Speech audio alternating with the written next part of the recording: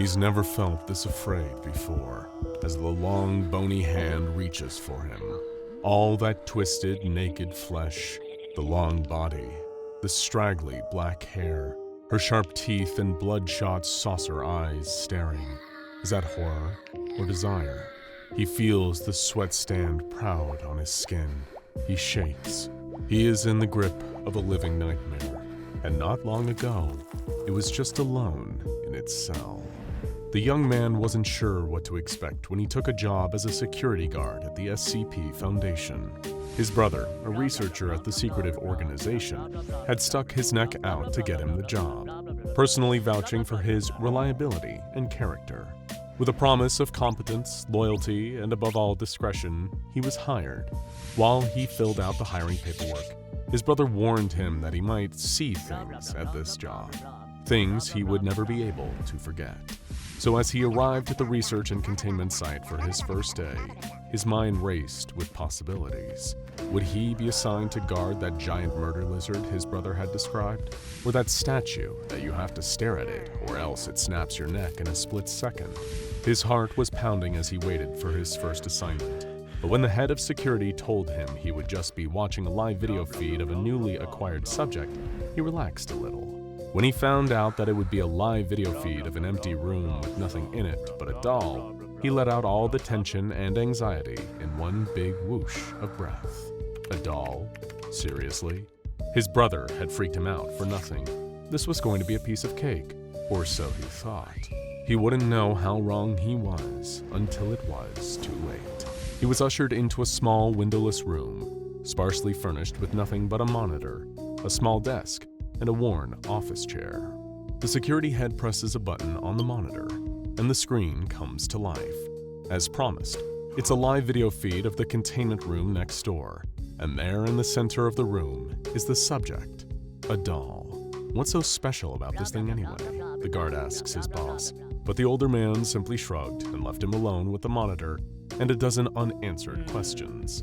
The young guard peered at the screen, at the doll sitting alone in its room. It was about 6 inches tall, made from clay or maybe wood. The video quality wasn't clear enough to know for sure. When he asked what he was supposed to be looking for, he was just told to keep an eye on things and watch for signs of a potential containment breach. But come on, what kind of breach? It's not as if a doll can make much trouble. But even so, as he looked at this little figure, a crude figure of a woman sculpted from something dark, reddish, brown, he felt a little nervous. He couldn't articulate why, but the doll gave him a bad feeling. At first, he refused to look at it for very long, averting his eyes to look at the clock, his hands, the ceiling. But avoiding the doll only worsened his anxiety. He knew it was probably irrational, but he couldn't help but worry it would move while he wasn't looking. He imagined turning his gaze back to the monitor to find that the doll had crept forward, carved face inches from the camera. But when he did look back at it, the thing hadn't budged, not 1 inch. He wished they had given him a bit more information so he knew what to expect. Instead, he just had to drift into the unknown, waiting for something horrible to happen at any moment. Or maybe this was some kind of hazing ritual, and the thing really was just an ordinary doll. Maybe the other security guards were sitting in the room next door, laughing at the idiot freaking himself out over a doll. But maybe not. He wasn't keeping track of the time, but if he had been, he would have noticed that he had been observing the doll without looking away, except to blink, for about 20 minutes. Of course, he didn't understand the significance of that amount of time anyway, but he would soon, whether he liked it or not. As the guard watched the unmoving doll on his monitor, eyes slowly unfocusing from staring for too long, he suddenly had the feeling that he was being watched. He knew it was irrational. There wasn't even a camera in this room, but he still felt that crawling on the back of his neck, that burn of a gaze on his back. Then he heard it. Faint at first, so faint he could almost pretend he was imagining it. Almost. But there was no doubt about it. He could hear a distant, muffled voice. It wasn't saying anything, not that he could identify anyway. It didn't seem to be speaking at all. It was laughing, but it wasn't a joyful laugh, a genuine laugh at something funny or surprising. It was hollow, sharp, cold. It was the laugh of someone, something, mocking him. The sound of it made every hair stand up. Once, when he was in high school, he went camping with a group of friends. In the middle of the night, he heard a shrieking sound mere feet from his tent. It sent his body into high alert just like this, terrified him on such a primal and fundamental level that he could do nothing but lie there, staring at the wall of his tent, holding his breath until he heard footsteps retreating from the campsite. He later learned that the noise had been a mountain lion, and his body had responded instinctually with the kind of ancestral fear reserved for a deadly predator. He never experienced anything like that again, until today, until this doll, and that laugh. But where is it coming from? He turned away from the monitor, scanning every inch of the bare little room. Of course, there's nothing in there. There's no one but him. Nothing but the monitor and the doll in the next room. But there was the laugh again, ringing in his ears louder now than it was before. It was as if it was getting closer, circling him like the mountain lion circled his tent, like a predator toying with its prey. He heard the laugh again, this time as clear as if it were coming from right behind him. He spun around instinctively, but he knew there would be nothing there. He turned back to the monitor, stomach sinking like a stone. This had something to do with the doll. It had to. There was no way it was a coincidence. But the doll still hadn't moved, and it sat there in the same place, expression unchanged. He rubbed his eyes, willing the whole thing to be some sort of stress-induced hallucination.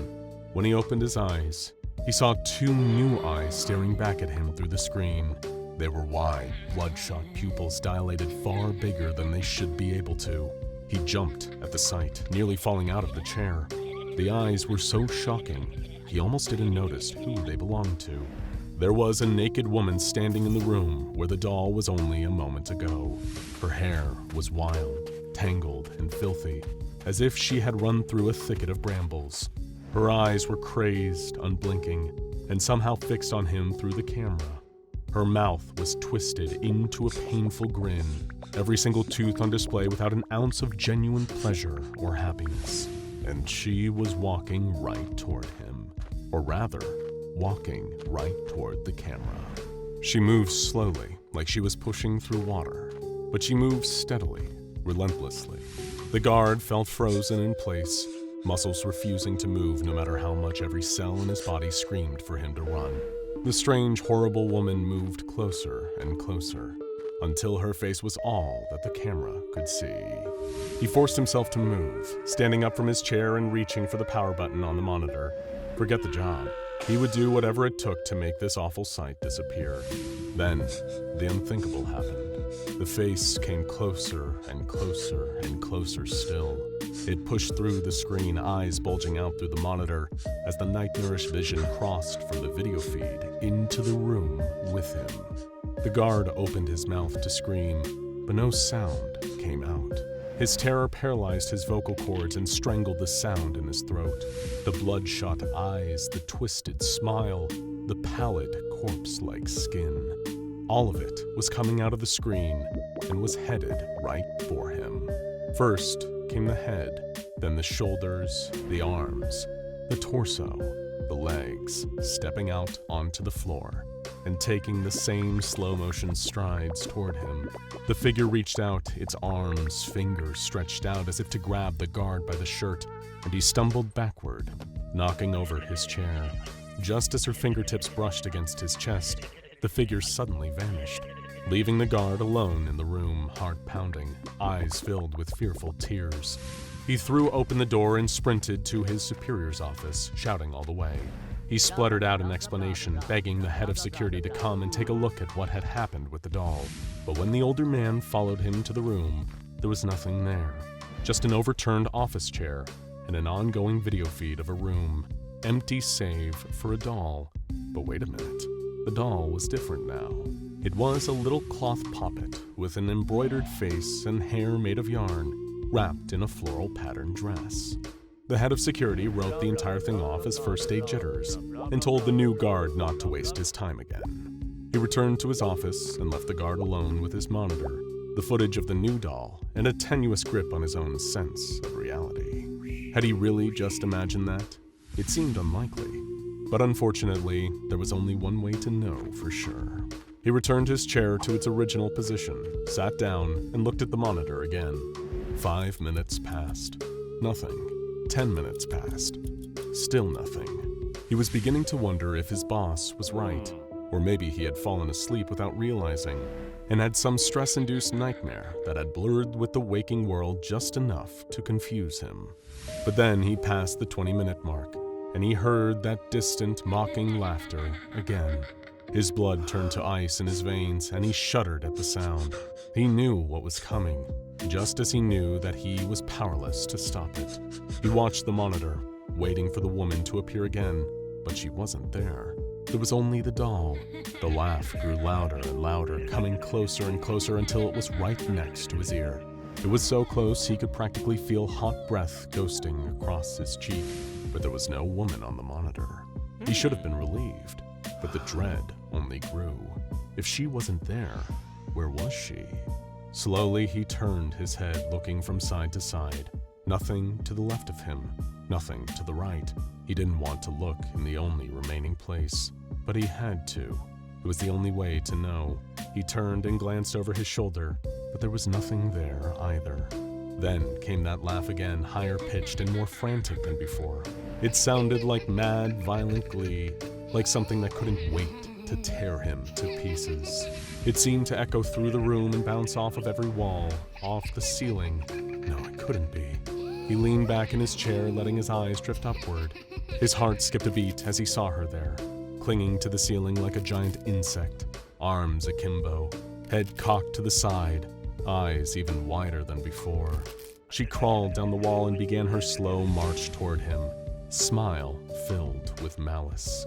She hadn't done anything to him yet, other than terrify him to his core, but he had a feeling that if she managed to catch him, whatever that meant, it would be all over.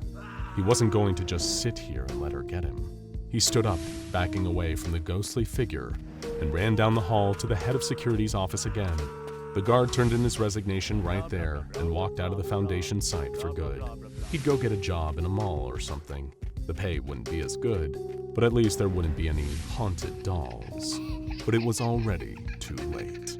The nightmare was beginning to spread through the SCP Foundation. Throughout the site, people who had no idea the doll was even there began to encounter the same apparition. One researcher was making a cup of coffee when he opened the refrigerator to grab a carton of milk. Inside, he found the figure waiting for him. Wild eyes and wicked grin, arms outstretched as if to grab him. He shrieked and dropped the milk, spilling it across the floor. On the other side of the site, a research assistant was sneaking in a nap at his desk when his pleasant dreams turned to nightmares. He imagined himself walking down a darkened hallway and feeling something following close behind. He turned around and saw nothing there. It was far too dark. But then a light flickered on, and there was a woman walking a few feet behind him, grinning maniacally. The light blinked off, then back on. She was a few steps closer than she had been. The light flicked off again, then on. She was even closer. He tried to run, but the light continued to flicker, and the woman came closer and closer. He felt her icy hands brush the back of his neck and woke up screaming. A researcher was making copies when she spotted the same woman through the window, walking slowly toward her. She watched in horror as the woman walked right through the wall, phasing through it like a ghost.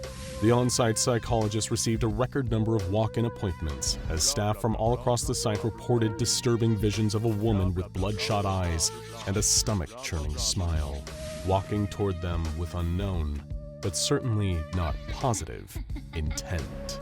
Soon, the site director spoke to the head of security, who reported the guard's sudden resignation earlier that day. It all led back to that doll, the newly acquired SCP-136. The items file was sealed to all those who hadn't been responsible for its recovery, but when it was opened for review, it started to make sense. The doll had done this before, and even caused an injury to a field agent during the recovery process.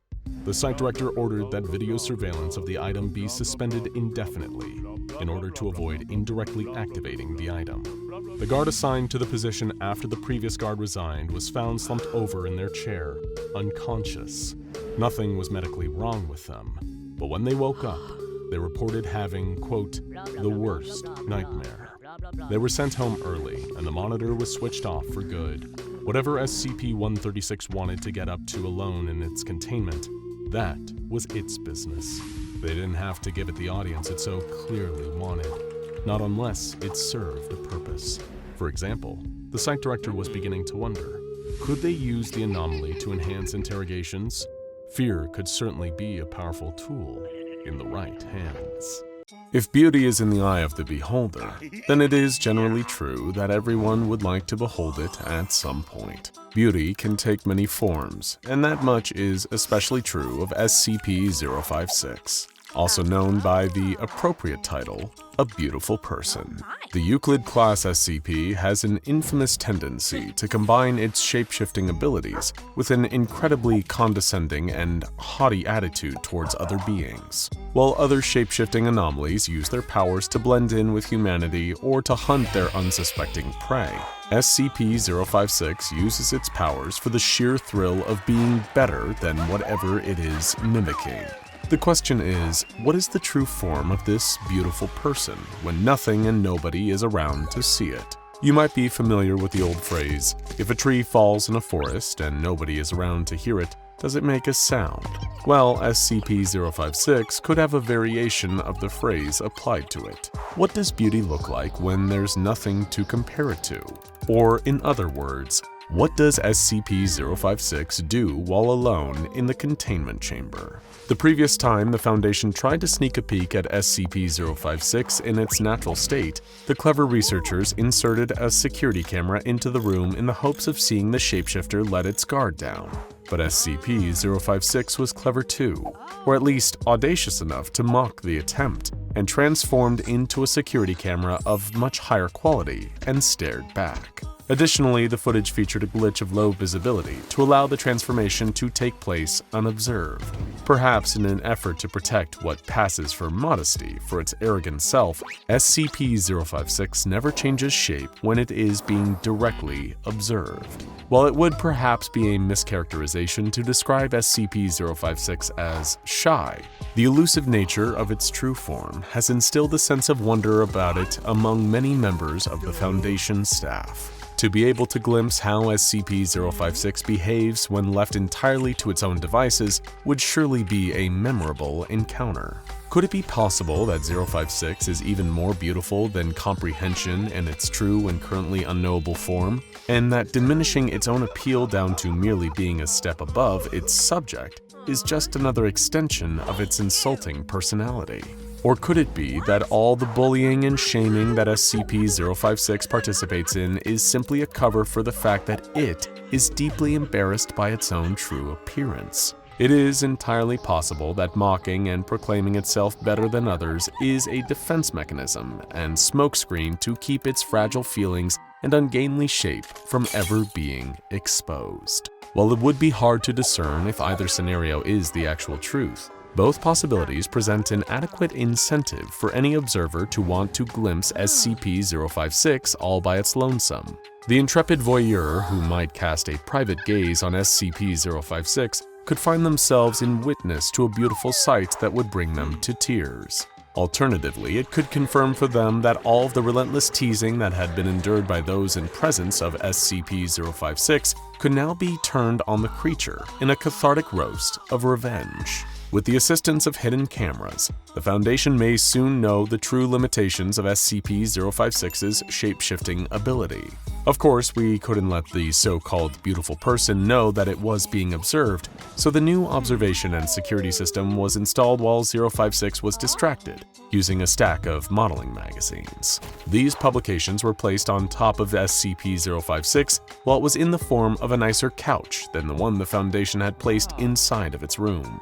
The Mobile Task Force agent that placed the magazines knew what to expect. As SCP-056 promptly shapeshifted into a buffer and more toned version of the agent while holding the magazines, SCP-056 proceeded to make a series of disparaging comments about the original MTF agent's jawline, as well as implying that there was a dissatisfaction in his marriage, which stemmed from the fact that his spouse no longer found him attractive. Despite going in knowing that this kind of verbal abuse was an occupational hazard in the containment of SCP-056, the MTF agent had already been having a difficult day, and the shapeshifter's cutting comments stripped straight through his psychological armor. With tear-stained eyes and flailing limbs, the offended Mobile Task Force agent ran out of the containment unit weeping like a child. As the door auto-locked behind him, SCP-056 laughed with great hilarity at its successful torment of the man.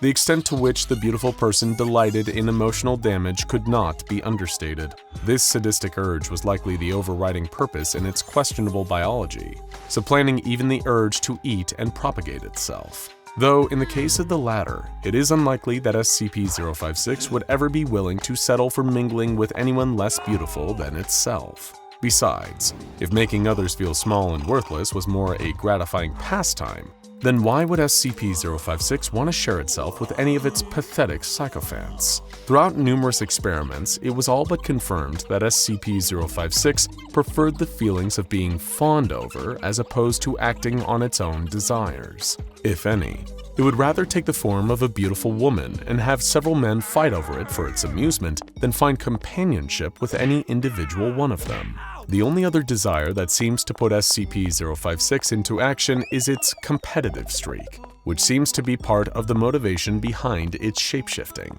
Now that it was on film with the imperceptible camera, SCP-056's brazen drive to be the best was on full display. It flipped through the pages of the various modeling magazines that had been left for it, disappearing behind furniture and reappearing in new shapes, mimicking the human beings depicted within. The looks of each of the stunning, gorgeous clothing models were somehow improved upon when SCP-056 put its own spin on them. It was as if SCP-056 had a way of pinpointing the exact flaws that the models themselves would have wished to wash away, even without having any in-person interaction with its subject. Even minute details like the size of eyes and eyelashes and the glossiness of hair were easily altered to create a more appealing persona. The research staff watched on in rapt amazement, all but forgetting that the purpose of this new surveillance plan was to sneak a peek at SCP-056's true form. It seemed even more distant as SCP-056 flounced around the containment unit, shifting from model to model in an extravagant show of vanity. At one point, 056 even turned into a higher quality magazine, with pages filled with highly informative and exhilarating articles on a variety of subjects. The observing staff dared not turn their eyes away from the camera. The shared excuse through the room was that at any second, SCP-056 might reveal something new that would be groundbreaking for the research of the anomaly. And it was at least partially true, since the beautiful person did have more to reveal, and the staff was more than eager to see. "Send in another magazine," said Dr. Carty, wiping the sweat from his brow. "Do it." A series of solemn nods spread through the room, and from the depths of the office's collective stash of personal materials, a new magazine was found and agreed upon as the next phase of the plan to see SCP-056 bear it all. The contents of this magazine were to be kept strictly classified outside of the parameters of the test, both for the dignity of the Foundation staff and also for the monetization viability of SCP Explained. Rest assured, however, it was chosen for the ample potential of research material that it would provide when given to SCP-056. When the next guard dropped off the magazine, he endured a further barrage of insults and humiliation from 056, which had chosen to remain in the form of a beautiful model, as it deemed it would make the audible slings and arrows sting far more. With another guard's self-esteem destroyed, the secretive magazine had been planted and the real test was about to begin. SCP-056 approached the forbidden tome and perused its contents, taking its sweet, delicate time with each page turn. From their vantage point in the surveillance room, the research team was overcome with anticipation. It was only a matter of time until SCP-056 took on its spiciest form of all, which would obviously be its true form, after all. Yes, that is indeed what they were all waiting for. Pick your jaw up off the floor and pay attention. Of course, unbeknownst to all of the onlookers, SCP-056 had been aware of the presence of the tiny camera from the beginning. The anomaly had a sixth sense for when it was being perceived, no matter how minuscule the apparatus or how inconsequential the viewer. All of this dramatic posing and flaunting the forms that were available to it had been an elaborate ploy for the thing it wanted most of all: attention. If it led on that this was part of its plan, SCP-056 ran the risk of discouraging its peeping audience. To many seekers of beauty, there were always more enticing about the idea of seeing something that wasn't meant to be seen, and SCP-056 knew this instinctively. The Foundation would ordinarily never dedicate so much time to mere ogling, but by deftly exploiting the scientific curiosity of the staff, the beautiful person had wrapped them all around its polymorphic finger.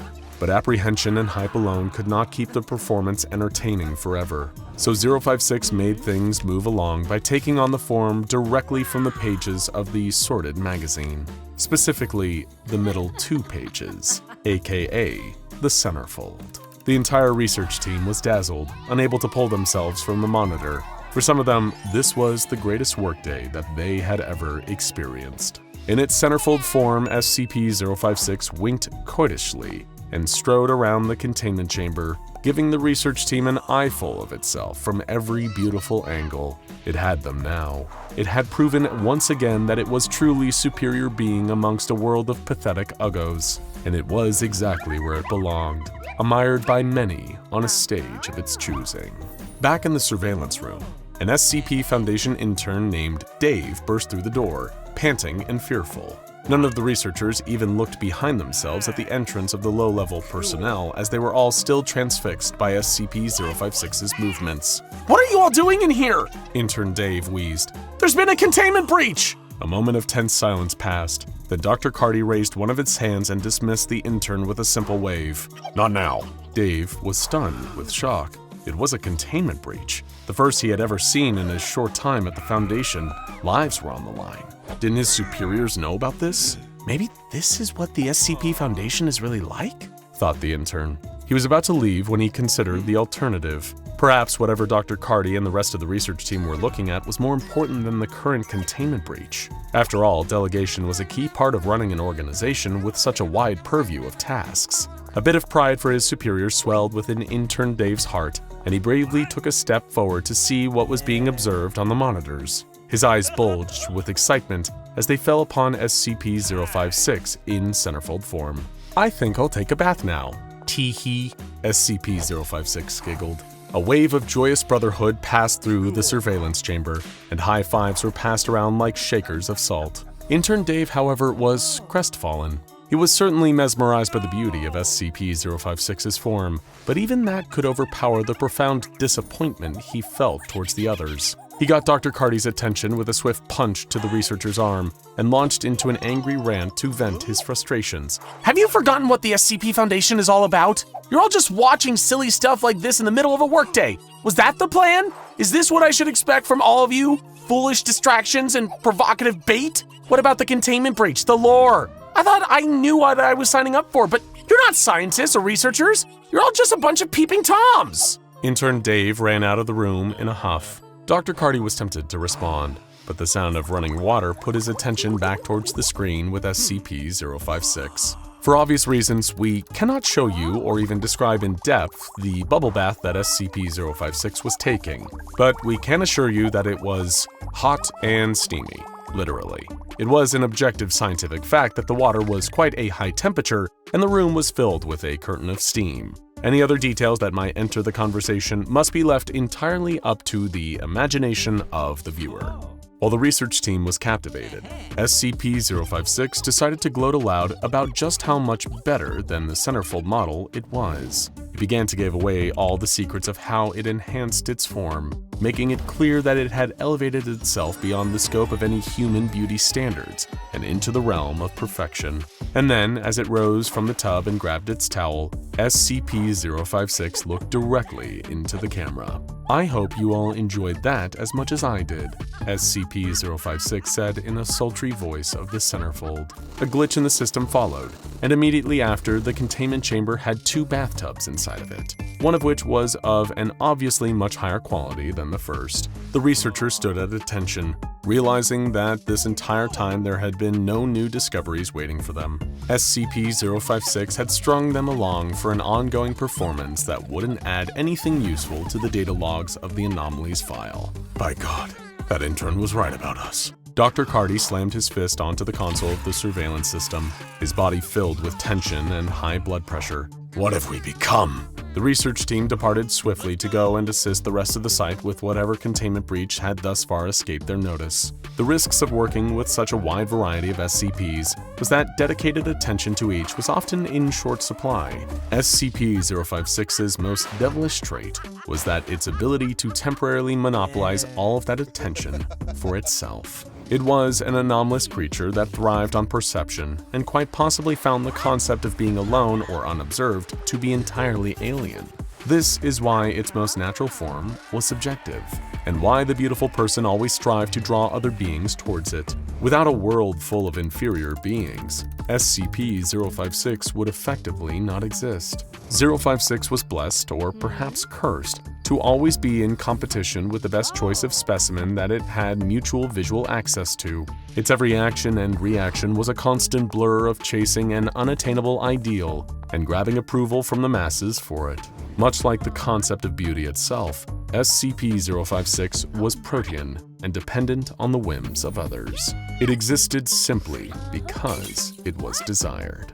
Water, the wellspring of life. We've dealt with a number of anomalous water sources on this channel, like SCP-006, the much sought-after Fountain of Youth, or the terrifying SCP-3280, where murderous water threatens to destroy the entire world. But we've never seen anomalous water that behaves quite like this before. In many of the legends of King Arthur, the Sword of Excalibur is presented to him by the mystical Lady of the Lake. This lady emerges from the depths of the water, gifting Arthur with the enchanted sword. It's an incredible, if impossible, image. A woman appearing from within the lake, rising up from the bottom and breaking through the surface. It's safe to say that none of us have ever seen anything quite like it. Well, at least most of us haven't. In a small unnamed English village, there was a young woman who set out on a particularly lovely warm spring day to take a swim in a nearby lake. While wading in the water, enjoying the sunlight and the gentle breeze on her skin,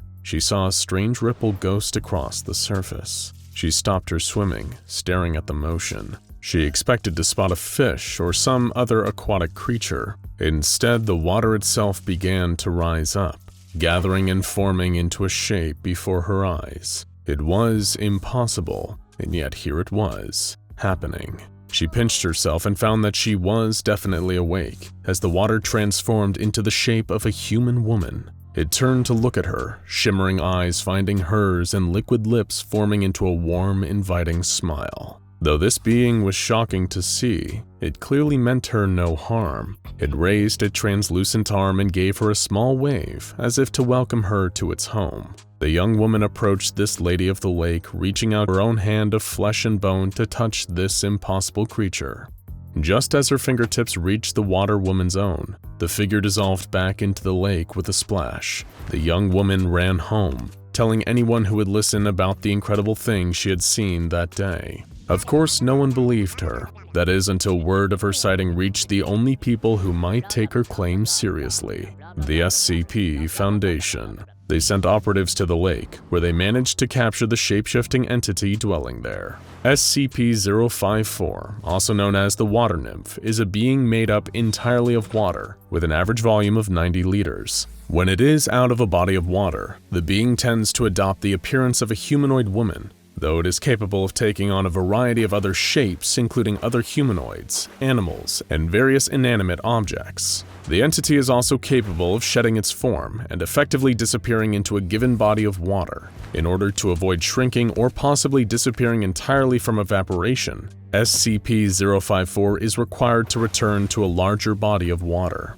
Studies of samples taken from the entity's body, or its version of a body, revealed that it is made up of ordinary water. There is no apparent reason for its ability to move, and no thermal, electromagnetic, biological, or supernatural anomalies were detected. The research team could not determine what might make this water alive and sentient, and the nature of its unusual properties is uncertain to this day. When SCP-054 was first brought into containment at Site-08, it displayed surprisingly congenial and curious behavior, often walking around outside of the water and taking turns mimicking the shapes of various staff and scientists that spoke to it. Its demeanor began to shift towards suspicion and aggression, however, following a series of experiments and an incident involving the research staff. The first experiment conducted on SCP-054 sought to determine what would happen if the entity was denied access to any fresh water. Water was drained from the fountain holding it, leaving only enough water for it to form a humanoid shape, but no additional water in the basin to compensate for the effects of evaporation over time.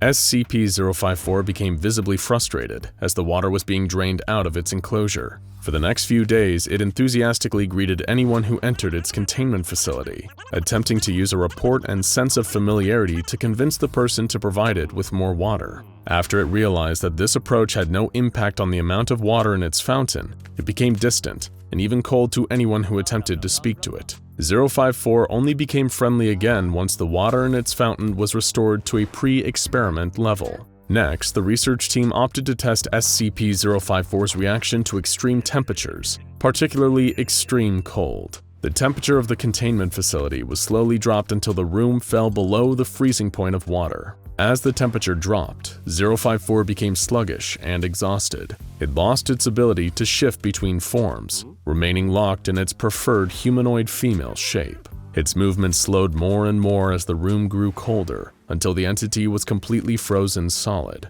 Portions of the ice were chipped off and studied, revealing the crystals were identical to those of ordinary ice. After the sub-zero testing, the research team decided to take things to the other end of the spectrum and test the effects of heat on SCP-054. The subject was placed in a tank outfitted with heating equipment, and its temperature was slowly raised over the course of several minutes. When the water reached a temperature of 95 degrees, the entity's behavior became frenetic and aggressive. It pounded on the glass walls of the tank and attempted to break through the lid in a desperate bid for escape until the temperature was returned to a comfortable level. After the extreme temperature experiments, the previous calm and cooperative nature of SCP-054 was nowhere to be found. The subject displayed increased suspicion of the research team and would fight back whenever it was removed from its fountain and taken to a lab for experimentation. In spite of this newfound resistance, the team decided to continue their experiments as planned, hoping that the entity would return to its formerly docile self over time. Next, Dr. Seskel, the acting head of the research team, conducted a study involving SCP-054's memory and ability to be conditioned. The entity was presented with a series of increasingly complex mazes and puzzles. When it failed to comply with the experiment or solved a puzzle incorrectly, the entity was punished with an electrical shock or the release of silica gel into its body. Both of these options seemed to cause it a great deal of pain and distress, and it was eager to avoid further exposure to them. SCP-054 displayed impressive learning and problem-solving capabilities, revealing it is likely much more intelligent than it was first presumed to be. Dr. Seskel, observing the experiments and with the effectiveness of his somewhat unsavory motivational techniques, quipped to his research assistant that they would have it trained to fetch in no time. After several days of these experiments and repeated use of both the silica gel and electrical shocks, the entity's progress slowed down considerably and it became visibly exhausted. It was removed from the lab for a 48-hour rest period before experimentation was resumed yet again. This time, Dr. Seskel planned to expose SCP-054's water source to various levels of acids and bases in order to test its homeostatic capabilities, beginning with a 0.5 m solution of hydrochloric acid. Prior to conducting the experiment, Dr. Seskel noted, "I have no idea what will happen, but if this thing incorporates homeostatic mechanisms like I suspect, then we should get some insight into how it maintains its form. He also noted that SCP-054's behavior was becoming increasingly erratic, but made the decision to continue with the experiment as planned. SCP-054 displayed a now familiar reluctance when it was removed from its containment chamber and taken to the lab. It thrashed around in the fountain, splashing researchers with water, and retreated from them as they approached. In spite of its efforts, however, it was removed from its fountain and placed in the experimental tank. The solution of hydrochloric acid was then dripped into the tank, and then all hell broke loose. As soon as the acid touched the surface of its water, SCP-054 became incredibly distressed. It formed into the shape of a human face, eyes wide, mouth open in a silent scream of rage and pain. The water churned so aggressively that the lid of the tank was shaken loose, allowing it to escape the boundaries of its containment. The water formed into two large hands, which shot out of the tank and grabbed the two nearest researchers, pulling them into the water and exposing their skin to the acid now present there. As the men scrambled to drag themselves back out of the tank and their colleagues were busy helping them, SCP-054 took on its usual humanoid form and ran for the door. It then collapsed into a puddle, slipped under the crack in the bottom of the door, and made its way down the hall. It was apprehended roughly 10 minutes after its escape by a team of guards, who froze it using canisters of liquid nitrogen and then carried its icy body back to the containment facility. The two researchers who had been pulled into the tank experienced chemical burns on their skin, as well as significant mental distress. They were given immediate medical attention and placed on a leave of absence, and all experimentation on SCP-054 was suspended until further notice. At the recommendation of Dr. Seskel, 054's object class was changed to Euclid. SCP-054 is currently contained in a watertight isolation room, fitted with climate control equipment. A beautiful, intricately designed fountain has been placed in the center of the containment room, filled with fresh spring water in order to accommodate the entity's environmental needs. All maintenance workers assigned to the area must wear NBC suits while inside, and must spend 10 minutes isolated in a drying room after exiting before they are permitted to return to the rest of the facility. If 054 breaches containment, the area must be evacuated, and the containment chamber will be filled with liquid nitrogen in order to freeze its water solid. As the entity is highly sensitive to the conditions of the water that houses it, chemical levels and volume of the water in the fountain must be monitored on a regular basis and kept at optimal levels for the health of SCP-054.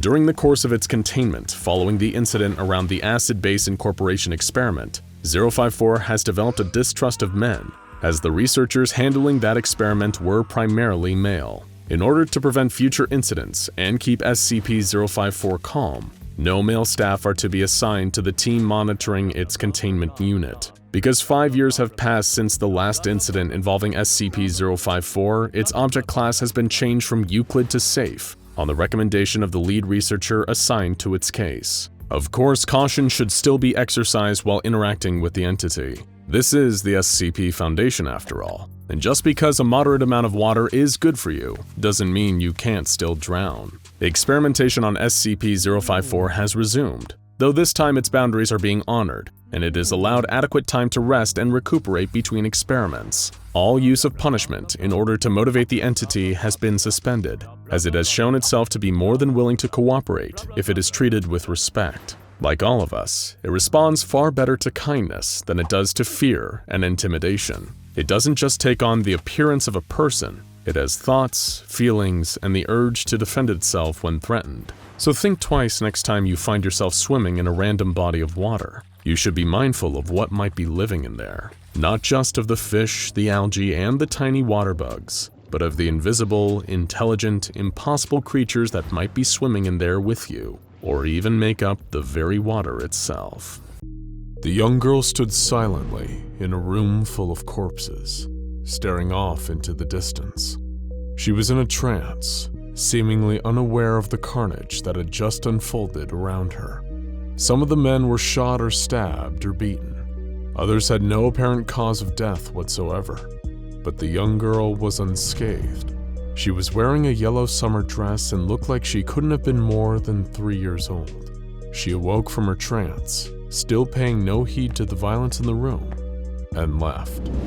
This is the story of SCP-053, the young girl. Her strange and terrifying life before containment, her thrilling capture, and the part she played in one of the most dangerous SCP Foundation cross-tests of all time. She had no name. The young girl could never spend enough time around someone to be given one. It was her terrible curse that she could never stay in one place for too long, or something truly awful would happen to everyone around her. She'd been drifting for years, but never grew to look older than a child. Her memories were long but formless, divided mostly into 10-minute increments. The young girl kept on moving. It was all she could do. In 1993, when the young girl had already been alive for a very long time, she found herself in Illinois after days of trekking on the roadside. She would scavenge what little food she needed from the trash and drink from lakes, rivers, or even puddles when she needed to. Deep down, the young girl knew that if she ever grew hungry or thirsty, she would not die. In her travels, the young girl had managed to scrounge together a few dollars, and though she knew her contact with people had to be limited, there was one thing she wanted that felt worth the risk: a candy bar. It'd been a long time since she tasted chocolate, and she found the idea of tasting it again too enticing to resist. When she reached Chicago, she entered a small corner store with her handful of dollars, selected a candy bar from the rack, and approached the counter.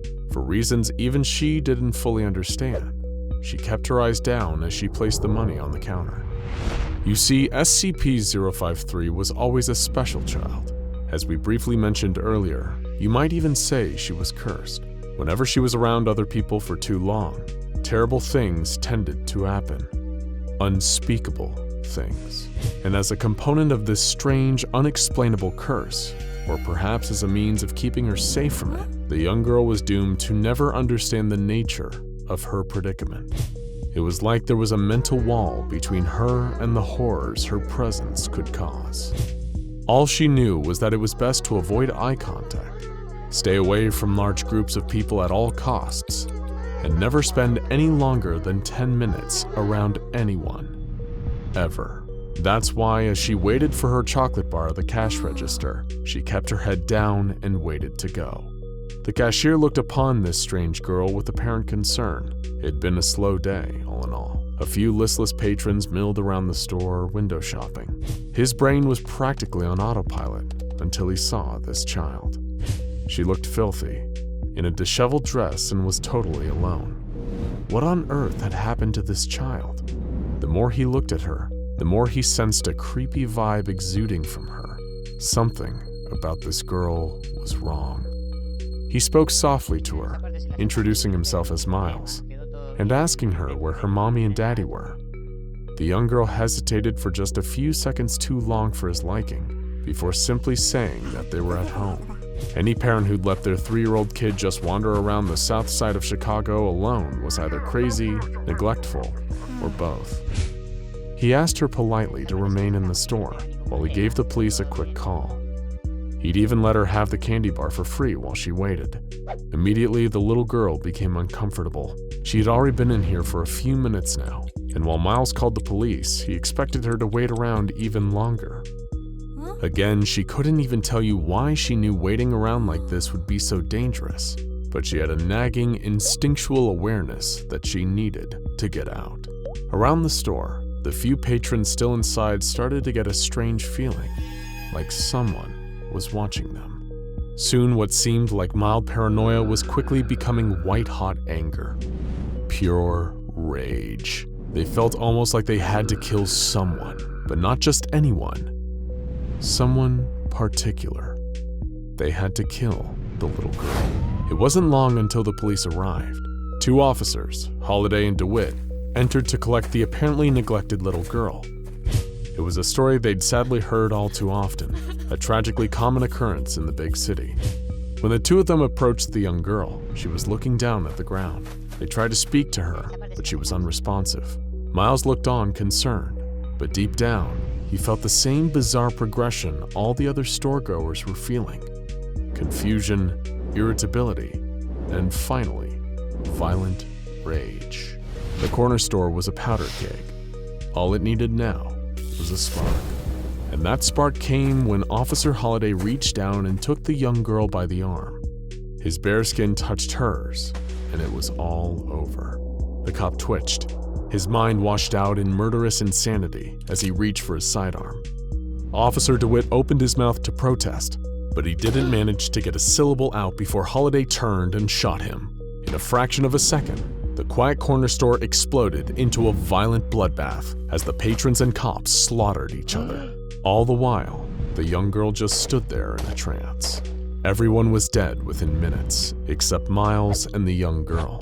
He shakily rose to his feet, his mind carved out by madness, and reached for Officer Holliday's discarded pistol.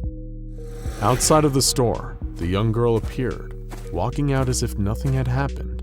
Inside, Miles's body was sprawled over the counter, clutching his chest as if his heart had just exploded. This was the true nature of the young girl's curse. Anyone who meets her eye, touches her skin, or spends over 10 minutes around her is destined to slip into a state of murderous insanity. They'll go into a kill-crazy frenzy and attack anyone around them until all that is left is them and the young girl.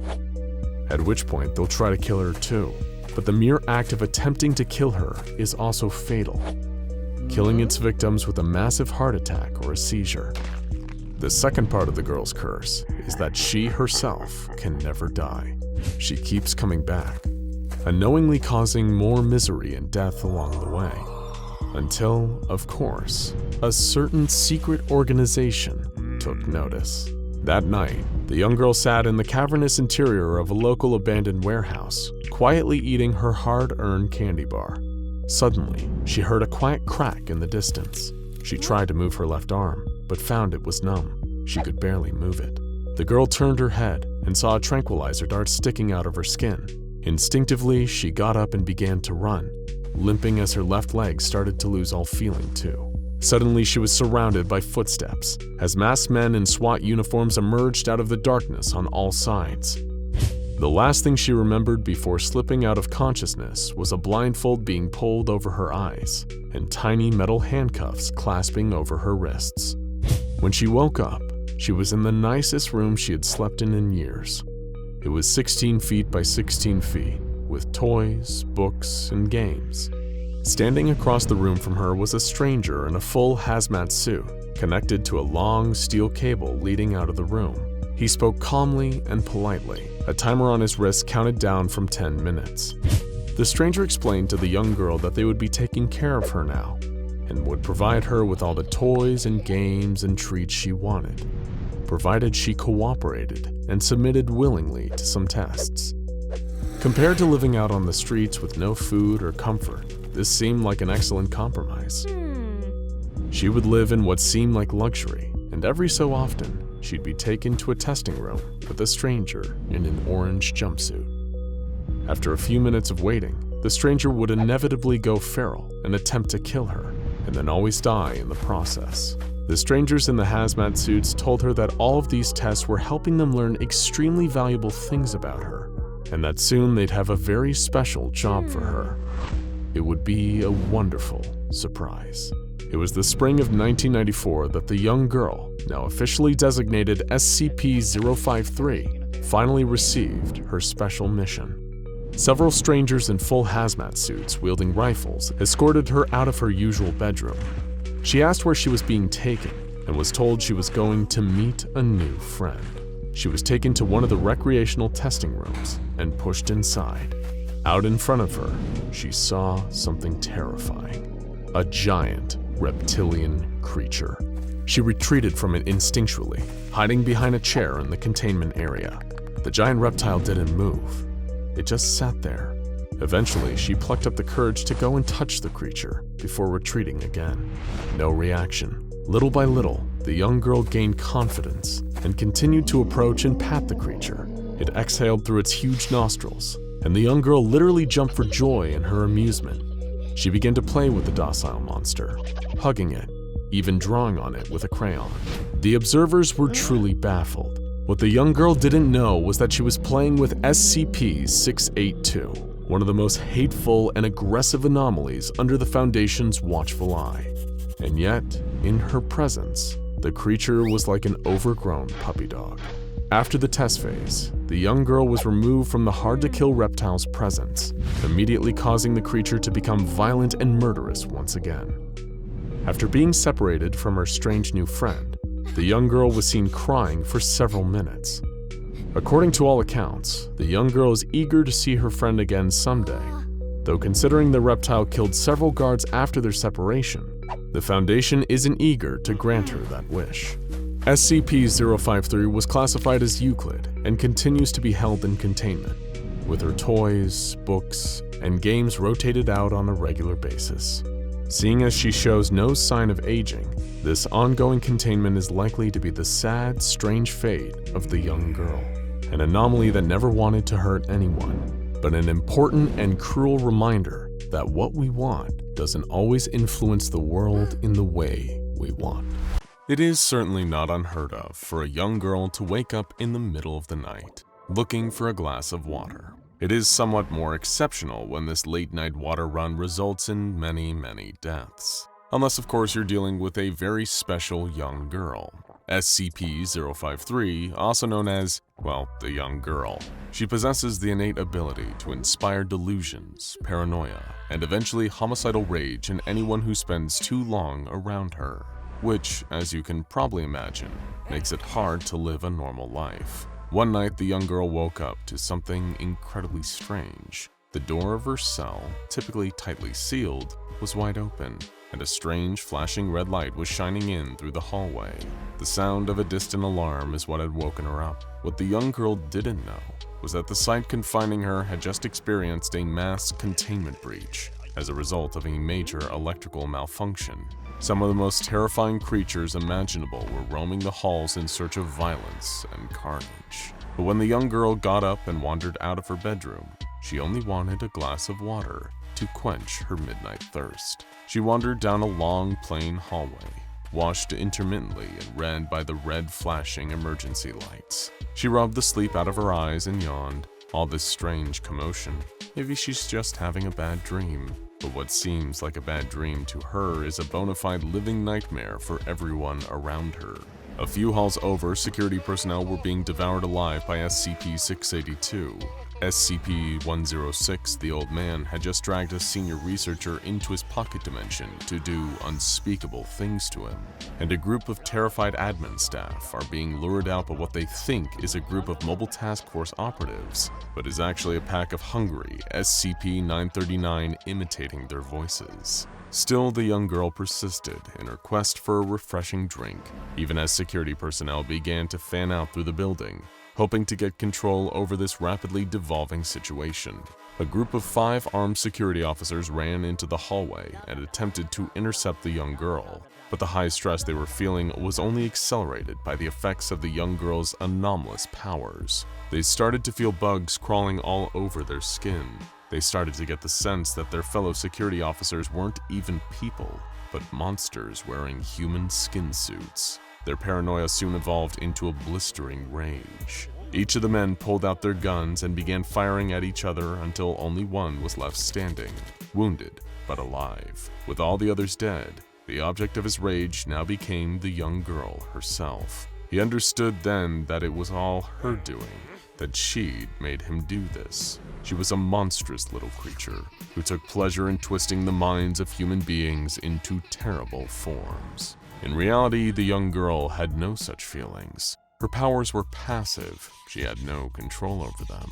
She even suffered from some kind of strange mental block that left her completely unaware that her powers were even taking effect. She was, in a sense, completely innocent. As the security officer pointed his gun at the young girl as she began walking into a nearby break room, he experienced her secondary anomalous effect. Anyone who attempts to hurt her will immediately die from either a heart attack or a stroke. The security officer suddenly felt an intense pain, sharp and brutal, exploding in his chest. He collapsed, dead before he even hit the ground, and the young girl had no idea. She couldn't if she tried. In the break room, the young girl found exactly what she was looking for. A classic office water cooler, complete with a stack of plastic cups. Perfect. She carefully took one of the cups and pulled down the lever on the cooler. Watching her cup fill as the tank above the cooler bubbled, she took a sip. Cool, refreshing spring water. just what the doctor ordered. But the young girl suddenly looked up, shocked, to see that the tank above the water cooler was now shaking violently, as though it was going to explode. What was going on here? Had she broken it? She stepped back, dropping the rest of her cup of water to the ground. She felt frightened. That's when a crack formed in the plastic tank, and the water began slithering out. Not dripping or pouring, slithering, as though it had moved with mind and purpose. And that's because in this case, it did. The young girl hadn't just drank any water. She had drunk half a cup of water from SCP-054, the Water Nymph, a mysterious sentient woman made entirely from water. Much like the young girl, the Water Nymph is often a misunderstood anomaly, one that has received far more harm from the cruel treatment of the SCP Foundation than she's ever given to another. She's a naturally curious and compassionate creature whose trust has been abused. So when the containment breach alarm started to sound, much like the rest of the Foundation staff, she had tried to hide and find cover, not wanting to fall into the crosshairs of a far more dangerous and hostile anomaly. She had chosen the water cooler in Break Room 3, which seemed like a genius idea, until the young girl turned up. After years of being experimented on by Foundation researchers, the Water Nymph wasn't just about to tolerate more mistreatment. Whatever this strange little creature was who had just consumed some of her body, the Water Nymph would fight back and make it regret ever thinking that it could take advantage of her. The young girl, who really had just made an innocent mistake, began to panic and run as frightening, slithering tendrils of pure water came slithering after her.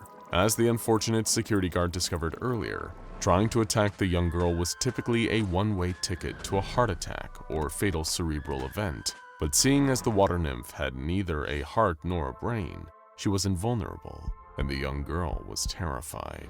She ran out of the room, past the bodies of the men who had killed each other due to her influence outside. She wasn't even able to notice them. She kept running, and the water of the Water Nymph came slithering after her. The Water Nymph had never been the vengeful type, but after the abuse she'd suffered, she learned the value of putting her liquid foot down. She would not tolerate mistreatment, even from a being this small. The young girl kept running, breathing heavily. Because of the nature of her anomalous abilities, nobody could intervene and help her. Occasionally, she had run into groups of Foundation personnel trying to fight their way through the chaos, only to be anomalously affected and become part of the chaos themselves. They became violent, deranged monsters and started attacking each other, punching and biting.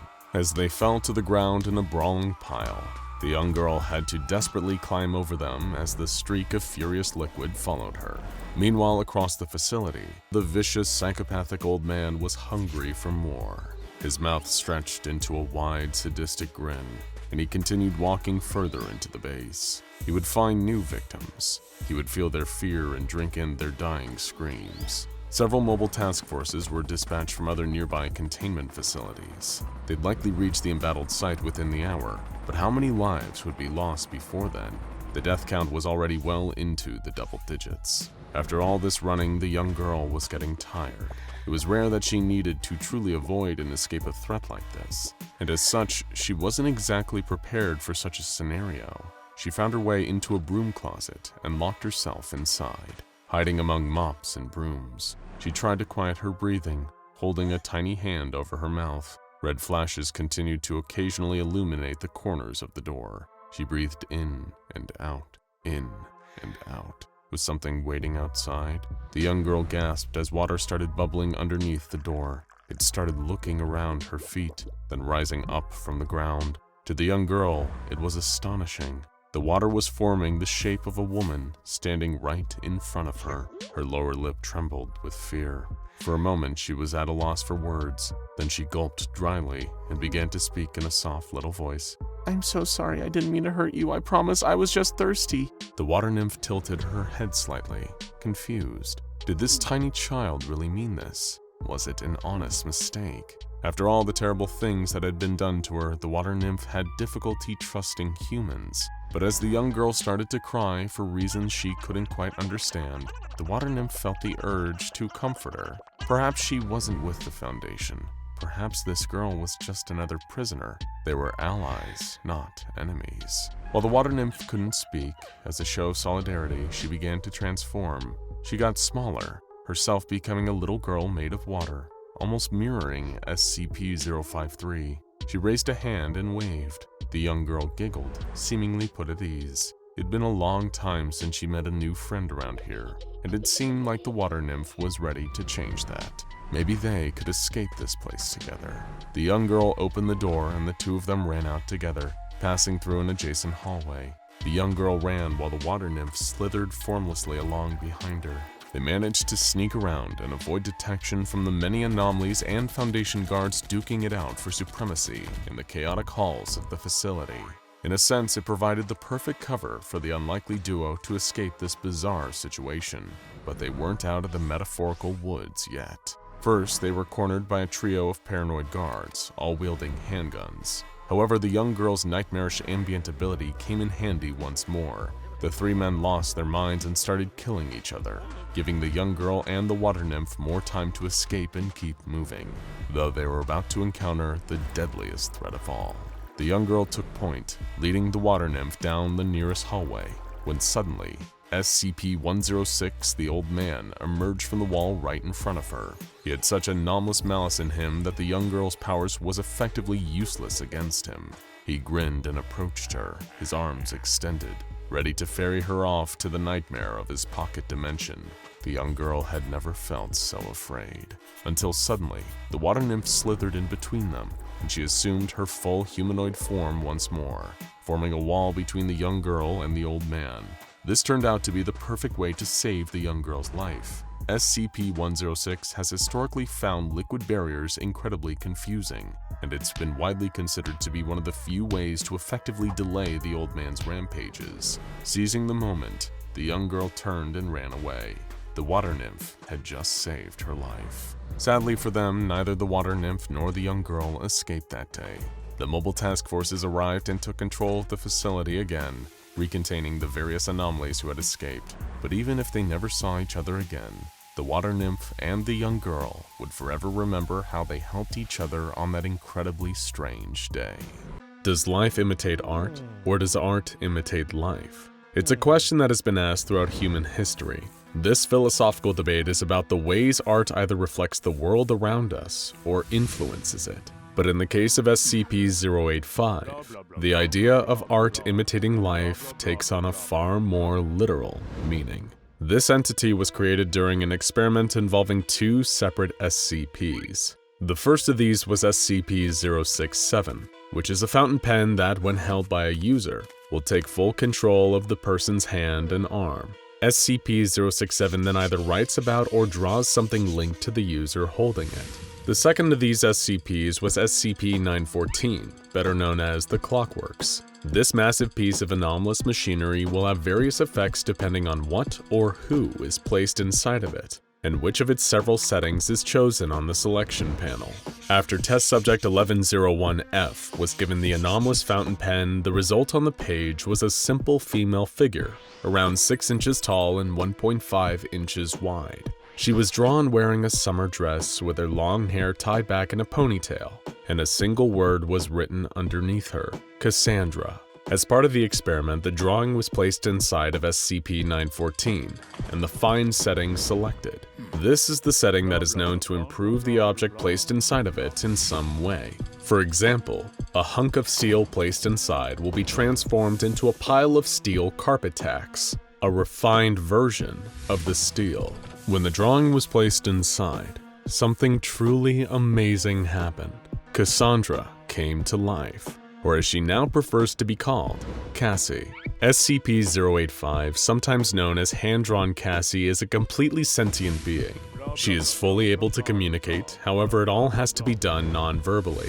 Her voice cannot be heard by anyone beyond the page where she was drawn, but she is able to utilize sign language or create writings on the page in order to communicate with Foundation researchers. SCP-085 has been shown to also be capable of understanding text that is written on the same paper she exists on. She is fully animated, aware of her own existence and the limitations of being two-dimensional in nature. According to profiling conducted by the SCP Foundation, she has her own distinct personality. Cassy is good-natured and agreeable, displaying a natural drive and motivation, but also seems to feel the burden of loneliness. living in solitude on the page. It should be noted that any and all attempts to recreate the same experiment that formed SCP-085 had failed to create the same or similar results. Tragically, Cassy might be the only one of her kind in existence, a creation of pure luck with no chance of making another.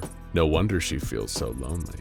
While Cassy is limited to her two-dimensional form and has so far been unable to enter our three-dimensional world, she has demonstrated several different abilities on the page. Firstly, she is not solely confined to the same paper she was drawn on. SCP-085 is able to transfer herself from sheet to sheet. If another page is placed flush with hers, she will be able to simply step across onto this new page. However, there is a limit to what kind of page Cassy is able to transfer herself onto. She could easily take a stroll through the pages of today's newspaper, but can't just wander onto someone's family photos or anything made of cardboard, glass, or parchment for that matter. SCP-085 can only exist on paper or canvas, and only when they are directly connected to her original page. According to Foundation testing, this is not exclusive to blank pieces of paper either.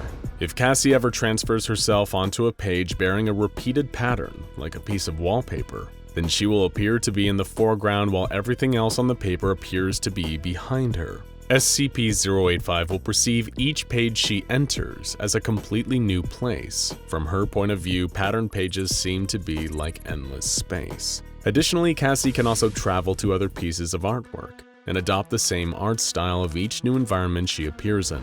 For example, transferring herself onto the pages of a comic book will cause Cassy to be rendered in an artistic manner matching that of her surroundings. The same occurs if she travels to an oil painting, watercolor, or charcoal sketch. Interestingly, when appearing in comic book form, Cassy's thoughts and speech are visible through thought bubbles that are commonly used to display text within the comic medium. Her size and the angle she is viewed from also changes to match the different panels of the comic page she is on.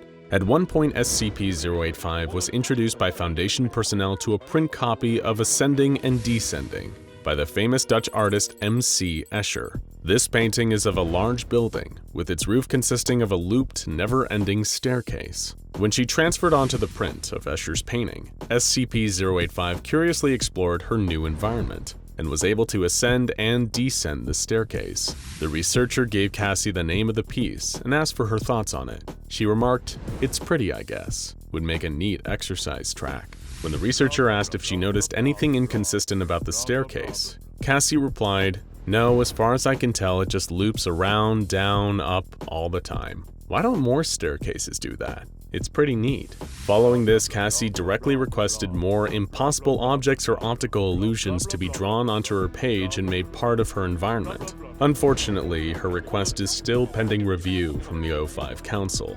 Being able to step from page to page, transferring herself onto canvas or sheets of paper is but one of SCP-085's unique abilities. She can also interact with other drawn objects on the same page she is on. If someone draws an item of clothing on her page, or a vehicle, even food or drink, then Cassy would be able to wear, use, or consume those. Objects drawn for her behave as if they were real, but only when Cassy is directly interacting with them. The rest of the time, they remain still, just as they were drawn. Once SCP-085 touches them, these items will animate. This same rule even applies to anything drawn to depict something in motion, for example, trees being blown in the wind or the waves of an ocean. These will also stay perfectly still when drawn, and only move when acted upon by SCP-085. However, much like her ability to transfer from page to page, Cassy's power over other two-dimensional drawings has limits. Drawing anything that would normally be an inanimate object within the real world will provide SCP-085 something that she can directly interact with. But this doesn't appear to be the case for living beings, like another person or an animal that would have its own autonomy and freedom of movement in our three-dimensional reality. Animals and people drawn for Cassy to interact with will remain as static, unmoving drawings, and will not become animated like she is, even if drawn using SCP-067. She cannot impart any of her own sentience or free will onto these drawings, and they remain still even when she touches them. You might think that drawings of other people, whether they are animated or not, might help alleviate Cassie's solitude, but if anything, it just reminds her how alone she is. SCP Foundation researchers have noted that SCP-085 is very friendly towards them and any subjects brought in to conduct experiments with her. Visits from the three-dimensional world outside the page she inhabits seems to offer some relief to Cassie's loneliness. Through much of her behavior, she has shown a fascination with our reality, and in particular she has an interest in cars, expressing that she wishes she had an ability to work on them. This desire appears to be completely genuine too, as shown when her photo was taken with SCP-978, the camera that reveals its subject's inner desires, and in Cassie's case, showed her in a fully realized 3D version of herself working on a car. SCP-085's curiosity about the world beyond the page is most likely due to how different it is from her everyday two-dimensional existence. But on at least one occasion, Cassie's curiosity got the better of her and unintentionally led to a containment breach. From the moment she was first drawn to life, and even after her initial testing with researchers, SCP-085 seemed unaware that she was a two-dimensional being in a three-dimensional world. Foundation security protocols regarding SCP-085 meant that no one on the research team assigned to Cassy was permitted to tell her the truth about her 2D nature. The truth about her existence was kept from her with the best of intentions, as research staff did not want to cause SCP-085 any undue distress or trigger a possible psychological snap. Anything that Cassy raised as an inconsistency or discrepancy within her world on the page was explained by researchers to be the result of her imagination or dreams, and research personnel attempted to convince SCP-085 that she was in a scenario wherein she was the only human survivor, searching for others in a post-apocalyptic environment. However misguided this decision to conceal the truth might have been, it was at least done with Cassy's best interests at heart. But a lie, as they say, is harder to maintain than the truth, and keeping SCP-085 in the dark about her true nature arguably led her to more hardship that may have been avoided if she had been allowed to know the truth. In the incident in question, a Foundation researcher entered the room where the drawing pad that Cassy resides in was found, and they were carrying a paper copy of SCP-085's Special Containment Procedures report. Given that she had already partaken in tests where she had transferred herself to other paper and canvas surfaces, Cassy assumed that this file was yet another new environment for her to explore. The researcher allowed SCP-085 to make direct contact with the report, and she was able to transfer over to the document before the researcher realized their mistake. Whether this occurred accidentally or if this researcher intended to confront Cassy with the truth about what she was, is unknown. Nevertheless, Cassy found herself on the pages of her own SCP Foundation file. The record of every test the research staff had conducted, a full description of how she had first been drawn by SCP-067 and brought to life by SCP-914, all clear as day, in black and white. Cassy's own true nature was presented to her. Immediately, the yarns that Foundation researchers had spun about her surviving an apocalypse began to unravel. It was all a lie, meant to keep her in the dark and prevent her from ever knowing that she was trapped in 2 dimensions. She returned to her original page shortly later, but the damage was already done. Due to her having breached containment and briefly escaped into her own file, a number of Foundation researchers proposed that SCP-085 be destroyed.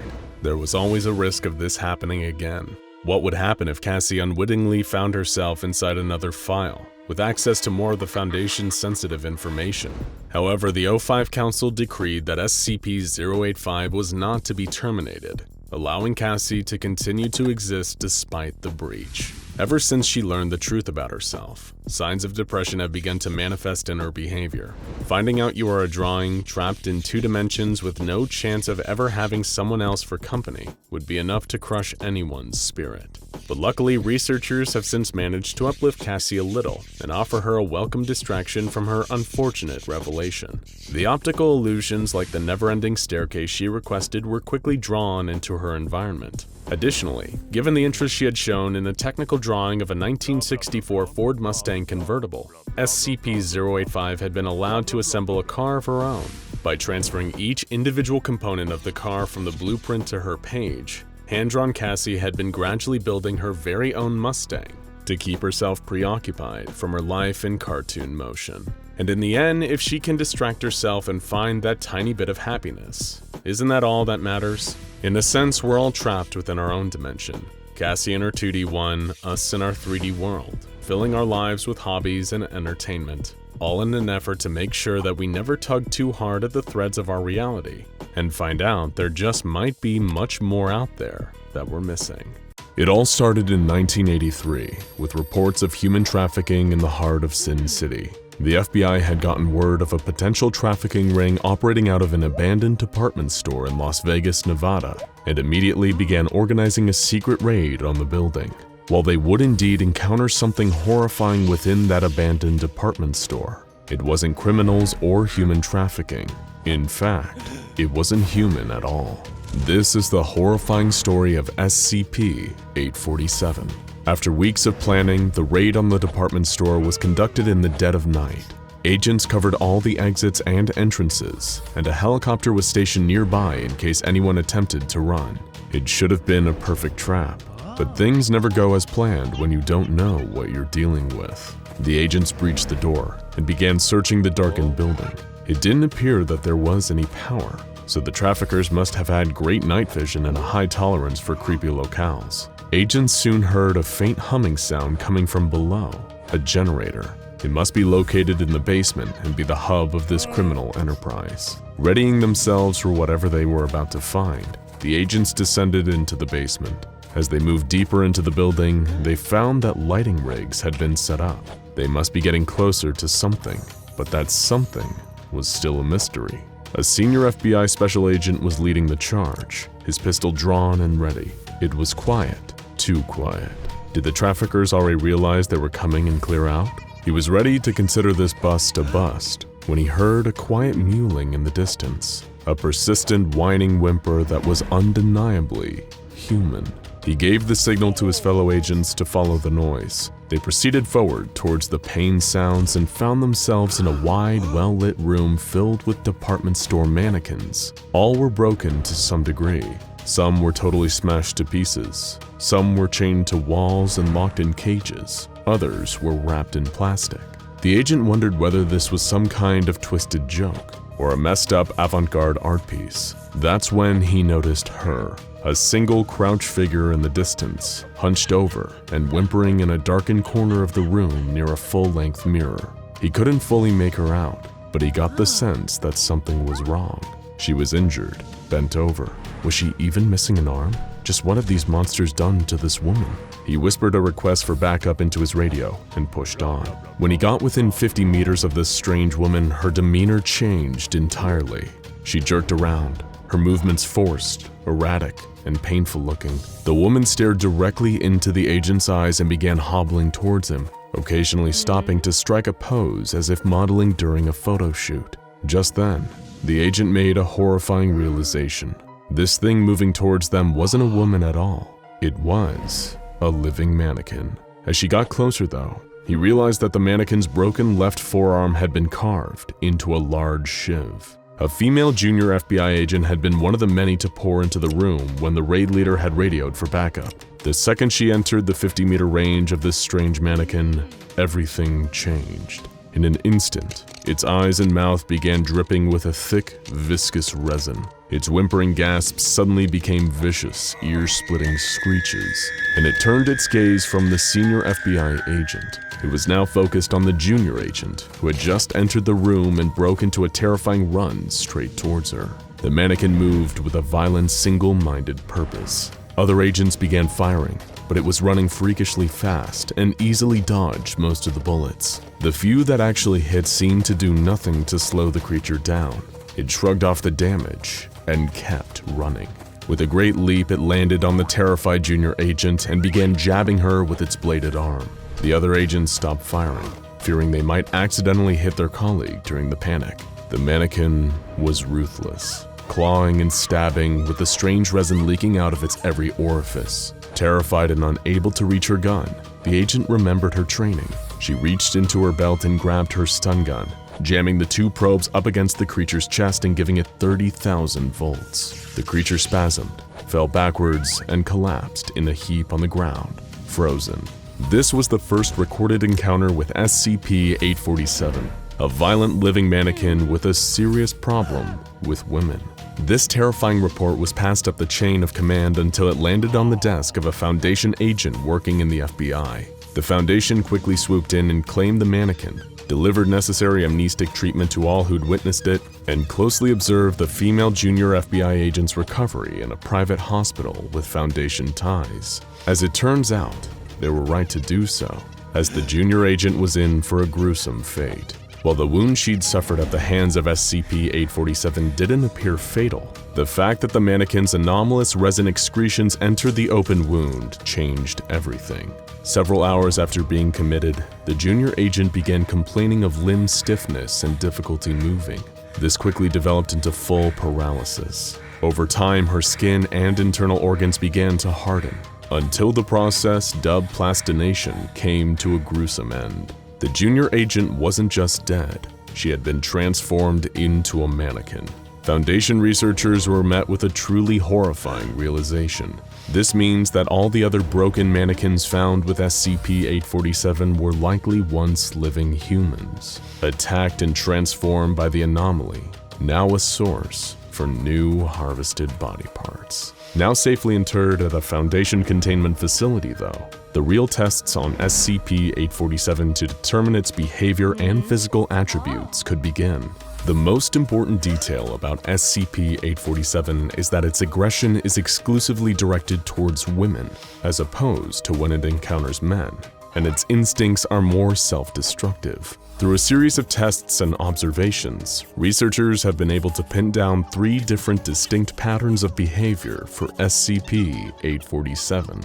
Pattern Z behaviors occur when there are no humans standing within 50 meters of SCP-847. The mannequin will seek out a full-length mirror and pose in front of it, much like a department store mannequin attempting to show off its clothes. It remains largely inanimate during these periods and will very occasionally use a finger or whatever appendage is available, given its habit for self-mutilation, to scratch messages on nearby surfaces. Pattern Y behavior occurs when male humans with XY chromosomes enter a 50-meter radius around SCP-847.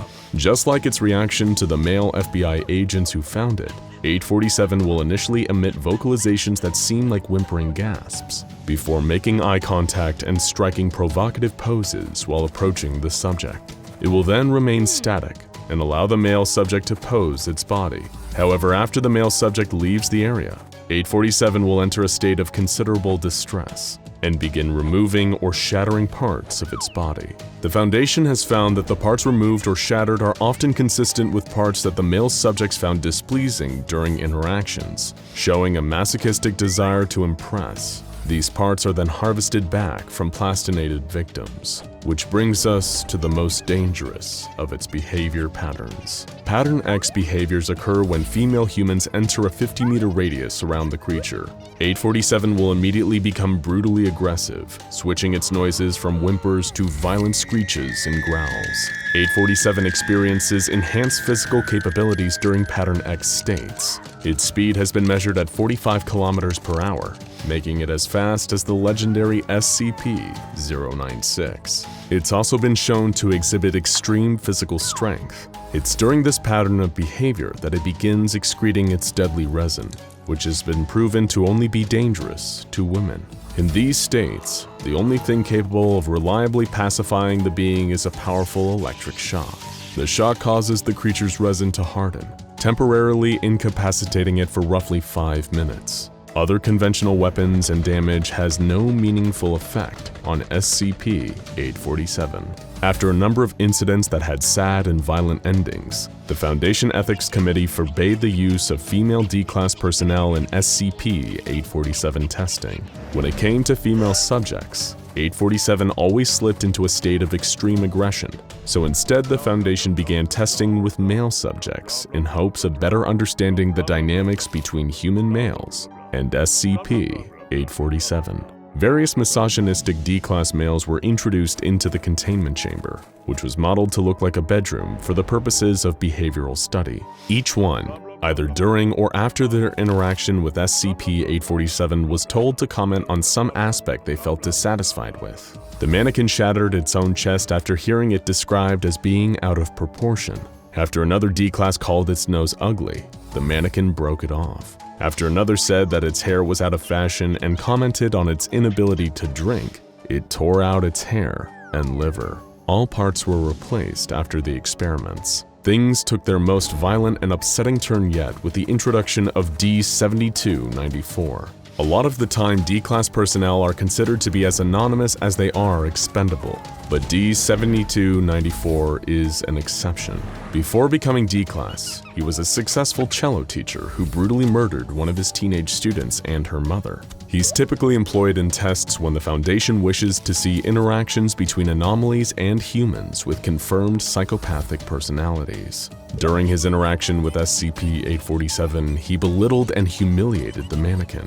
He forced it into uncomfortable poses and even snapped off one of its fingers before being dragged from the room by Foundation guards. In the following debrief, he further berated the mannequin as useless and lousy at its job of being controlled by him. In response, 847 extracted its own brains, eyes, and clavicle before shattering its own hands in dismay. So why does 847 behave this way? While it may appear monstrous, it seems that the reason SCP-847 does what it does is all too human. It hurts women because it itself is hurting, and it's willing to hurt itself even more for the approval of the objects of its desire. As a result, it's an anomaly trapped in an endless cycle of pain and violence. Perhaps one day, it'll be able to free itself from the loop, but that day is unlikely to come for this murderous mannequin anytime soon. It's an unusually calm moment in the SCP Foundation. No one is in the hall besides a scientist and a young female subject. There are no tests going on, just observation. The scientist calmly asks her questions as he escorts her down the hallway, hoping to get more insight into her unique abilities. So why does she look so utterly terrified? As the scientist tries to get her attention, the young woman becomes more preoccupied, staring nervously around the hallway. Does she fear the scientist? Why does she keep muttering strange phrases that don't make any sense? How did it break through such a heavy door? That door is nearly a foot thick. How did it manage to destroy it? The scientist is looking at his notes and tries to make sense of the young woman's statements when he notices something terrible. She's staring at one of the doors containing another highly dangerous SCP in top-of-the-line restraints, but it's safely locked away, right? The scientist swears he can hear the sound of scratching behind the steel door. It was 17 hours later when the dangerous SCP broke out of its containment cell and could have laid waste to the entire SCP containment facility if it wasn't for the heavily armed response team waiting outside to contain it and return it to its cell. The huge loss of life was only avoided because the SCP Foundation had advance warning, all thanks to the greatest secret weapon the Foundation has ever seen, SCP-137.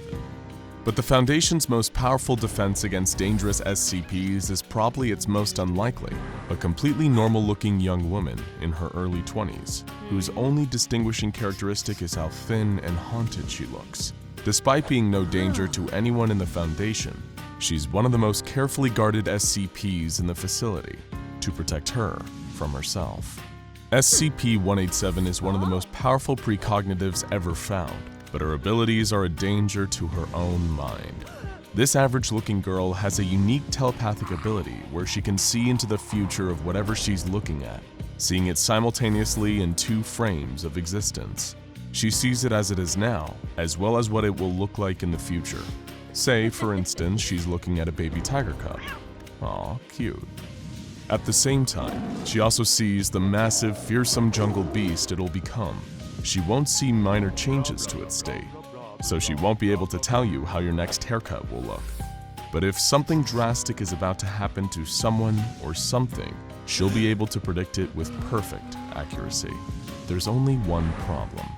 She can't turn it off. This involuntary ability goes off whenever she sees someone or something that's about to undergo a major change in its status. This means that at any time, she can be bombarded with horrible visuals, and that even includes food. Ever since her abilities kicked in, SCP-187 has been unable to eat normally because whatever she eats or drinks, she sees it in its future state. When she looks at a glass of water, she'll see it as a liquid, but a little more yellow than it usually is. As for solid food, she'll see it as what it comes out as after it's been digested. Not exactly appetizing, so for a while it looked like she was likely to starve herself to death in the Foundation's custody. Fortunately, the administration's scientists were able to find some workarounds around her ability. Feeding and hydrating her intravenously was an option, but further study of her abilities made clear that her power was processed through her eyes. That means that when she's blindfolded, she's able to eat without her precognition kicking in. Being assigned to the detail for SCP-187 is very different from most SCP details. If you're assigned to SCP-682, you're constantly worried that the horrible carnivorous beast with a hatred for all things human is going to get loose and tear you to shreds. Not so much with SCP-187. This duty is more like a medical team, where the patient is highly valuable to the institution and can't be allowed to get free or to harm themselves in any way. The Foundation has taken the highest precautions to ensure SCP-187 is safe, including a set of medical restraints that she's strapped into, except when out of her cell or participating in tests. Even when given more freedom, her hands are always in soft mittens, to keep her from trying to damage her own eyes as a way to neutralize her powers. Her team blindfolds her before every mealtime and feeds her with some mild sedatives added to her food to keep her calm. Through consistent care, she's starting to recover from her self-induced starvation. The personnel chosen for this assignment are carefully screened before being sent in to interact with her. They need to be the most responsible and detail-oriented members of the staff, who won't miss a thing when it comes to her care routine. Just because 187 is harmless doesn't mean she can't move fast, and one misstep could cost the Foundation their most valuable asset. And unlike most SCPs, 187 is rarely handled by D-Class personnel. They don't have access to higher security specimens, and they don't have the training due to their short tenure. But there's another reason the Foundation keeps 187 away from the lowest men on the totem pole. D-Class personnel are frequently used to test out dangerous SCPs, and are lucky if they get to end their service intact. When she was exposed to some D-Class personnel early in her stay, she saw them as horribly bloated, with holes in their heads, or missing half their body. Those unfortunate personnel soon met horrible fates, sucked out into the vacuum of space, shot while trying to escape, and bitten in half by an escaping anomalous creature. Additionally, while most D-Class personnel are amnesticized after their service, some are terminated for breaking protocol or trying to escape. SCP-187 would see any of these unfortunate personnel walking around as the corpses they'd wind up as. The Foundation wants to learn the full extent of her powers, though, and this means tests. Lots of tests. When she first came into the Foundation's care, they were focused on figuring out how her power worked. They gave her IQ tests, and she got every answer right on the written test. Her IQ was measured as being off the charts, at least 300, which would make her the smartest person alive. But her normal behavior didn't seem to match up with this level of superintelligence. Confusing them even more, when she was given a computerized IQ test, she scored slightly below average, with a score of 97. The scientists assigned to her case studied the results and created other tests, until they understood how her precognitive ability works. She can see the future of anything that's physically affected, so when an answer is marked down on a piece of paper, that's a notable change. But when an entry is typed into a computer, the computer remains the same. So her ability wasn't able to help her on the computerized tests. But her abilities could still help the Foundation, especially when it comes to improving security for other anomalies. She had inadvertently prevented the escape of an especially deadly SCP creature by predicting it would break through the door. But how would her powers manifest in more complicated cases? Some Foundation researchers postulated that she might be able to see into the future of deadly, indestructible anomalies like SCP-682 and figure out a way to eliminate it. But temporal experts warned this could create a paradox. After all, she would be looking at an elimination protocol that didn't exist until she looked at it. But her powers and how they might help in other ways other than neutralization warranted further exploration, so personnel were assigned, and the SCP-187 experiments began. SCP-162 is a horrible mass of fishhooks, wire, and other sharp implements. It exudes a psychological pull, and any unfortunate person who touches it winds up being pulled in by the barbed objects and absorbed into its mass. SCP-187 was kept at a safe distance and examined it, and was undisturbed. She saw it only as a pile of melted slag, indicating that it would be neutralized at some point. SCP-529, a normal and friendly cat except for the fact that its back half appears to be completely missing. The cat acts as if it's whole, and when SCP-187 was exposed to it, she didn't seem to notice anything wrong with the cat. She played with it briefly and seemed to be calmer than any other time she was examined. The Foundation is considering using SCP-529 as a motivating tool after she requested to revisit it. Other tasks had much more disturbing results, as SCP-187 discovered things about subjects that researchers were previously unaware of. SCP-003, a strange organic circuit board made of hair and nails attached to a stone tablet, appears to be an ancient machine. But when SCP-187 was introduced to it, she greeted it like a person and had a conversation with it as the staff looked on confused. When she was interviewed after, she described the entity as a very nice lady. What is SCP-003 evolving into? The Foundation is studying it closely thanks to SCP-187's advance warning. When exposed to SCP-015, a massive network of pipes that seems to be slowly growing and defends itself from any attempts to work on it with tools, SCP-187 observed few differences from its current state until she opened a door. Inside, she reported a massive network of pipes reaching for miles, with no end in sight. SCP-015 had been reduced to a manageable site, and its danger had been contained. But SCP-187 indicated that it may be getting ready for its biggest and most dangerous expansion yet. SCP-415, a seemingly normal human man with an ability to regenerate his internal organs, has been a subject of the Foundation's investigation since his arrival, particularly due to the strange physical alterations he underwent to make it easier to access his organs. He's one of the more peaceful SCPs at the Foundation, but as soon as SCP-187 was exposed to him, she became disturbed. She begged to be removed from the room, and upon interrogation revealed that she saw SCP-415 as a deceased corpse. What is going to happen to the seemingly immortal man? SCP-187 was also exposed to some of the more dangerous SCPs in the Foundation, including SCP-173, a seemingly living statue that moves in unpredictable ways whenever it isn't observed, and has been responsible for the deaths of many D-Class personnel who enter its enclosure for cleaning. But it seems to be stable in containment, so why, when exposed to it, did SCP-187 begin screaming immediately, have to be removed from the enclosure, and fall into a catatonic state for 2 days? She remembered nothing from the vision she had of the statue, and it took days for her to recover fully. The Foundation is keeping a close eye on the statue, even closer than they were before. SCP-106, also known as the Old Man, a depraved killer resembling an elderly rotting corpse, is known for its frequent escapes and sadistic attacks on anyone near it. When exposed to SCP-187, the observation lasted less than a minute before the Old Man attempted to escape. SCP-187 looked to be in direct danger from the Old Man, but he never touched her or harmed her in any way. When she was interviewed after, she explained that the Old Man wanted an audience, someone to watch it. The incident was recorded as a close call, and an indication that some of the other entities may have their own plans for SCP-187. SCP-187's power works without fail, and that tempts many people to try to use her to get answers to important questions. But they should be careful what they wish for, as one doctor found out during an examination. SCP-187 looked at the woman's hand and observed that it was odd that she wasn't wearing her wedding ring. But the doctor was, and had been for the last 19 years.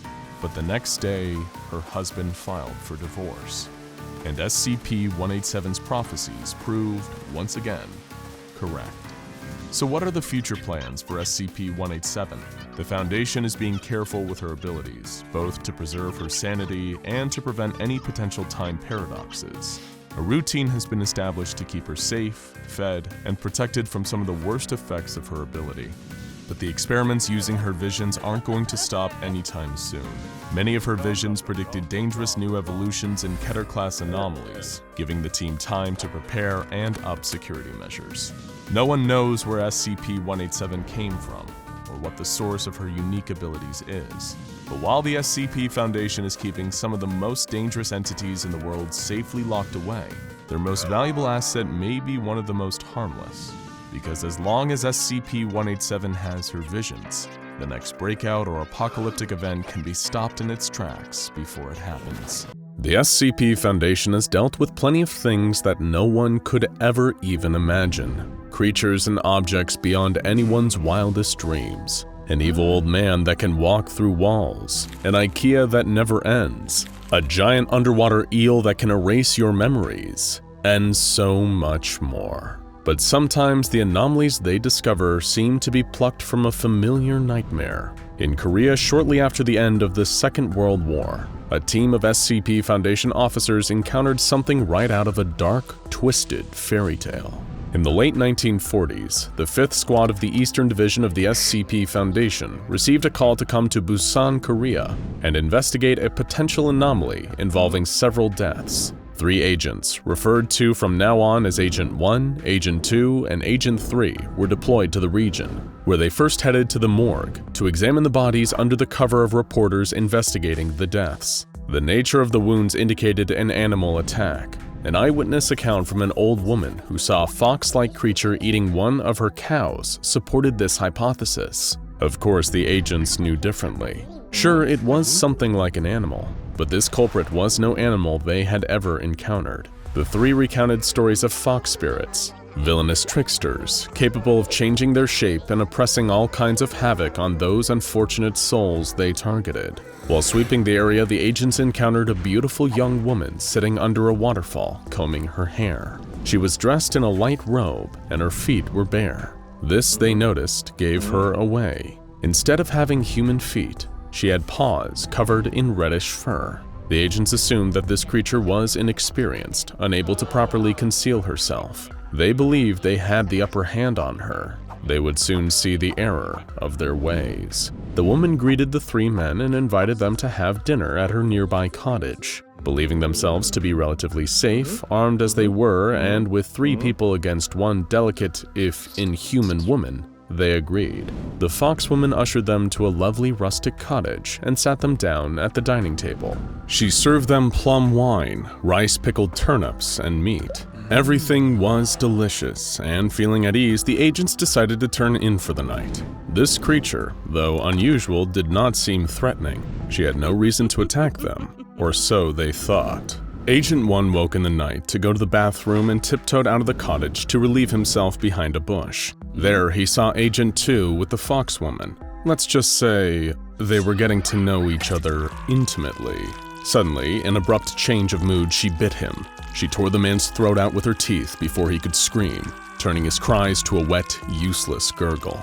Then she took her hand and plunged it into his belly, shredding the flesh with razor-sharp claws. He thrashed and tried to fight her off, but she shoved him to the ground and tore his stomach open, rooting around inside for something. When she found it, she stopped and gleefully tore out his liver. As the first agent looked on in horror, she lifted his colleague's liver and swallowed it whole in one single gulp.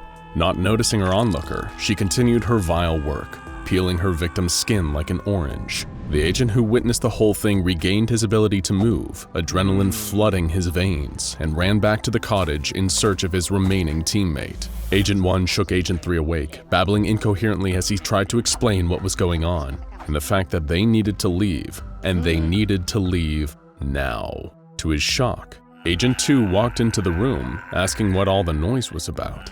Agent 1 immediately noticed the man's glowing yellow eyes and made his next move without thinking. He pulled out his gun and fired. Agent 3 drew his weapon next, pointing it at 1 and yelling for him to put the weapon away. 1 tried to explain that this man was not their friend, but rather the fox in disguise, but he wouldn't listen. The fox grabbed 1, and 3 shot him in the upper arm. Agent 1 dropped to the ground, wailing in pain as the fox laughed in a high-pitched, devilish whine. Agent 1 scrambled away, crawling into the living room and slamming the rice paper screen door shut. There, laid out on the dining table, was another agent. They had seen this man at the base of the mountain only a few days ago, but now here he was, eyes wide and glassy, and skin flayed open. Then Agent 1 saw the remains of their dinner. In the bowls, there was the flesh of their fallen colleague. With it was not rice, but maggots crawling over the meat. Agent 1 was able to improvise a weapon, breaking off a portion of the wooden beam and stabbing the fox through the stomach as she lunged through the rice paper door. He made his way through the forest, running as fast as he could with his gunshot wound. He found his way to the bank of the river and attempted to cross. However, he was disoriented and afraid. It was pitch black outside, and he was nauseous from the pain. He slipped on the wet rocks and hit his head, falling into the water.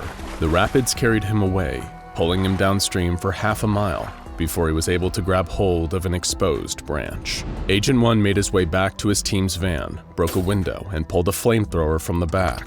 He recalled legends about similar fox-like creatures mentioning an aversion to fire, and so he prepared to fight her off with as much as he could get. Just as he readied the flamethrower for use, the foxwoman emerged from the tree line. What happened next is unknown, lost from the official record.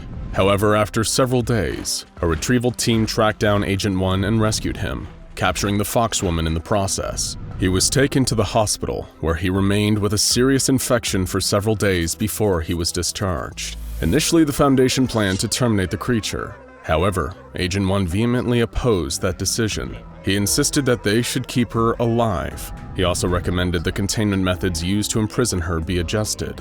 The agent promised that she would not be held by the chosen methods, and that the result of her inevitable escape would be devastating. In his official interview, he had this to say on the subject. "Like I said, she's spiteful. Every little slight in her eye she saves up. The only way she knows how to repay an insult is death. Chaining her to the wall like an animal. When she gets out, and she will get out, she's going to kill everyone who had the slightest thing to do with it.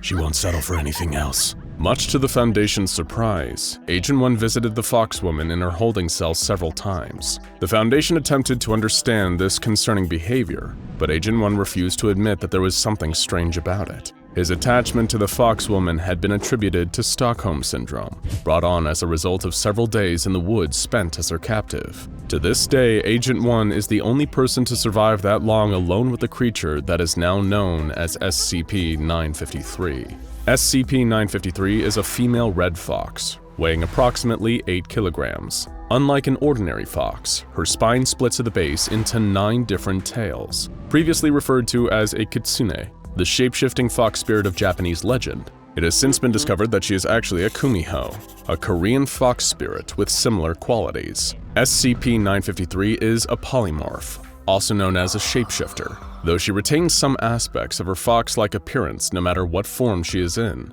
including ears, paws, tails, eyes, and fur.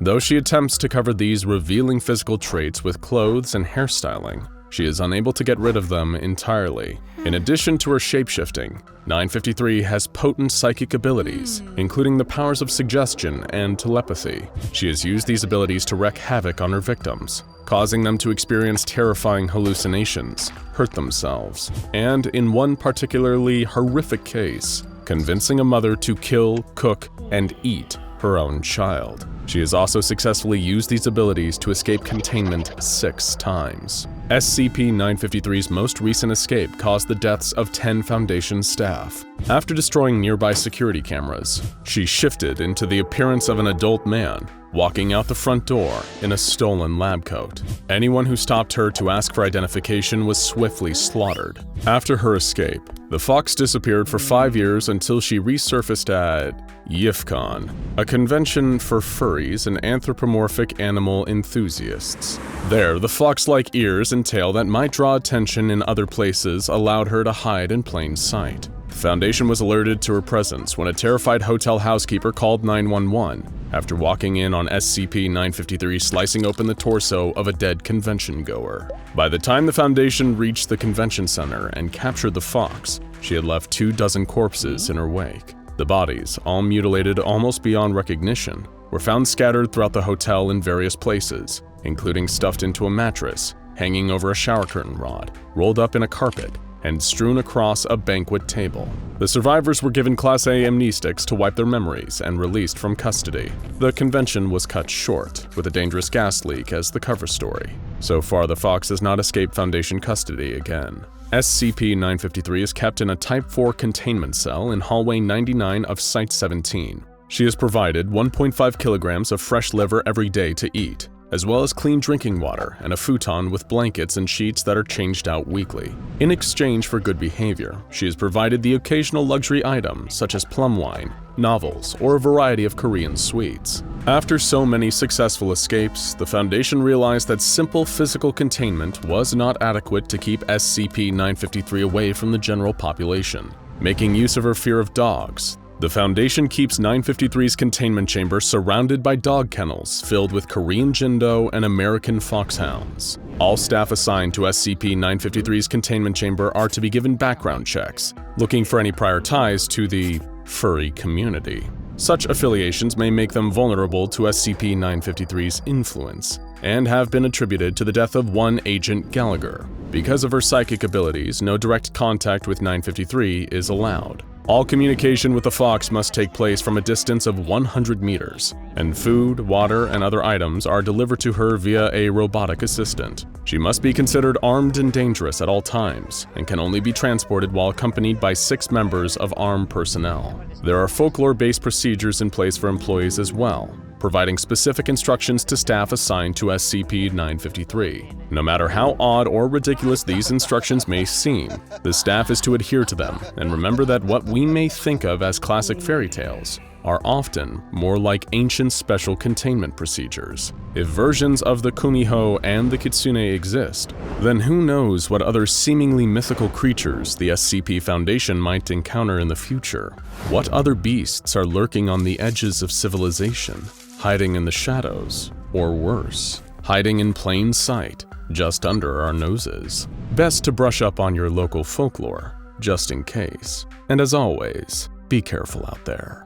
The SCP Foundation has a reputation for cold, inhumane conditions. But being contained as an anomalous human doesn't mean your stay inside a secure facility has to be as bad as it might seem at first. Of course, more dangerous anomalous entities, such as SCP-076, codenamed Abel, are locked away in a containment chamber outfitted with maximum security precautions, and guarded by the Foundation's most well-trained and heavily armed personnel. But not every anomaly poses a danger, and the Foundation realizes that. Sure, the monsters like SCP-106 or SCP-096, who need no introduction, aren't exactly treated to a bed and breakfast every morning, but those lower on the danger scale can get pretty comfortable inside their new home, depending on how well they're behaved and how little of a threat they pose, of course. Take for instance SCP-076's less violent brother, SCP-073, also known as Cain.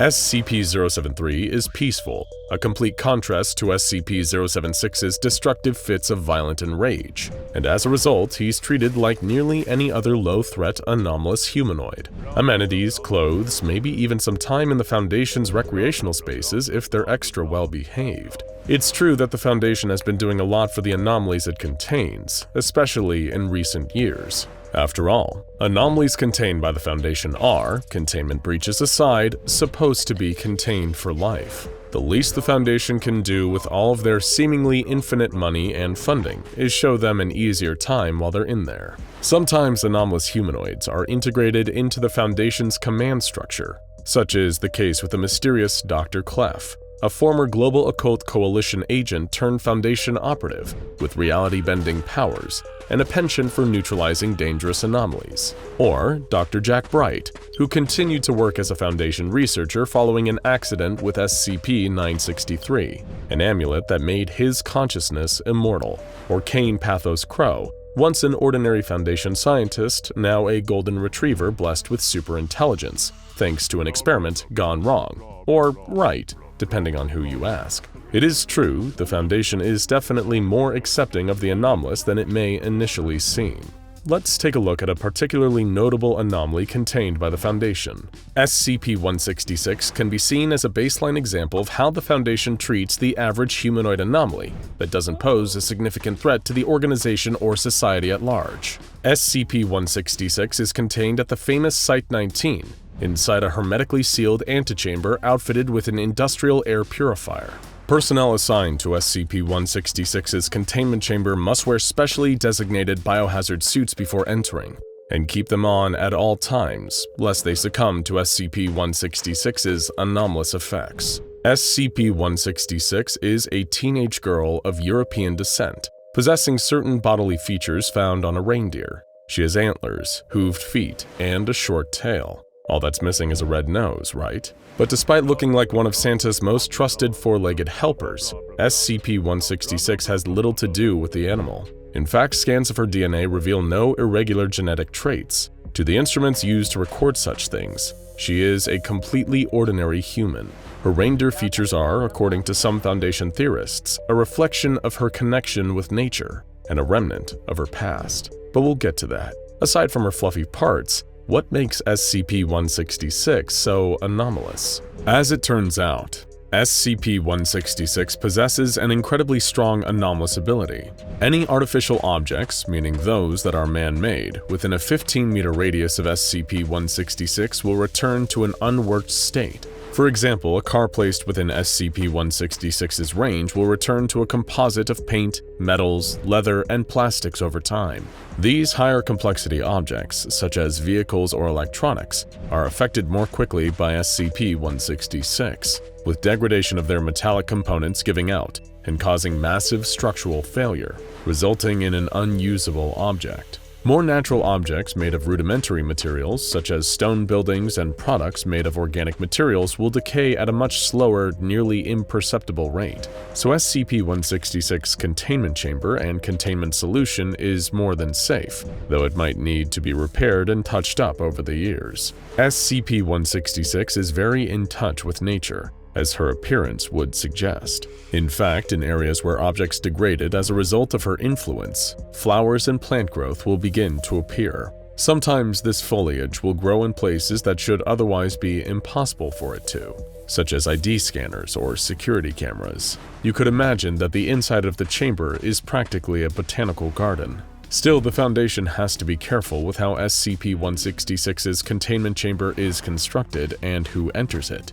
as the degrading deer girl harbors a particular sensitivity to artificial materials and pollutants, such as smoke or pesticides. Inhalation of or contact with one of these airy substances causes SCP-166 to grow ulcers and suffer symptoms of asthma attacks. Even being in close proximity with a smoker can cause SCP-166 pain, with one instance prompting a severe asthma attack despite the Foundation doctor in question having not smoked a cigarette in over 3 weeks. If you need another reason to stay away from smoking, do it for SCP-166. Isn't she adorable? You wouldn't want to give her a panic attack, would you? Not only are SCP-166's visitors limited and screened beforehand, but her clothing consists of organic cloth so as not to trigger a degradation effect. All of her meals must be prepared by a trained Foundation chef and followed according to a specific set of guidelines, with as little inorganic additives as possible. The Foundation has to be a bit more careful than usual with the items requested by SCP-166. Not only due to her anomalous ability to degrade objects, but due to her mysterious past and connection with a small convent of nuns in Ireland. We'll explain. You see, like most humanoid anomalies, the Foundation has allowed SCP-166 to put in requests for personal items she might find missing from her containment. Now, the Foundation may deny these items for a variety of reasons, but there's also a chance they won't. To date, SCP-166 has requested a copy of the Holy Bible, a Catholic rosary, and various books and magazines involving religious content, all of which were approved by Site-19's director, Sophia Light. SCP-166 also requested access to a Catholic priest for confession, mass, and other sacraments.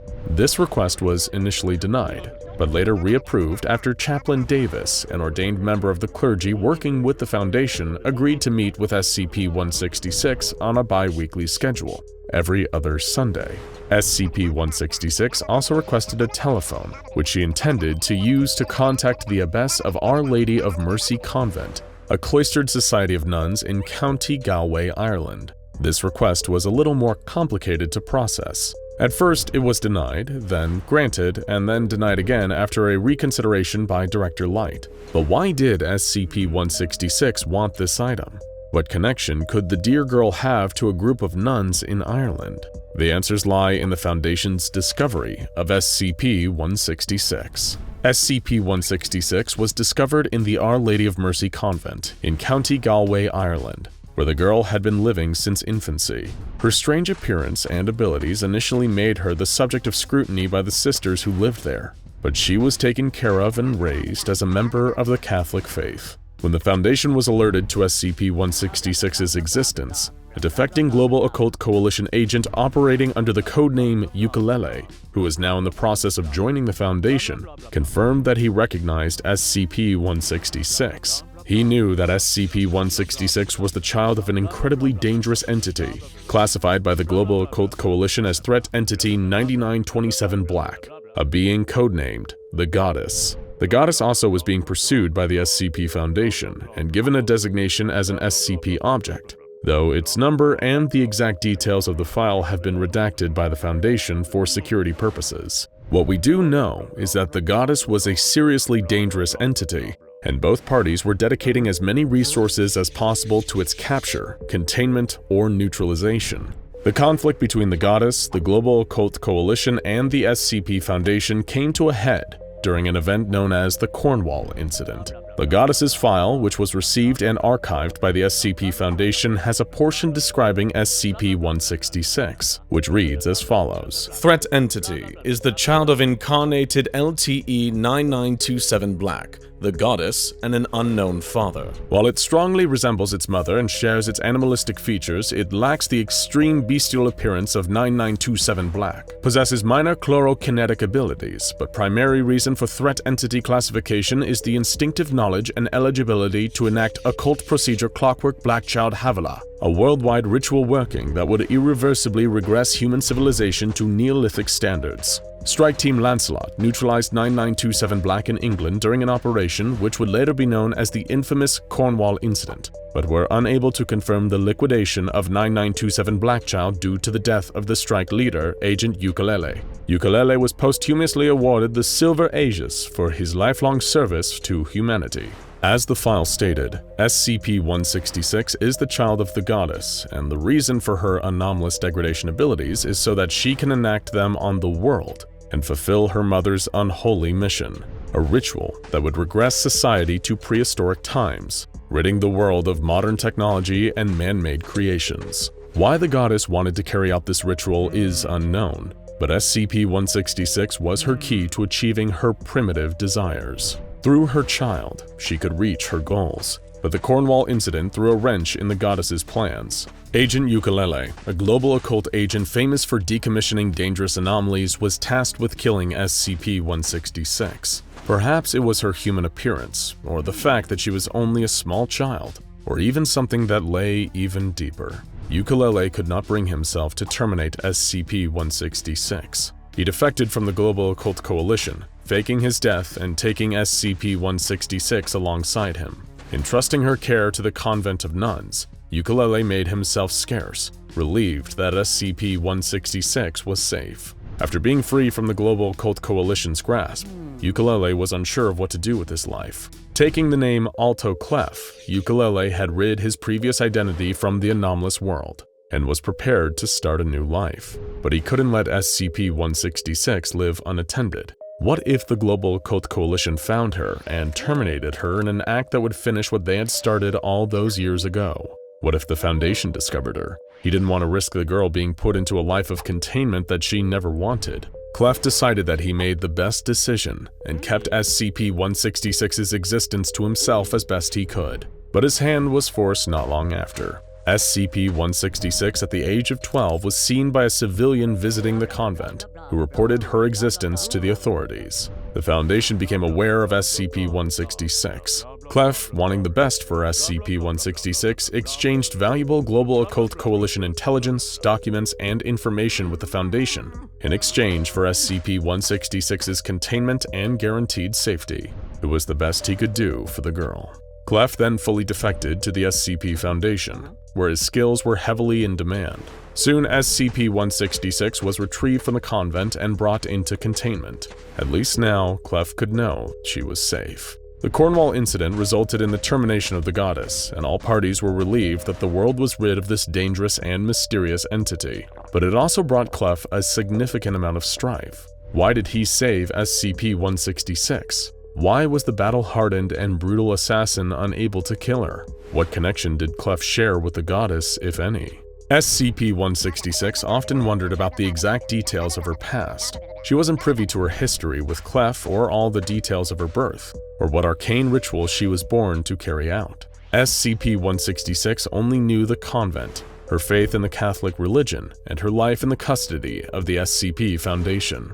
During her talks with Chaplain Davis, she often discussed these feelings and desires to know more about herself and her past. The Foundation kept further details about the goddess and her past under restrictive classifications, and attempts to pry deeper never bore SCP-166 any fruit. One conversation between SCP-166 and Chaplain Davis was particularly noteworthy. Inside the small confessional, where the two met every other week, they exchanged greetings and began talking. SCP-166 enjoyed her talks with Chaplain Davis, which allowed her to explore her faith and further her appreciation of it. It also gave her an opportunity to talk about her feelings and thoughts in an environment similar to the ones she was raised in.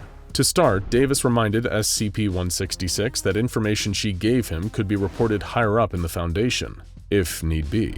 In the Catholic religion, confession is a confidential space, but for the SCP Foundation, the rules of the Church are often broken. As usual, I have to remind you that due to our environment, the seal of confession will not take place unless specifically invoked. Even then, details of our conversation can be unsealed if they're determined to be essential. Understand? Davis said. SCP-166 understood and nodded her head. First, SCP-166 asked a question about a replacement for Pope Benedict, who announced his retirement at the time of the interview. Chaplain Davis responded, Yes, that was rather unfortunate. But it does make sense, my child. He was rather old even when he first took up the position. Now he can rest, knowing he served the Church well." SCP-166 was curious to know if a replacement had been decided. Davis informed her that while there was speculation, one had yet to be decided for certain, though he was sure the Church would want to go forward with a fresh, new face to broaden its mission. SCP-166 seemed pleased at this, but Chaplain Davis sensed an underlying discomfort in the girl. She wasn't speaking her true feelings. He assured her that whatever question she had, he could answer to the best of his abilities and without any judgment. SCP-166 decided to speak up. She wanted to know if Chaplain Davis had a good relationship with his parents. Davis sat back for a moment and thought carefully about his response, as he did with all questions that could cause an emotional response in SCP-166. No topic was more sensitive for SCP-166 than the matter of her heritage. Davis informed her that he maintained a good relationship with his mother before she passed away, and a less than happy relationship with his father. Davis asked SCP-166 about her parents, diverting the conversation away from himself. He wasn't sure at this point exactly how much SCP-166 was told or knew. In fact, the Foundation didn't even let Chaplain Davis know the full context of SCP-166's origins. "I never really knew my parents," said SCP-166. "I got dropped off when I was a baby. I guess they must have known the sisters if they put me there, but I don't remember them, just what I picked up. They mentioned my mother a bit before they realized they should watch what they say about me. I think they said something about her being a goddess, which obviously wouldn't be true. She must have been some sort of spirit, but she must have been something if I ended up looking like this. I remember eavesdropping on the abbess. She was talking to one of the other sisters about how she had done something wrong, something about a ritual that someone else stopped. They said she died." Davis, taken aback by SCP-166's revelations, told the girl that he was sorry for her loss. SCP-166 said that it wasn't like she knew her anyway, so she wasn't bothered by it all that much. Davis asked about her father, but SCP-166 also had little information on him. She said that she had asked the abbess about him multiple times, but she never mentioned SCP-166's father. She wondered, if her mother, the goddess, was so horrible, what did her father do that made him unspeakable? SCP-166's questions would not go unanswered. One day, a letter was found inside her containment area. It read, I first met your mother when we were little more than children. She had hooves for feet and starlight in her eyes. She was beauty and nature incarnate, and I killed her with my own 2 hands. Eden isn't a place, it is a state of being. They wanted to take us back to it, and I stopped them. I took paradise away from us for a second time. I've never regretted my actions on that day except one, that when you first met me on that day, you saw your father put a bullet into the head of your mother. I make no excuses, only explanation. You may not have even remembered it, but I'm telling you now in the hope you understand why I did what I did. I hope you forgive me. I love you. I wish I could have done more for you. The best I could do was leave you in the hands of kind and loving people and hope they would raise you in my place. From what I've seen, they did well. I'm sorry you couldn't stay with them.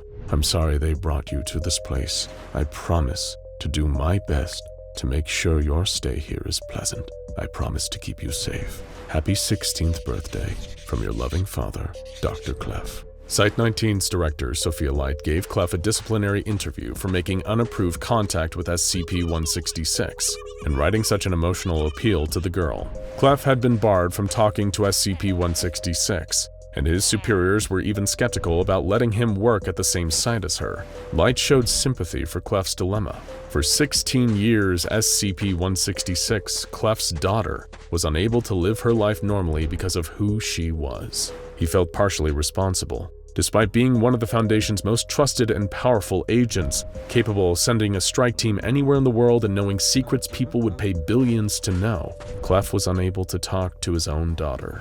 In the end, Clef was subject to a minor disciplinary infraction, but the hope that he may one day reunite with his beloved SCP-136 remains. All small towns have their horror stories, tales of places plagued by terrifying apparitions, unseen forces, and something waiting in the shadows to terrorize unsuspecting innocents. Sometimes it's a bridge at the edge of town, where a man in a bunny suit stalks, wielding an axe and looking for drivers who wander off of the main road. Sometimes it's a cabin in the woods rumored to house an old gnarled witch who steals people away and throws them into a giant soup pot. Maybe it's a cursed hotel where wicked spirits roam the halls, and the guests check in but never check out. Or maybe, like the little town where 16-year-old Mark lived, it's a haunted house. Ever since he was a little boy, Mark had been terrified of the house at the end of the lane. He walked past it on his way to school each morning and on his way back in the late afternoon. The sight of it made his palms sweat, his heart beat just a little bit faster. It had once been a grand Victorian manor, with turrets and a wraparound porch painted a brilliant white. But over the years, the paint had faded to a dingy yellow, peeling away from the rotting wood. There were holes in the roof where the rain and snow dripped through between the shingles. The windows were caked with dust and grime, obscuring anything that might be hiding inside. Not that there should have been anything there. The house had been abandoned for decades. Still, whenever he passed it, Mark could swear he felt the presence of something in there, pacing, watching, waiting for him to come inside. The stories around town didn't help.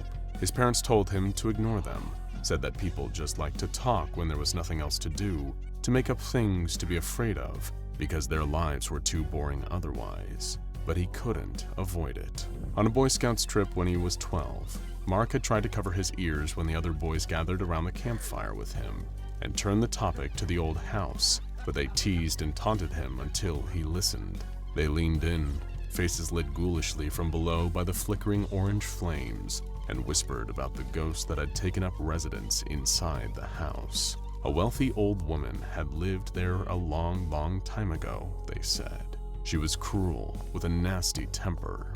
Everyone in town knew to avoid her, knowing she would throw things at them from her window, shout at them, even sick her guard dogs on them. But one group of boys in town couldn't resist giving her a good scare. They dressed up in all black, red devil masks covering their faces, and broke into her house late one night. When she awoke, they were standing at the foot of her bed, holding pitchforks and telling her that they had come to drag her to hell. Her heart stopped from pure terror at the sight. But her spirit lingered in the house, swearing revenge against anyone who ever dared cross her threshold again. especially teenage boys. Mark didn't sleep a wink the whole camping trip after hearing that. He swore then and there that no matter what, he would never go into that house. But everyone can be bought, and everyone has a price. For Mark, that price was a car. He had been saving up as best he could, but it was tough to get a job with no way to transport himself there, and mowing lawns for his neighbors wasn't the most lucrative gig. So when he learned that his neighbor Oliver, home on a break from college, was getting rid of his old car, he begged to buy it. He doubted Oliver would go for it, knowing what a jerk the guy could be, but to Mark's surprise, Oliver gave him an offer. "I'll tell you what." Oliver's face broke into a sadistic smile. "I'll give you the car if you can spend the whole night in the house at the end of the street, alone." "Are you serious?" Mark scoffed. "Dead serious. Make it to sunrise without freaking out and bailing, and the car's yours. We have a deal?" Oliver stuck out his hand to shake. Every nerve in Mark's body was screaming at him to say no, but if he didn't agree, he wouldn't be able to afford a car until he was in college. With a defeated sigh, he took Oliver's hand. "Deal." But as night fell and Mark prepared to meet Oliver outside of the derelict old house, he could feel pangs of regret deep in his stomach. What was he thinking? Was a car really worth living his worst nightmare? What if Oliver didn't honor the deal? Or worse, what if the stories were actually true? He swallowed the lump in his throat as he shoved a sandwich into his backpack. He had food, water, a blanket, a flashlight, and his phone. Everything he should need to survive the night. It would be fine, he hoped. "Wasn't sure if you'd show." Oliver smirked as Mark walked up to meet him on the rickety front porch. "Well, I did. I'm here." Mark fidgeted nervously, staring up at the house, its windows gazing down at him like large, dark eyes. "So here are the rules. You have to stay here until sunrise. You leave before then, the deal's off. No car for you. And you have to stay alone. No calling for help from your little friends or your mommy and daddy. I'll be back to check on you in the morning and make sure you really did it. Got it?" "Got it," Mark nodded. "Good luck." "I'm rooting for you." "Really?" Oliver turned to leave, then glanced over his shoulder for one final dig. "Oh, and watch out for the ghost. I heard if she gets you, there won't even be bones left over. Night!" And with that, he walked away. Mark stared down at the doorknob, preparing himself to walk inside. He could still leave. He could turn and run all the way back home, but then Oliver would be right, and he would be a coward. No, he was going to do it. He wasn't some scared little kid anymore. It was just a big, empty house, nothing more. He slowly turned the doorknob, pushed, and with a long, low creak, the door opened to the darkness within. Against his better judgment, Mark instinctively called out, "Hello?" There was, thankfully, no response, just his voice echoing in the vast, empty room. He let out a small sigh of relief and pulled the flashlight out of his backpack, switching it on. He cast its beam around the front room of the house, illuminating water damage, cobwebs that he could only hope were no longer housing any spiders, and a whole lot of plastic-wrapped furniture. As he walked into the living room, he was struck by just how ordinary it all seemed. It was creepy, of course, like any place made for living that had been deprived of its purpose for far too long, but it wasn't nearly as bad as his imagination had built it up to be. He had been picturing black candles, symbols drawn on the floor in blood, a skeleton perched on the couch, bats hanging from the ceiling. But there was none of that. No ghosts, no signs of danger. This was just mostly sort of sad. Once a home, now just a house, emptied out and left to decay. He could get through the night just fine. As soon as he thought that, he felt something scurry across his foot and let out a scream. The flashlight revealed it to be a large rat running from his sudden intrusion and looking for a place to hide. He clutched his chest, catching his breath. It's just an animal. It's fine. It's not going to hurt you, he reminded himself. Now that some of the mystery was gone, he was starting to wonder what the rest of the house looked like. What had once been breathless fear was replaced with a certain morbid curiosity. If he had to be here all night, he might as well explore. Hey, he thought to himself with a smile.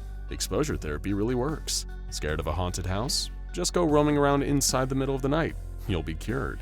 He sat his backpack down next to the stairs, keeping a grip on his flashlight, and began to investigate the rest of his greatest childhood fear. He walked through the dining room, taking in the ornate chandelier hanging from the ceiling, the long, long table fit for housing at least a dozen guests. He wandered into the kitchen, the appliances rusty from neglect, the oven and stove where someone once prepared their nightly dinners, all the pieces of life strewn about like an unfinished jigsaw puzzle, with no one to pick up the pieces. Suddenly, Mark heard something coming from the other room.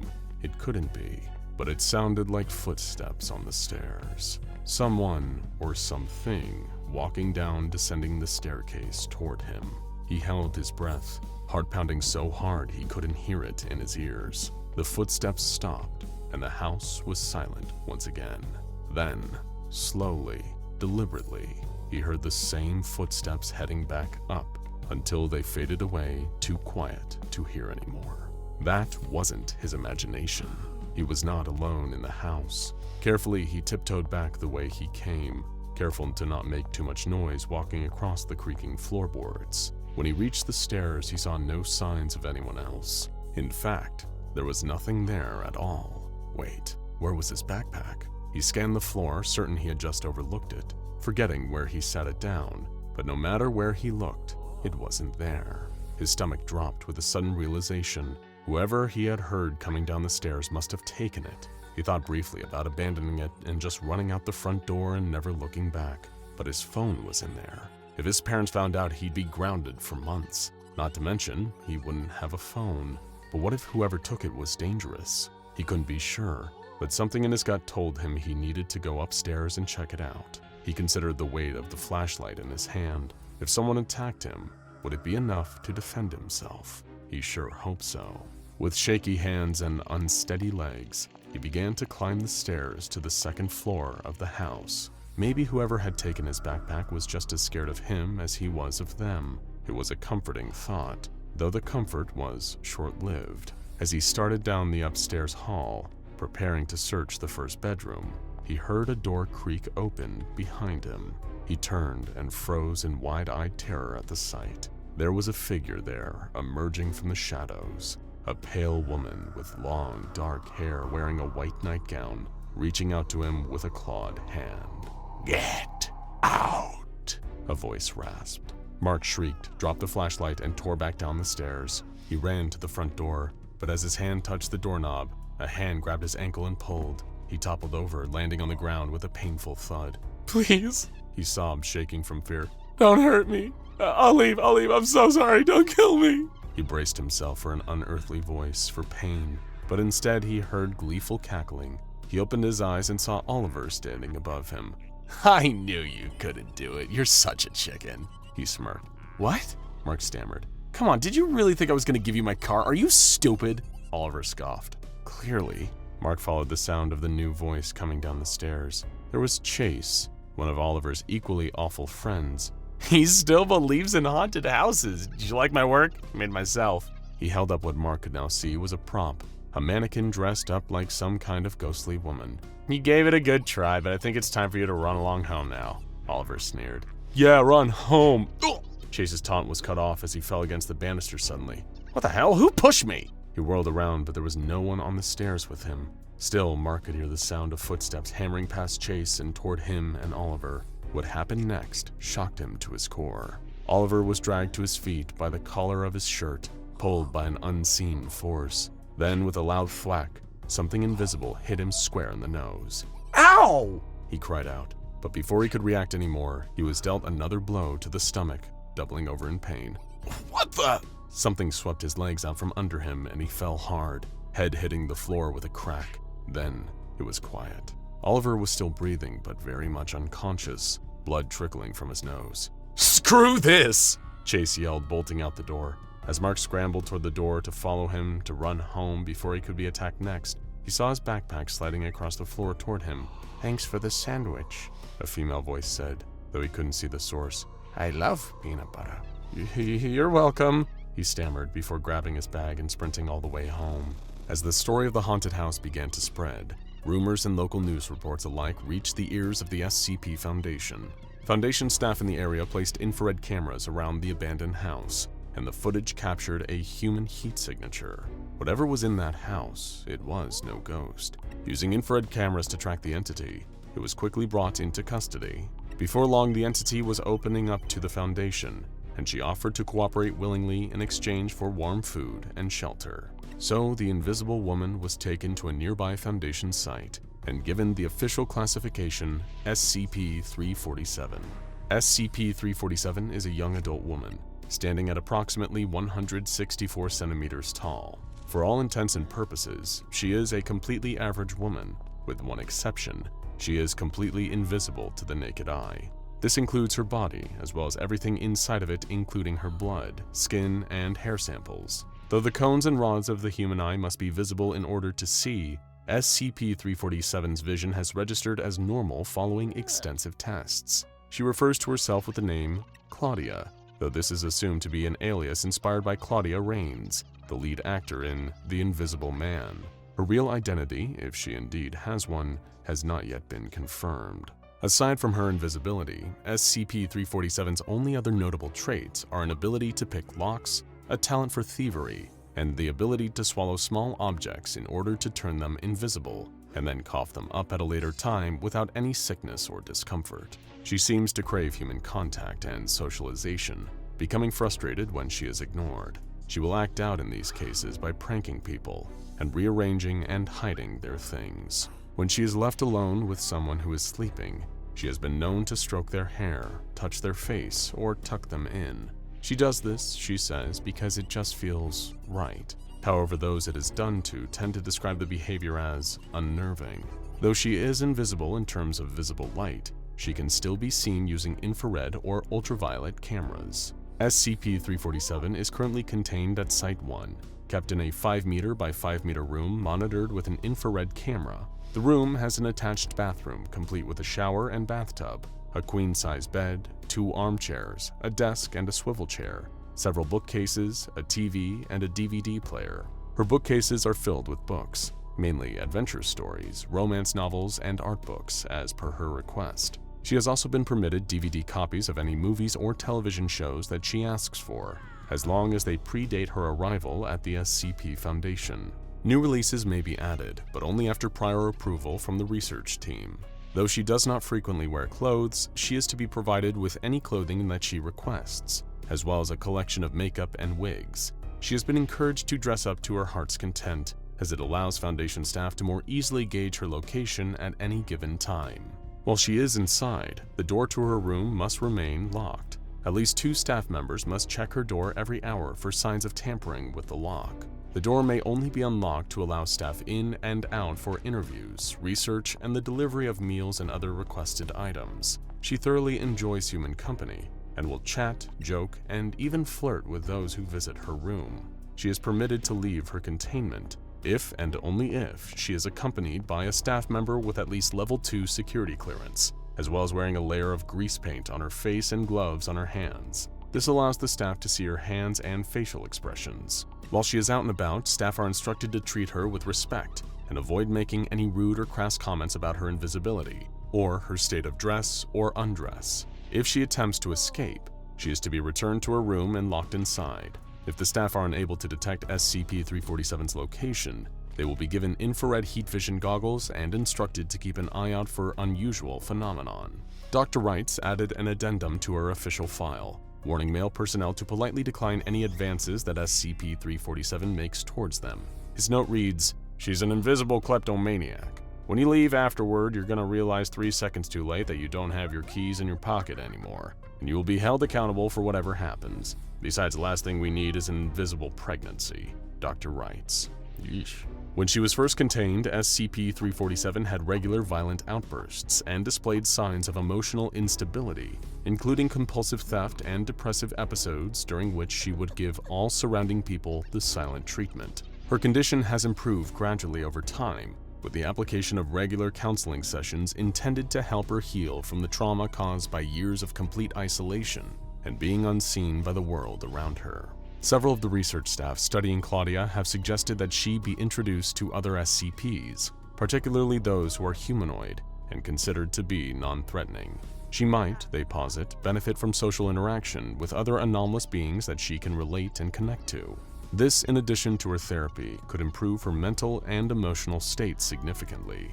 After all, just because she's invisible, that doesn't mean she has to feel invisible too. Claudia has expressed a great deal of interest in this idea, stating that it would be nice to have some friends on the inside who aren't being paid to talk to her. Though no matchups have been approved as of yet, several anomalies have been proposed should the program be put into action. SCP-507 was brought up in conversation by more than one researcher, given his harmless nature, friendly demeanor, and fascination with the paranormal. He supported the idea enthusiastically, stating that he would be thrilled to meet a real-life invisible person. SCP-343 has also asked to meet with Claudia, believing he can potentially help her overcome some of her emotional difficulties and offer her some much-needed comfort. Other potential anomalies to introduce to Claudia include SCP-073 and SCP-056, though Claudia's flirtatious nature might complicate the latter. Everybody wants to be known, to be acknowledged, and recognized for the person that they know themselves to be. For SCP-347, it once seemed as if having that simple desire, that human need met, would be impossible for her. But now, for better or for worse, as long as she's in the custody of the SCP Foundation, Claudia can make something approximating a normal life. She can, at last, be seen. Dr. Bethany Moore was exhausted. She'd been pulling an all-nighter to digitize some old files about SCP-2317, the door to another world, and she could feel herself nodding off, little by little as the night drew on. For Dr. Moore, it'd been a whole week of long days. Something even worse when you work at a job as stressful as being a researcher for the SCP Foundation, and the exertion was starting to catch up with her. At around 2:30 a.m., she sighed, rolled back her office chair, and decided to take a quick break to grab a coffee and refuel. If she didn't get some pretty hardcore caffeine in her over the next few minutes, she was absolutely going to pass out on her keyboard. The fact that the rooms in the facility were kept at a relatively low light at this time of night to save power really wasn't helping her fatigue. Dr. Moore dragged herself down to the break room, too tired and too focused on her work to notice that things were eerily quiet. She was punching in her order for the largest espresso available when she noticed the quiet sound of footsteps approaching her from behind. Slow, methodical, and unsettling, especially at this kind of hour. She turned and felt an immense relief wash over her. It was just Security Officer Chuck Walker, one of the regular guards at this site. Dr. Moore and Security Officer Walker weren't exactly best friends, but they'd crossed paths on the job on numerous occasions, and they'd always been polite, friendly, and cordial anytime they'd directly interacted. "Hey, Chuck," she said while her coffee began to pour into the less than environmentally friendly styrofoam cup behind her. "Long night. Working hard or hardly working, huh?" Security Officer Walker didn't respond. It was only now that Dr. Moore seemed to register just how dark the break room was. Really, the only source of light was the soft glow coming from the coffee machine itself. But light or no light, she could see something was wrong with Walker. His eyes seemed oddly distant, like he wasn't even looking at her. He was looking through her, off into some unknown place. Dr. Moore cleared her throat. "Everything okay, Cha?" Before she could even finish her sentence, Chuck's hands were clasped around her throat. The movement was so sudden and violent. Her back was shoved up against the coffee machine, spilling the espresso everywhere. She tried to scream, but she couldn't get enough air. Chuck squeezed. His grip was like an iron around her thin neck. She silently gasped and spluttered as he choked her, still maintaining that glassy, almost dead look in his eye. Like doing this meant absolutely nothing to him. As things started to go dark, Dr. Moore's thoughts were naturally along the lines of, "Why is he doing this to me?" And that's exactly when she got her answer. There were two eyes that seemed almost to be floating in the darkness behind Security Officer Walker, staring with equal indifference at this sudden and awful display of meaningless violence. She could only just make out the slender shape of the creature's mostly obsidian body, with the occasional patch of white. It was her. It all made sense now. It all made so much sense. The daughter of Snap. Dr. Moore's neck broke, leaving her last thought forever unfinished. Security Officer Walker loosened his grip, allowing Dr. Moore's body to slump to the ground. He turned to his mistress for approval, but she didn't say a word. She just left the room, and he obediently followed. This was the very first casualty of a containment breach that would go on to claim the lives of 43 members of SCP Foundation personnel. Several male members of the staff experienced what can only be described as a descent into violent insanity, turning on fellow members of personnel and committing murder, largely through the act of strangulation. A female mobile task force was brought in to deal with this rapidly escalating situation. The brainwashed staff members were relatively easy to neutralize, given the superior training of the MTF compared to on-site staff. But the being that did this to them would be a considerably more challenging foe. SCP-029, the Daughter of Shadows, an extremely violent and dangerous Keter-class anomaly. She was still loose on the site, and that meant nobody was safe. The MTF prowled the hallways in 3-person squads, while another small detachment headed to the maintenance and security rooms. They couldn't rely on the on-site guards for any help on this one, considering half the brainwashed murderers they just terminated had formerly been site guards. One of the squads finally encountered SCP-029 in a dark hallway and engaged her in violent combat. The Daughter of Shadows is an incredibly formidable opponent. She's significantly stronger than a non-anomalous human being. She's highly resistant to most forms of damage, and her reflexes are around 4 times faster than some of the fastest recorded non-anomalous human reflexes. In other words, she can shrug off bullets and seems to be one of the world's most proficient stranglers. You really don't want to have to engage with SCP-029 in a physical fight. One of the 3 MTF operatives attempting to subdue SCP-029 was already dead. Her neck practically caved in from the force of a squeeze when the lights finally came back on. While the Foundation didn't know a great deal about the Daughter of Shadows, they were aware of one thing. Her anomalous powers were significantly weakened when faced with bright light. The operatives in the maintenance and security rooms had turned up the lights in the hallway to their maximum brightness, stunning the Daughter of Shadows just long enough for the mobile task force to converge and, through their combined strength and resources, subdue and contain the creature again. She was swiftly delivered back to her high-security containment chamber and locked away once more. The containment chamber is sealed with a triple airlock, and powerful floodlights on the walls keep the creature in a constant state of stark illumination. A truly foolish mistake by Security Officer Walker, who'd been shot to death not even an hour prior by the mobile task force, had caused this particularly deadly containment breach. Ignoring very specific Foundation containment protocols out of his own sense of foolish, morbid curiosity, he'd strayed too close to SCP-029's containment chamber and been dragged into her terrible thrall. Considering the vast array of potential world or even universe enders on the SCP Foundation's roster, SCP-029 is far from the most dangerous anomaly out there, but she's proven time and time again to be one of the most problematic to contain. And due to her incredibly violent temperament and dangerous anomalous abilities, every time SCP-029 does breach containment, a lot of innocent Foundation employees are bound to die. The Daughter of Shadows, a self-given name that seems to be inspired by the fact her skin pigmentation is 80% true black, has a seemingly unquenchable bloodlust. Though ironically, she despises the actual shedding of blood.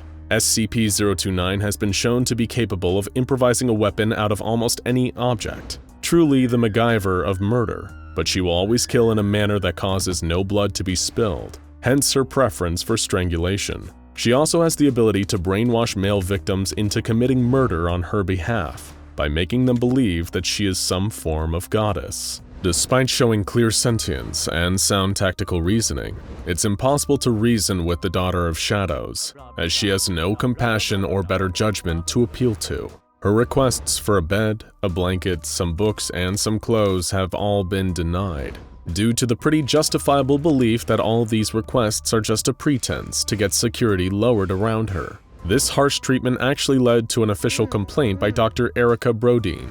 It stated, "This is ridiculous. The girl can't even have clothes. We are not animals. Let her cover herself." Dr. Sophia Light posted an official reply saying, "Dr. Bodine, you are granted permission to deliver clothes to SCP-029.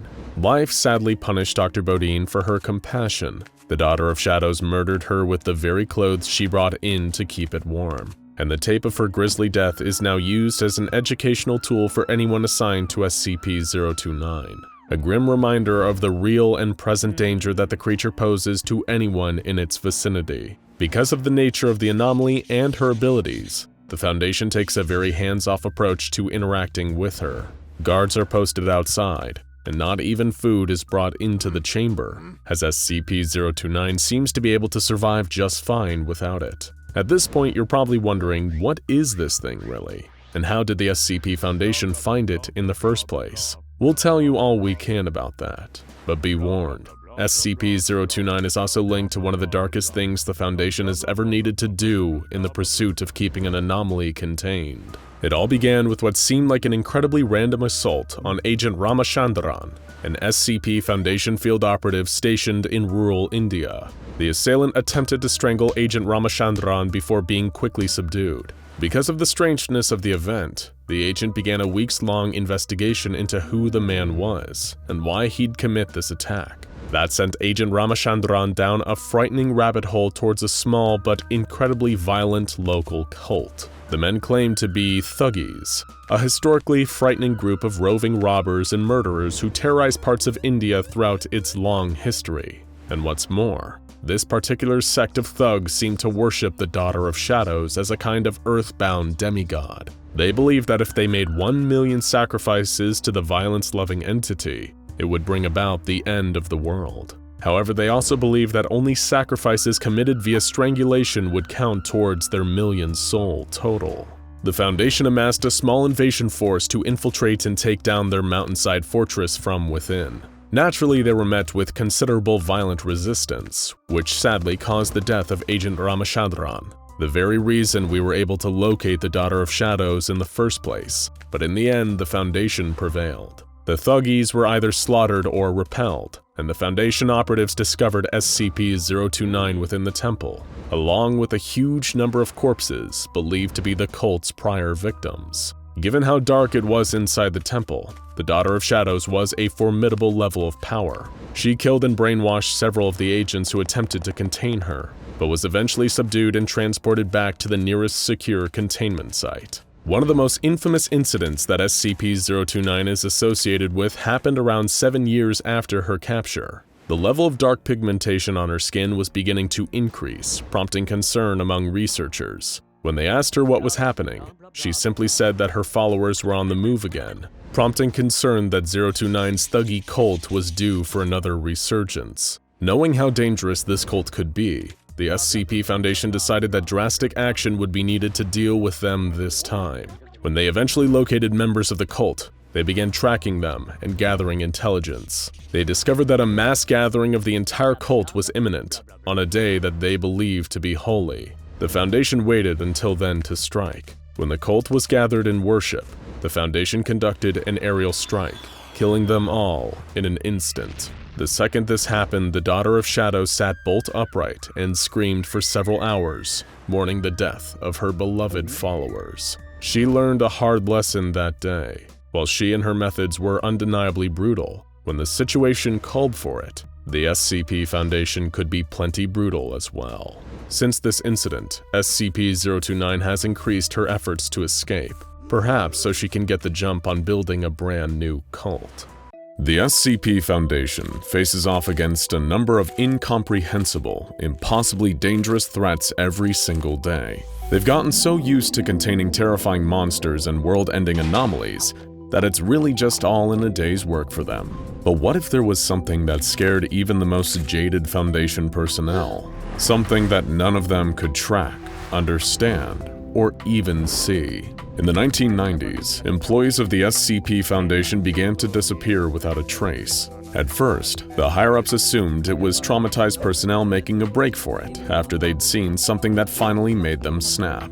But that wouldn't account for all the blood. At the site of every disappearance, the last place anyone saw the missing person before they were gone, there was a massive amount of blood left behind. Not an "I cut my thumb while chopping onions" amount of blood, but an "I'm missing a limb" amount of blood.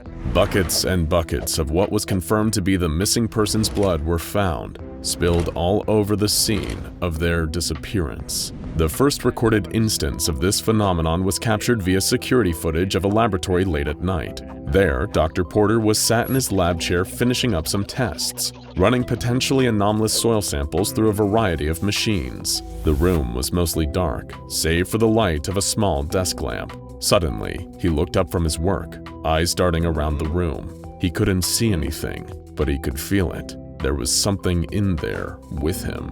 He couldn't shake the feeling that something horrible was about to happen, and not about to stick around and see what it would be. he made a break for the door. Just before his outstretched arm reached the handle, he jerked back into the room as if pulled back by his hair. He looked around wildly for his assailant, but there was nothing there that he could see. The security footage showed him jerked around, thrashing his arms as he tried to fight off an invisible attacker for several seconds. Then, he was gone, and the pristine white tile of the laboratory was smeared with that telltale bright red. He wasn't pulled into a pocket dimension like an attack by SCP-136. He was simply there one moment and gone the next. The blood on the ground the only sign he had ever been there at all. Dr. Porter's disappearance was troubling, but the Foundation hoped it might just be an isolated incident. Of course, nothing ever goes the way you'd hope when you're dealing with SCPs, and within the next 6 months, 3 more personnel had vanished in the same way. The phenomenon, whatever was causing it, had a few simple rules it seemed to play by. It occurred on a cycle of 1 to 3 months. It only happened to Foundation personnel, and it always happened in a dark place where visibility was limited. Understandably unsettled, many personnel stopped coming into work, afraid they might be next. Unfortunately for them, the phenomenon was not limited to the area within the Foundation's walls. It could find them no matter how far they ran, as soon as they were in the dark. You can't fight, outrun, or outsmart the setting sun or your bedside lamp going dead. Research Assistant Sanchez vanished while taking a shortcut down an alley at night. Dr. Costanza was taken while she was reading a book before bed. Her blood-stained sheets, discovered days later, indicated that she didn't even have time to run. Junior researcher Wantabe disappeared from the back row of a midnight screening of Evil Dead 2. Moviegoers at the same screening reported hearing some commotion from the back, like someone hitting one of the seats and kicking their legs, but they assumed it was just a massive Bruce Campbell fan excited about the movie. The noise only lasted for a few seconds anyway. And so the pattern continued, and every couple of months, one member of the Foundation staff vanished, leaving behind only blood and a sense of dread.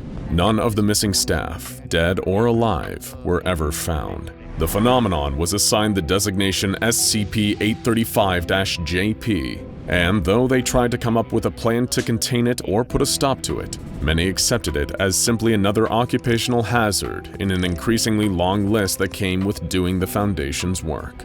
Just when it was beginning to look like there would never be a way to prevent new brushes with SCP-835 short of never being alone in the dark ever again, something weird and wonderful happened. In a Japanese SCP Foundation facility, during one of the phenomenon's inactive periods, a booklet entitled Artist's Impression of SCP-835-JP was found on the desk of a research assistant. It depicted a fictional character known as Keteru Yamiko, intended to be a personification of the phenomenon. Keteru Yamiko, as depicted in the booklet, is a young woman drawn in a traditional anime and manga art style. She is pale, with blue eyes and long black hair, and is dressed in a classic Japanese school uniform. In addition to her design, the booklet also describes the character's abilities and backstory.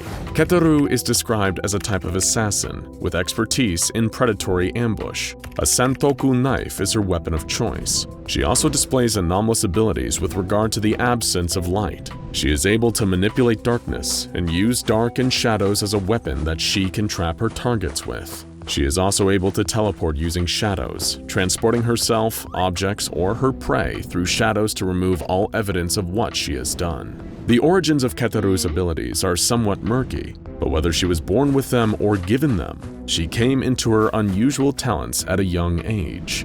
Due to her abilities, she was found by a mysterious organization, an unknown enemy of the SCP Foundation, and abducted by them as a child. There they indoctrinated her and trained her to be a master assassin, teaching her how to use her abilities, master hand-to-hand combat, and the use of weapons, and to have the ice-cold demeanor of a perfect killer.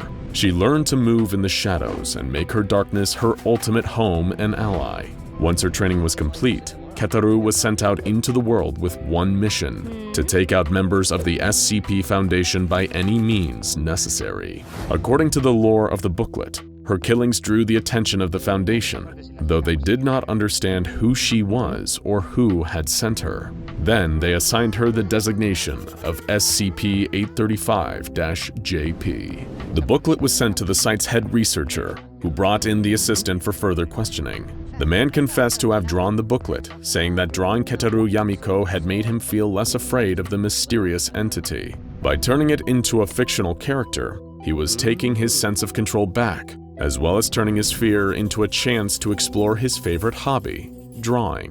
What had once been a completely unknown entity, something without a face or a motive of any kind, was now a classic anime character and something he could wrap his mind around. Also, he just thought it all looked really cool.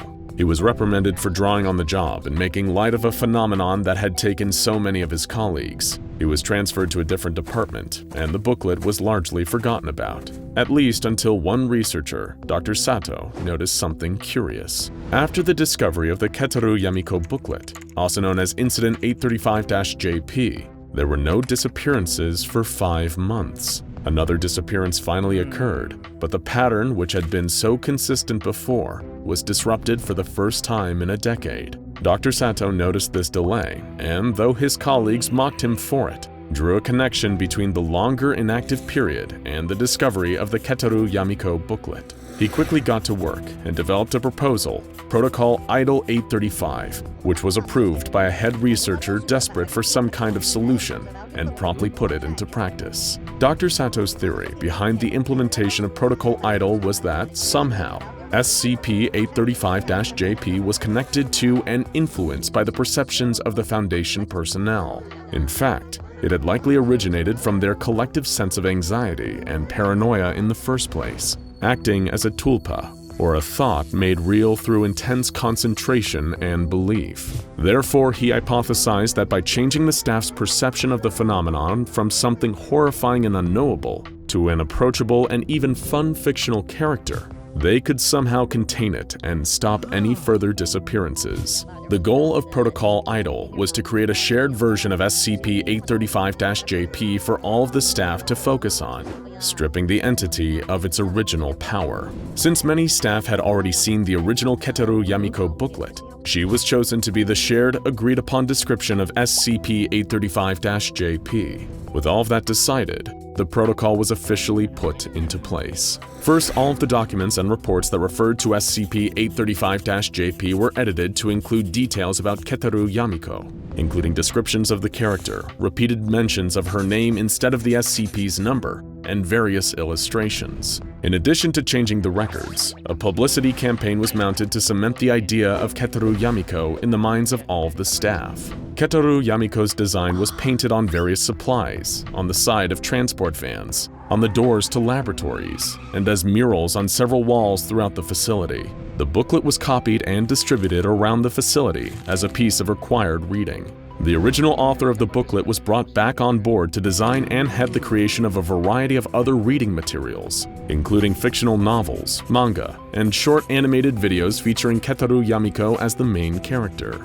Mandatory watch parties were held for these short animations, and free snacks and drinks were provided in order to boost morale. Several employees began jokingly referring to these watch parties as SCP Foundation Anime Club.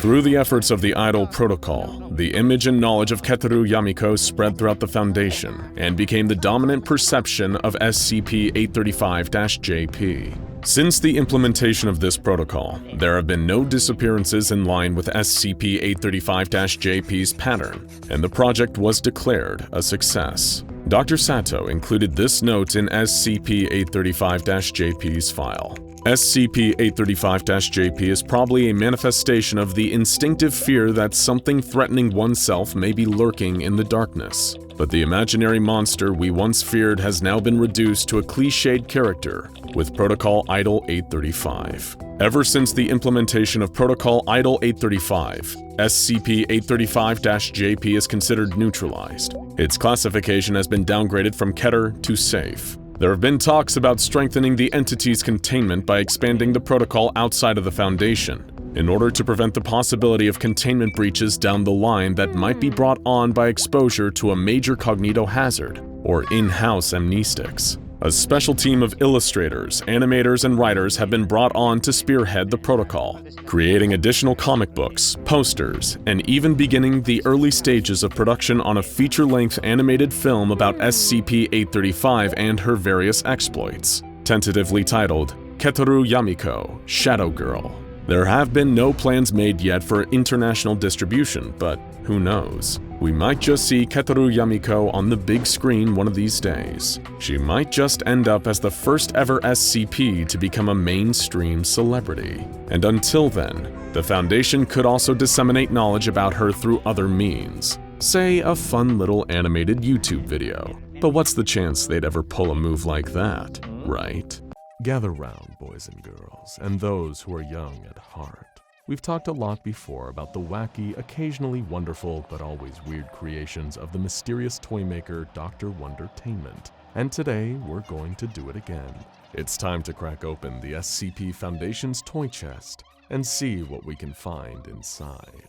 Dr. Wondertainment's inventions have been attracting the attention of the Foundation for quite some time, and with good reason. Whoever or whatever the whimsical, talented doctor is, there's no one else out there producing quite as many anomalous objects and marketing them to children as playthings. These aren't the toys you'll find in your neighborhood store or on someone's Amazon wish list. There's SCP-445, the super paper that comes alive in the form of whatever you fold it into. SCP-1508, or Mikey the Chore Buddy, a living cardboard robot designed to help kids with their chores. There are the adorable yet destructive fire-breathing dragon snails, or SCP-111, or SCP-958 General Beep, who teaches kids about military history and combat, and helps them build real working toy weapons. I could keep talking through the proverbial toy factory, but we'd be here all day. Maybe Dr. Wondertainment's most anomalous trait is how productive he manages to be. I can barely send a single email without 3 cups of coffee, but enough about me. One of the most well-known Dr. Wondertainment creations is the Little Misters line, a series of humanoid playmates with a variety of different traits. We've covered the Little Misters here on SCP Explained before, but let's do a quick refresh, just in case. There's Mr. Chameleon, Mr. Headless, Mr. Laugh, Mr. Forgetful, Mr. Shapey, Mr. Soap, Mr. Hungry, Mr. Brass, Mr. Hot, Mr. Life and Mr. Death, Mr. Fish, Mr. Moon, Mr. Red, Mr. Money, Mr. Lost, Mr. Lie, Mr. Mad, Mr. Scary, and Mr. Stripes. Each of these little misters, from the top hat-wearing fish to the man who can't remember a thing, they're each special in their own way.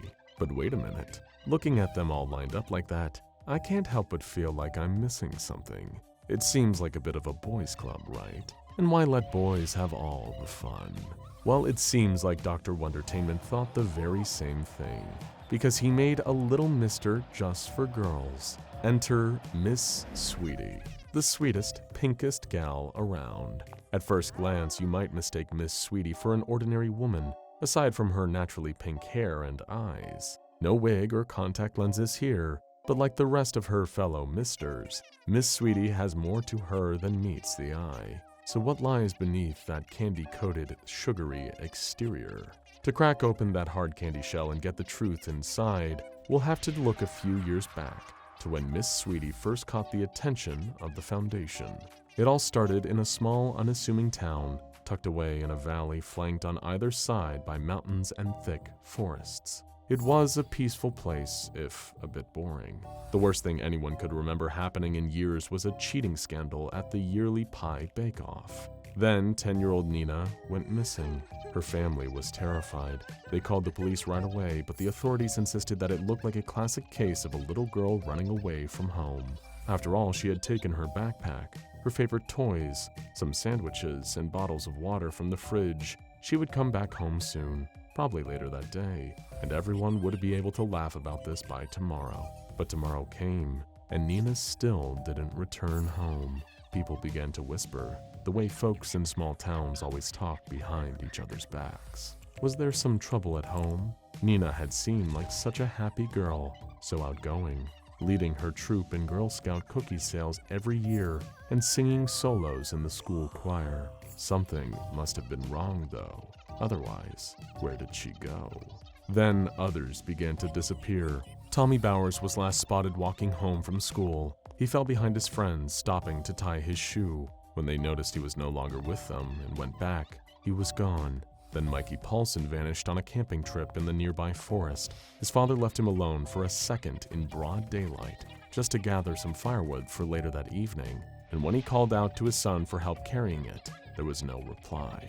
One boy was catching toads in the creek behind his house when he disappeared. Another was seemingly snatched while walking his dog. The dog, unharmed, ran back home on her own, dragging her leash behind her as she went. It had started with Nina, but now no one could be certain if it would stop. The townspeople began to panic, wondering who would be next, who was taking their children, and why. As it always does in small communities in the grips of terror, suspicion began to grow. Neighbors turned on each other, pointing fingers at anyone who seemed the least bit suspicious. Local police were baffled by the sudden slew of apparent kidnappings. Sure, they had a few potential suspects, an elderly woman with the local kids claiming that she was a witch, a school groundskeeper that just had a generally weird vibe about him, but none of the leads ever went anywhere. There was no evidence found at any of the scenes. Where there were footprints, there were only one set, the child's, leading off into the woods until they could no longer be tracked. Tensions were mounting, and no one could trust anyone anymore. In a town where people had always left their doors unlocked, people were boarding up their windows, pulling their children out of school, and keeping them home at all hours of the day. If they didn't, after all, their child could be the next one to vanish. After a week of nail-biting tension and looking for threats around every corner, the town was treated to a shocking surprise. Nina came home. Casually as you please, her parents saw her come skipping down the driveway, a little dirty and clearly exhausted, but cheerful. They embraced her, weeping, and she hugged them tight, asking them to please stop crying. "We didn't know where you were," her mother sobbed. "Didn't know if you were okay or..." "I'm fine," Nina insisted. "They let you go?" her father asked. "What? I just got hungry and I missed you, so I came back," Nina explained. "Who took you?" her mother asked. "No one took me. I was visiting my friend," Nina laughed. Her parents stared at her in shock. "What friend?" her father stammered. "The pink lady in the woods," Nina said simply, and then she rushed inside to grab a snack and say hello to the family cat. Police came by the house to speak with Nina, and after talking in circle about her friend in the woods and refusing to say that she was kidnapped, she agreed to show the officers where this lady in the woods was. Other than her location, all they could get out of Nina was that the lady was pink. She could do magic, and she had lots of friends. They had no way to know for certain, but they hoped that this mysterious woman would lead them to the missing boys. So that same day, a team of police officers, none of whom had ever seen more action than a parking ticket or a teenage vandal spray painting a wall, set out to recover the kidnapped children from the lady in the woods. It wasn't easy to navigate, following the directions of a child. What exactly did she mean by, "Go past the rock shaped like a butt," or "Look out for those purple flowers I like"? In spite of their obstacles, though, they were able to get their bearings. They realized they were getting close, though close to what, they couldn't quite be sure, when Officer Rita Flynn stepped on something that crunched loudly beneath her boot. "What the?" She lifted her shoe to find a piece of bright blue hard candy broken beneath the sole. Candy in the middle of the woods. As they searched the area around them, the rest of the officers found pieces of the same candy in different shapes and colors, all strangely inviting for candy that they found on the ground. They couldn't explain the significance of the candy, but they knew it meant they were getting close. They followed the multicolored candy trail like Hansel and Gretel tracking their path through the forest with crumbs of bread. They could hear footsteps up ahead, coming from a nearby clearing. Through the trees, the team of officers could make out a log cabin that looked like it had been abandoned for quite some time. As they drew closer to the cabin and the sounds of activity inside, several of the officers suddenly froze in their tracks. They insisted to be allowed to turn back, to go home. They couldn't explain why, but they knew they needed to leave, that something did not want them there. Officer Flynn, the only female officer in the group, scoffed at her colleagues. She urged them not to be cowards and to keep moving. There were children's lives at stake. This was no time to get cold feet. Still tentative, but feeling thoroughly shamed, the rest of the officers followed Rita towards the cabin. So far, so good. No sign of the missing boys, but no sign of foul play yet either. Then, behind her, Flynn heard Officer Simon let out a groan of pain. She turned and saw him doubled over, clutching his stomach. Before anyone could intervene, his knees buckled, and he fell to the ground suddenly unconscious. Flynn ran to check his pulse, and it was steady, but he wouldn't wake up. His breath gave off a slightly sweet smell, and she remembered her great uncle and a trip he'd taken to the hospital. Somehow, Officer Simon had fallen into a diabetic coma right there in the woods. Before she had time to think too hard about it, Officer Paul collapsed in the exact same way right before her eyes. All around her as they attempted to approach the cabin, Flynn's fellow officers were dropping like flies. She turned back to the cabin, and her eye caught the shock of pink hair as a woman stepped out. She made eye contact with Flynn, who took note of her unusual vivid pink eyes, and she waved. "Hi there, what's your name?" she called in a syrupy, sweet voice. Officer Flynn drew her weapon. "Hands where I can see them." The pink-haired woman cocked her head in confusion, but complied. "No need to be so mean," she pouted. "It's just us girls." But that wasn't entirely true. In the forest behind the cabin, Officer Flynn could see humanoid figures trudging through the trees. But they weren't human. They were shiny, hard, and brightly colored. She thought of the candy she had stepped on earlier, and her jaw dropped. As the candy people approached her, she began to recognize their faces. The missing boys, each and every one of them, transformed somehow into living hard candy. Holding her weapon in one hand and keeping an eye on the pink-haired woman and her tiny candy army all the while, she pulled out her radio and called in the strangest report she had ever made. No one in the town, not even the chief of police, had ever heard of anything like this. But fortunately, the police chief knew someone who did. An old friend who devoted her time to investigating cases that were impossible to explain. Less than 24 hours after Officer Flynn made her call, the SCP Foundation was arriving at the scene to collect the candy children and the woman who would become known as Miss Sweetie.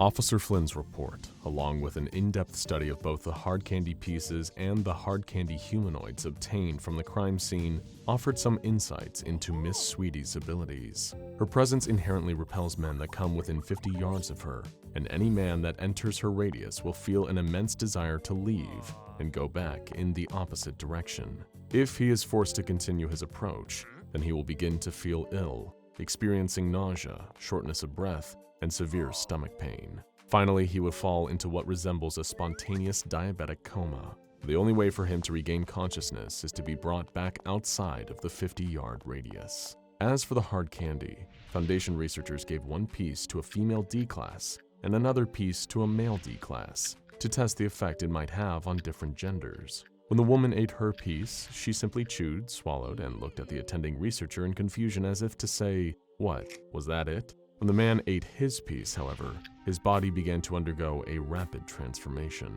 His blood sugar levels skyrocketed, rendering him immobile almost immediately.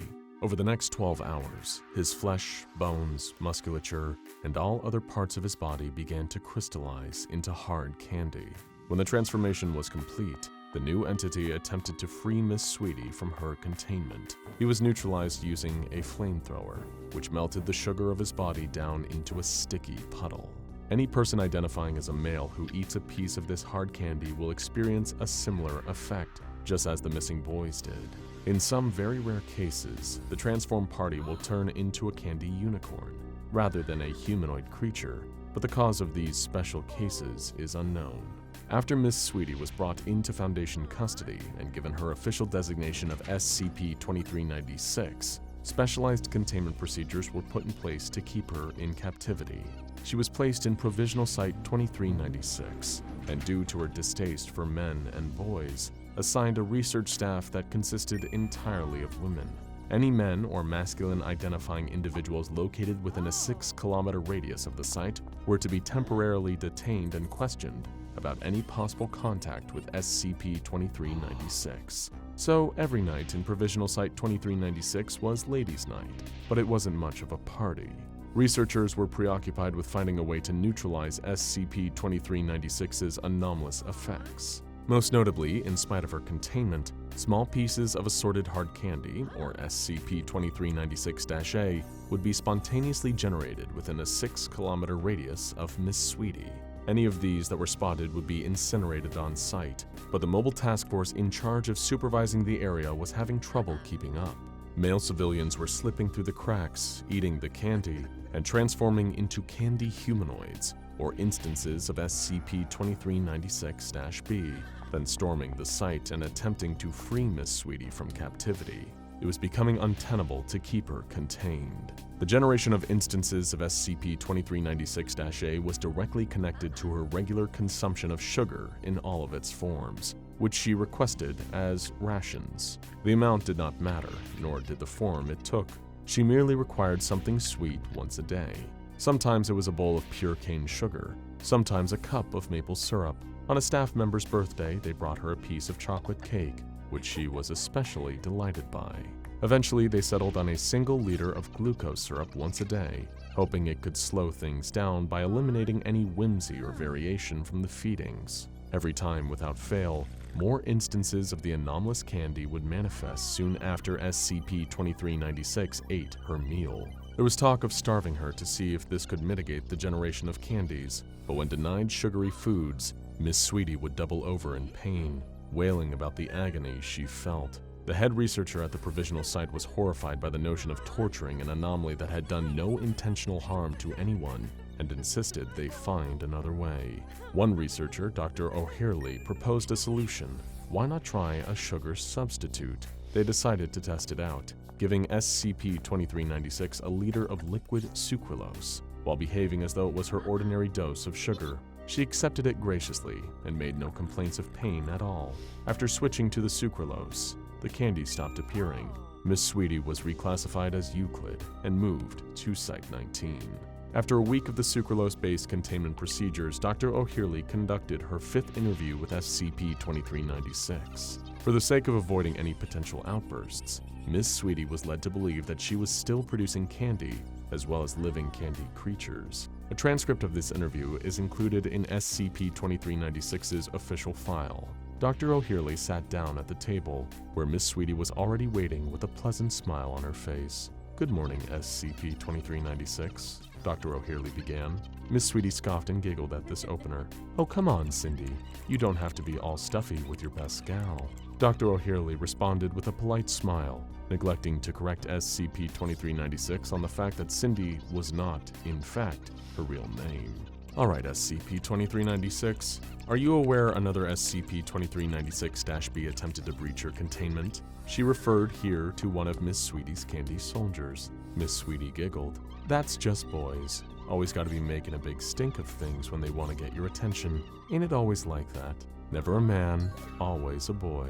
Always beating up their friends when they think they're getting too close. A man's always gotta have his hands busy, or else they're gonna be in the air." Dr. O'Hurley pressed the matter. "They seem to be concentrating on taking you away from here. Are you unhappy here, SCP-2396? Miss Sweetie sighed. "A woman ain't happy anywhere. Isn't that what they say?" Dr. O'Hurley frowned. "I'm not aware of any such saying." Miss Sweetie shrugged. "It should be one. I don't know, Lucy. I just think it's because every gal wants this big strong lug to sweep her off her feet, and these are sweet boys deep down. Even if they're sticky, I'm sure they'd sweep you off your feet too, if you girls asked." Dr. O'Hurley thought about commenting on the inherent sexism and heteronormativity of this statement, but thought better of it. She also considered pointing out that Lucy was not her name either, but shook it off. "Then what about the instances that resemble unicorns?" Miss Sweetie lit up at the mention of these. "Don't you just love unicorns? All little girls love unicorns. You can eat them too, when you get bored. Little girls get bored. It's good to have boys and unicorns you can eat when you're finished." "Isn't that a little reductive?" Dr. O'Hurley replied. Miss Sweetie appeared to become irritated. She rolled her eyes. "Look, Toots, I'm a girl's toy, and it's a man's world. What do you want from me? Is that why you repel men? Because you're a girl's toy?" Miss Sweetie nodded. "Dr. W didn't like it when boys break their sisters' toys. Told me it was damn near the worst thing in the world. And they can't break me. They can't even come near me. Well, except if they're, all sweet and handsome. And you're happy with the way things are?" Dr. O'Hurley asked. Miss Sweetie paused for a moment to consider, then answered, "Dr. W's good in my book. I always had a sweet tooth, and I always wanted to be a girl. Kind of an okay trade-off, if you ask me. You guys ain't so bad, though. Even if the food's crap. Don't know how you mess up sugar, Sarah, but you guys make it taste like crap." Aside from complaining about its taste and no longer being able to produce any of her anomalous candy, the sucralose substitute had no adverse effects on SCP-2396. At this point in time, no containment measures beyond this dietary change, and making sure all staff that interact with her identify as women have been necessary. So, Miss Sweetie sits in her cell in the low-security wing of Site-19, missing her favorite sugary treats, but otherwise content with the way things are. And on the outside, no more unsuspecting boys are being transformed into confectionery against their will. Just to be safe, though, if you're ever out walking and you see pieces of delicious-looking hard candy scattered along the ground, just remember what your parents always said. Don't take candy from strangers. You just never know where it came from.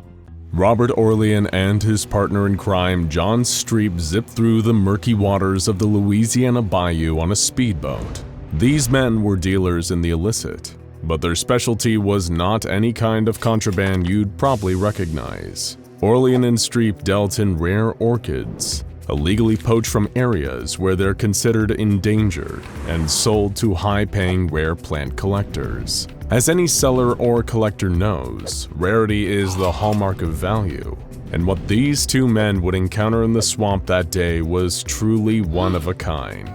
The problem for this pair of greedy opportunists is that only one of them would live to tell the tale, and thanks to the SCP Foundation, the other wouldn't remember it for long. That's what happens when you have a dangerous run-in with a certain mean green, swamp-dwelling creature that doesn't take kindly to unwanted visitors. And no, we're not talking about a crocodile. Orlean and Streep continued through the swamp, keeping their keen eyes out for the flash of light blue that'd give away the orchids they were seeking. Little did they know, from the murky darkness between the reeds, a pair of big yellow eyes were watching them back. They were intruders in a stranger's land, threats, just like the bad man. They would need to be dealt with accordingly, or a grim history would repeat itself. The boat came to a halt as the two poachers finally saw one of the rare flowers they were looking for arising out of the muck. Orlean leaped from the boat and began wading towards his prize. The flower would fetch him and his partner a pretty penny if they could get it back in good condition. The motions were so well practiced for Orlean, so automatic, that he didn't even notice something was moving through the waters towards him. Gators and snakes were an occupational hazard for people like Orlean. He kept a revolver holstered just below his shoulder as a precaution, but the thing about to kill him was unlike anything he'd ever faced before. Just as his careful fingers curled around the orchid's stem, Orlean heard Streep screaming from the boat. He was frantically pointing at something just beyond Orlean, emerging from the reeds. Orlean turned and felt his jaw falling open in horror at the sight of it. At first it seemed almost like a waterlogged corpse. Thick, matted black hair, heavy with grease and muddy bog water, teeming with parasitic swamp life. Her skin was green and bumpy, like that of a toad, dripping with viscous green sweat that seemed like it could only be the byproduct of rot. But those eyes, those big yellow amphibian eyes, they were alive as they were inhuman. This creature wasn't a corpse, it was something else entirely. Her body cleared the water, standing at Orlean's height now and facing him eye to eye. She was naked, her dignity preserved by her long tangle of hair. Her body was human-shaped, except for her freakishly long, thin limbs. Her belly appeared visibly bloated or engorged, like a woman in the mid-stages of pregnancy. Orlean had never smelled something so foul in his entire life, which was mostly spent wading through swamps and bogs. She smelled like death itself. Streep was screaming for Orlean to climb back into the boat, but Orlean knew it was already too late. He reached for his holstered pistol, but before he could clear leather, the creature let out a horrific guttural hawking noise and spewed a stream of black goo onto Orlean's face. It was hot, sticky, and foul-tasting, like a kind of tar rendered from corpses. It plastered his open mouth and nose shut and began to suffocate him. He tried desperately to claw at his face and tear the offending substance away, but all that succeeded in doing was getting his fingers stuck. While Orlean suffocated and Streep screamed terrified obscenities from the boat, The creature just watched and smiled through rotten teeth. It was nice to see them panic, just like the bad man who'd come before. They were in the wrong.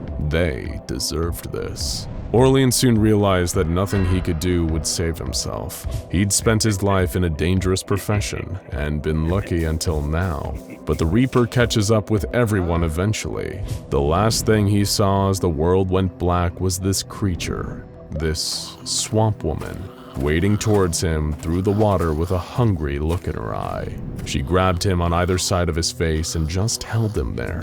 What was that sound? Was it fizzling, like something was burning or even melting? She just kept staring and smiling with those awful rotten teeth. Robert Orlean went to sleep in her hands and never woke up.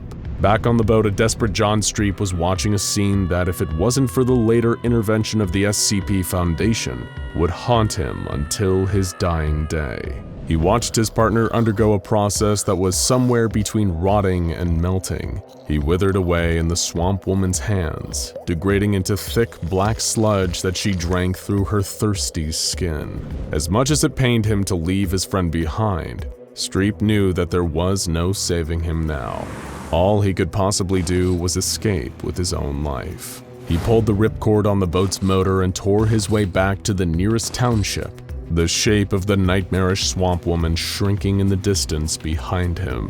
When he ran into the local police station, half mad with grief and fear, screaming about the monster that had killed his friend in the swamp, the police understandably detained him for further questioning. When his criminal history as a poacher was flagged up on the database, it became clear he probably wasn't leaving for a while. That's when a Foundation agent embedded in the department passed a memo about the case's strangeness up the chain of command, and a covert mobile task force was soon dispatched to the swamp in order to locate and capture the anomalous creature that Streep had claimed took his friend's life. After a few days of searching, the swamp woman was captured by the Foundation and redesignated as SCP-811 before being delivered back to a nearby containment site. Luckily for Foundation disinformation agents, the cover story was practically gift wrap for them on this one.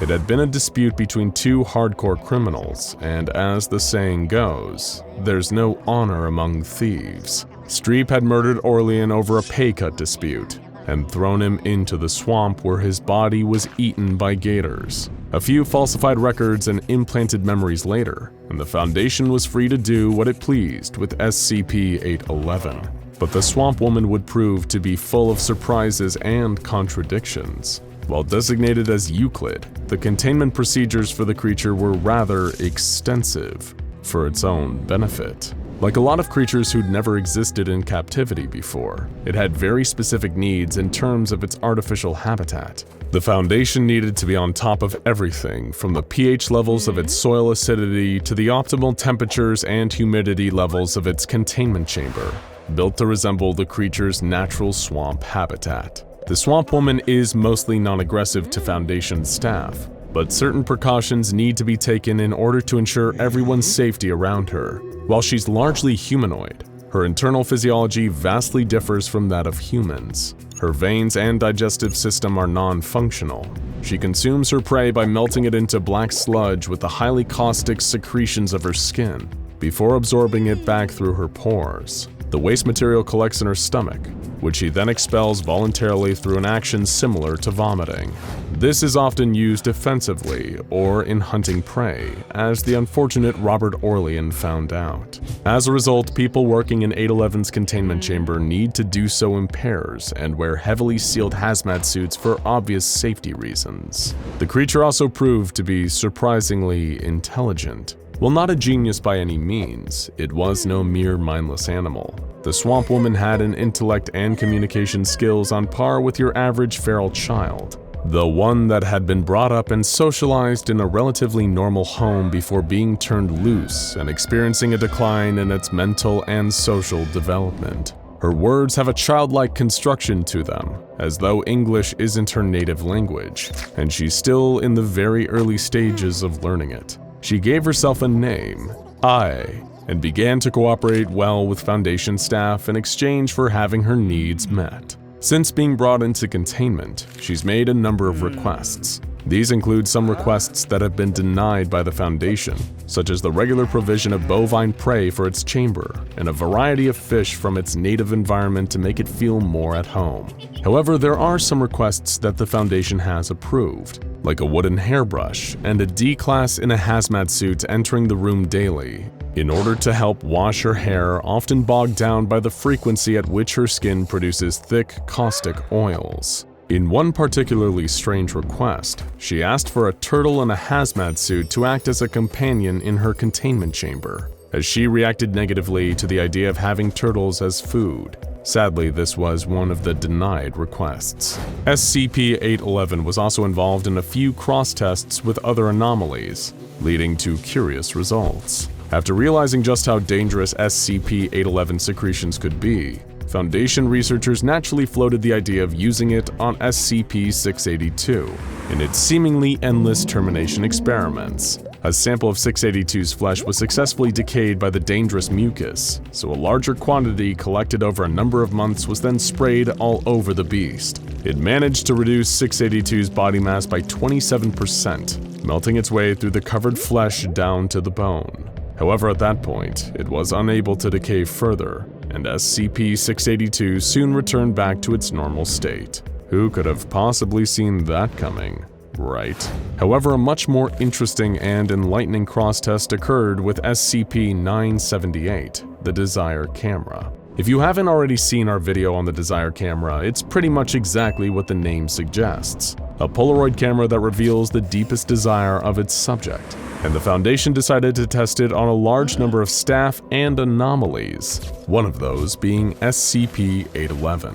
When a photograph was taken of SCP-811 just staring at the camera, the resulting photo depicted a human woman with the same height, build, and facial features as SCP-811, braiding yellow ribbons into her hair and wearing a blue sundress. The attending researchers felt this raised an interesting question.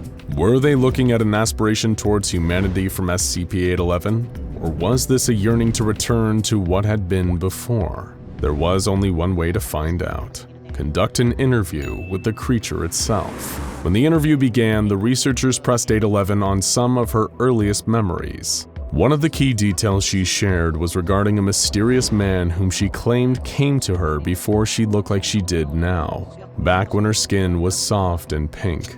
The bad man. He injected something into her arm, and whatever it was, it changed her, mutated her, took away her precious humanity. The first thing she remembered feeling after that was an all-consuming hunger, and then melting and devouring the one who changed her, destroying any possible answers as to who he was or why he did it in the process. It was a story of victimization and dehumanization so cruel and upsetting that researcher Watchtel, an assistant researcher attending the interview, actually threw up. Later debriefing interviews revealed it was because he had a daughter of roughly the same age, with long dark hair. If SCP-811 has any parents herself, we may never know. Such is the strange tragedy of SCP-811. Whether you wish to call her by her number, a nickname like the Swamp Woman, or her self-given name of Ae, will likely never know who she was before, as not even she knows now. It is an unsettling reminder that all of our grasps on humanity are looser than you think. Sometimes all it takes is one chance encounter to change who you are completely. The site director was boiling over with rage. This was supposed to be a safe facility, one where low-threat and well-behaved humanoid SCPs were kept with minimal security. But if this kept up, these containment breaches could easily bring the attention of SCP brass, the last thing any of them wanted. Can anyone explain? The director demanded, pausing to calm himself. Why do we have so much trouble keeping this subject safely contained? This is not the first containment breach! The security team looked at each other nervously. Well, sir, nothing is ever certain. We made sure everyone has the proper security protocols in place, but SCPs are always unpredictable. It's a little girl! The director slammed his fist on the table. Look at these security protocols! Stuffed animals, playtime! This girl is obviously not a threat! So what's going on here? The security heads exchanged another nervous glance. You're right, sir. The specimen isn't the security threat here. It's the researchers. SCP-2118 was secured by the Foundation with both minimal apprehension as well as a smaller team of personnel, after multiple reports of her unique abilities were identified. She appears to be a normal child under 10 years of age, with orange hair and a long scar on her right cheek. 2118 claims that her scar is the result of an assault by a stranger on the street. She communicated this via sign language, as she rarely, if ever, vocalizes words. She is, however, capable of speech, and that is where her unique abilities lie. SCP-2118 does not speak in her own voice, and it is still unclear as to whether or not she even possesses one. Her speech only activates in one situation, in the presence of a parent who has lost a child under the age of 18 to death. Under this circumstance, only will SCP-2118 begin to speak, but rarely in the same voice twice, because SCP-2118's voice isn't her own. Automatically and involuntarily, 2118's voice pattern becomes that of the child who died, speaking to their parent in a way that reflects both the age and gender of their deceased offspring. The voice that is heard is referred to as SCP-2118-01 by the Foundation. SCP-2118 is aware of her speech and vocal patterns as well as the psychological distress they cause the parent, as she will use sign language to apologize even as SCP-2118-01 continues speaking. But this isn't the only disturbing part of her abilities. While at first the conversation can be generic, most times the words and sounds coming out of SCP-2118's mouth reflects the final words and sounds of the dead child. This not only includes disturbing pleas for help, but can reflect the actual sounds of dying, mimicking the agony of drowning, disease, or death by fire. SCP-2118 wasn't necessarily a danger to anyone.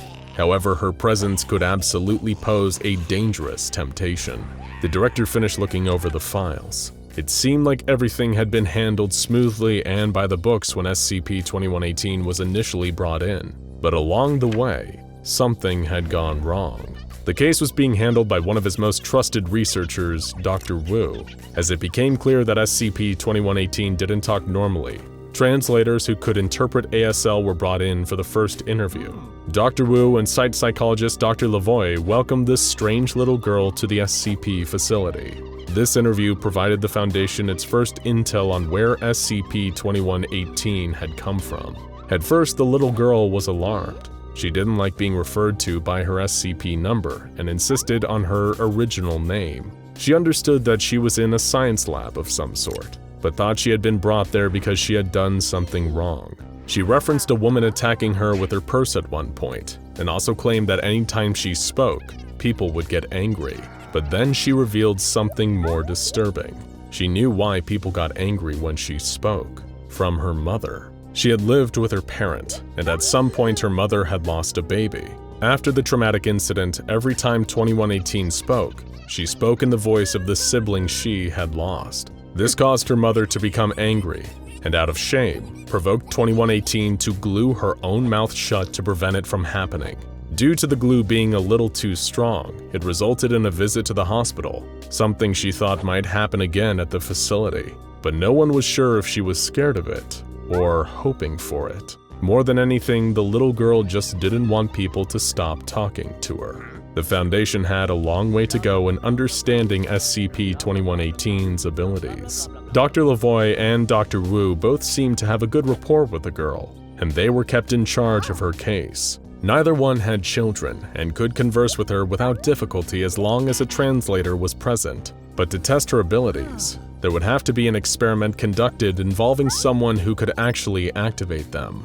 And it just so happened that D-3498, a volatile conscript working at the facility, had been convicted of the murder of his wife and his daughter. But the experiment would prove to be more than anyone was bargaining for. As soon as D-3498 was brought in, SCP-2118 became silent. After about 30 seconds, she signed an apology for what was about to happen, and then began screaming at the top of her lungs. She cried out for her father in an anguished voice, all while signing apologies. D-3498 became increasingly angry, demanding to know what was going on.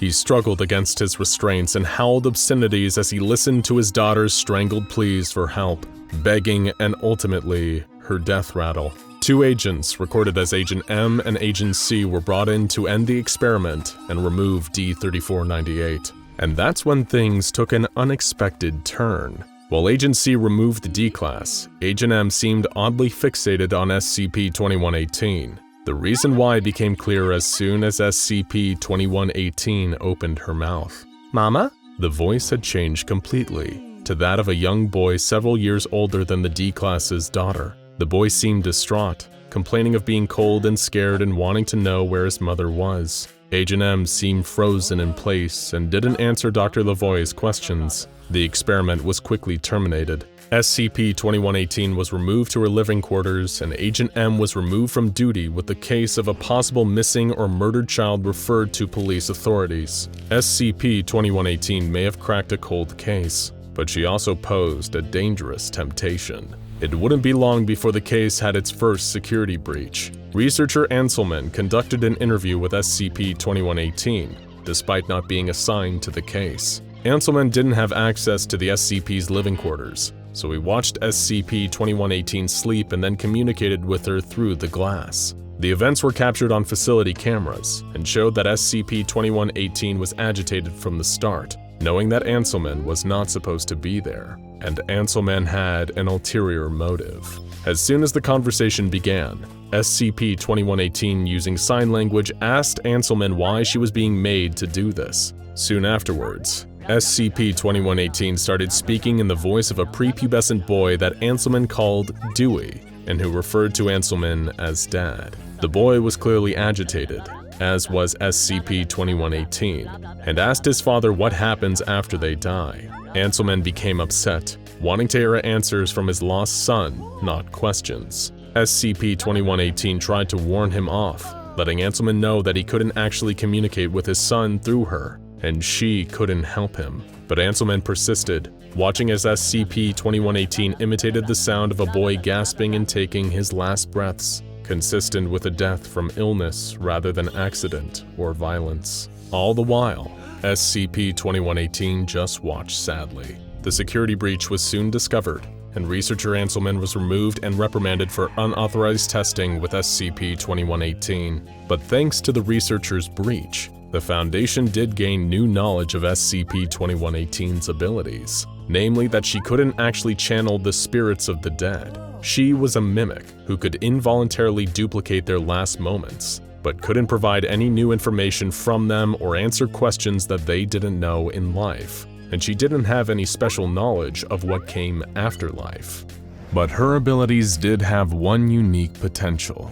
By channeling the last moments of a deceased child, she could possibly provide answers for authorities as to their whereabouts or their killer, as she had unexpectedly done with Agent M. The problem was, this process seemed to be deeply disturbing for SCP-2118, who showed great emotional distress when forced to channel a dead child and consistently apologized for the effect on the parents, which left the Foundation in an ethical dilemma.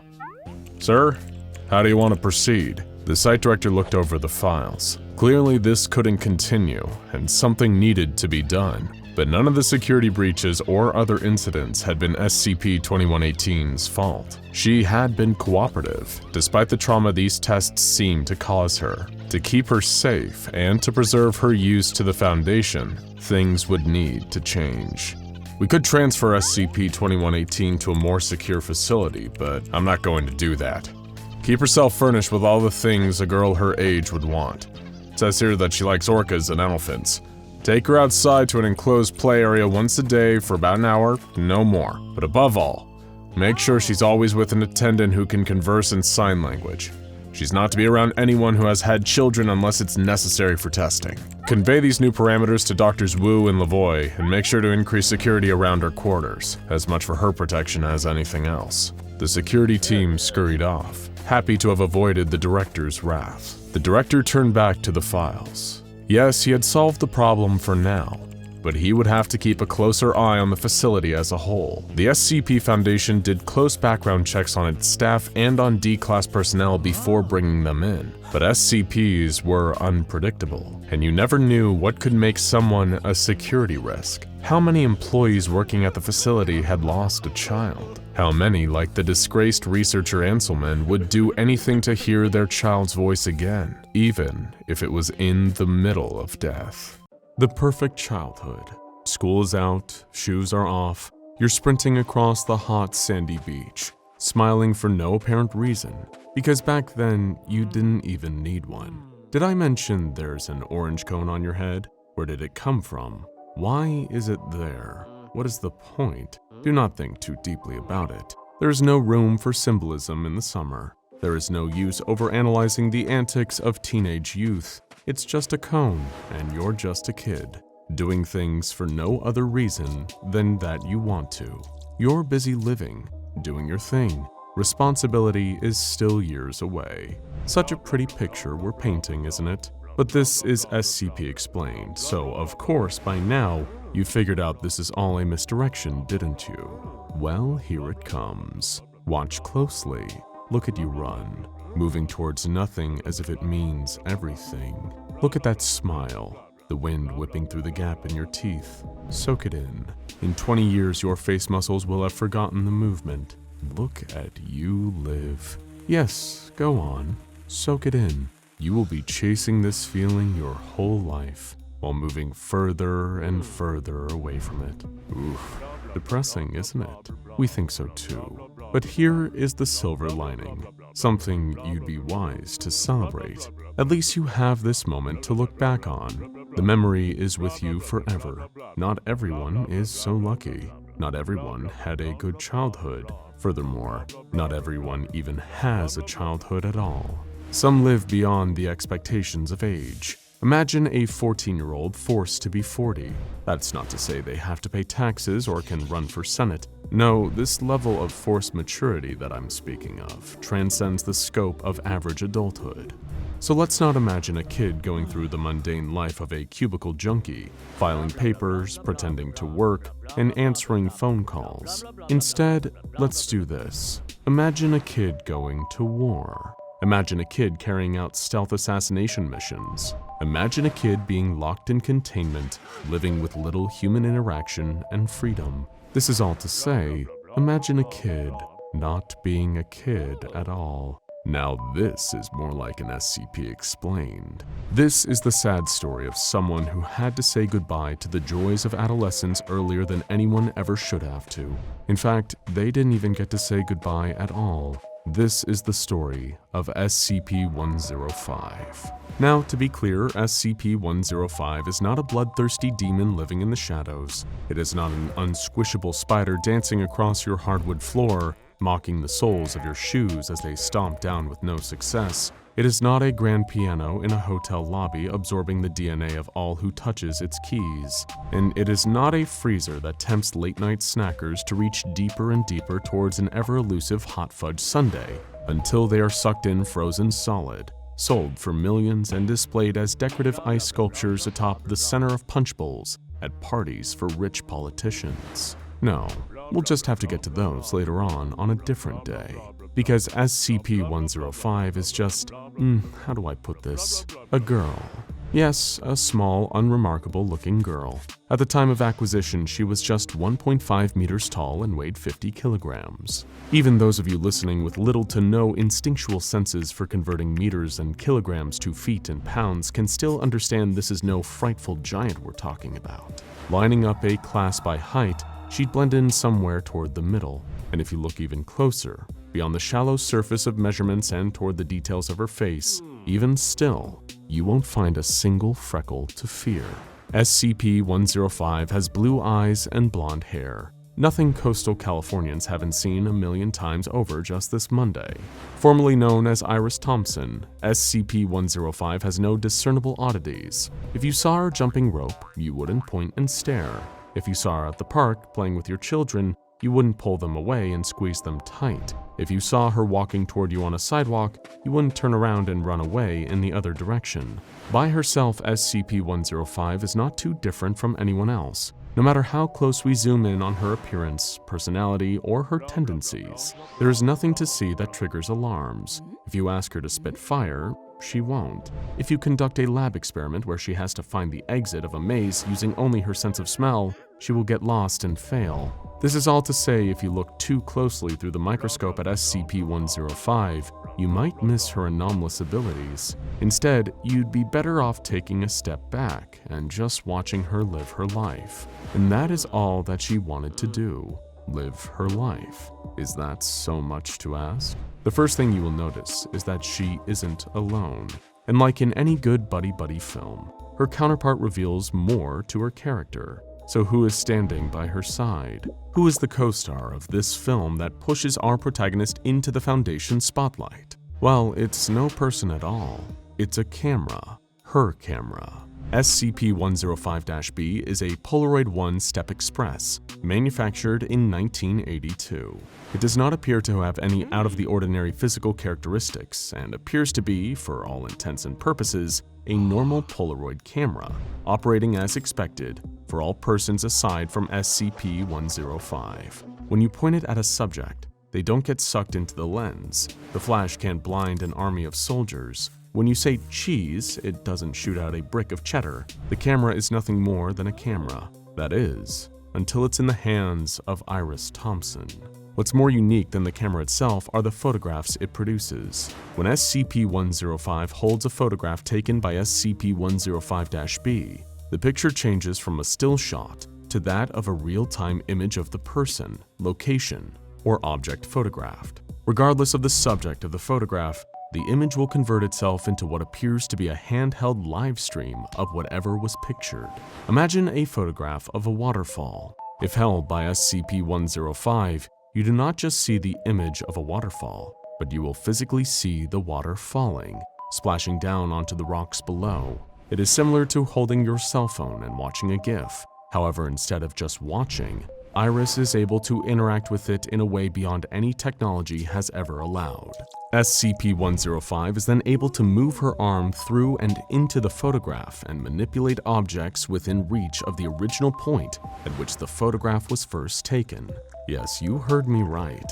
SCP-105-2 doesn't just offer Iris quick prints of memories, it gives her much more, granting her access to a new dimension. Although this is clearly a unique situation for Iris, it doesn't mean that Iris is the only one affected by this anomaly. When she engages with the photographs, it actually affects the world attached to them.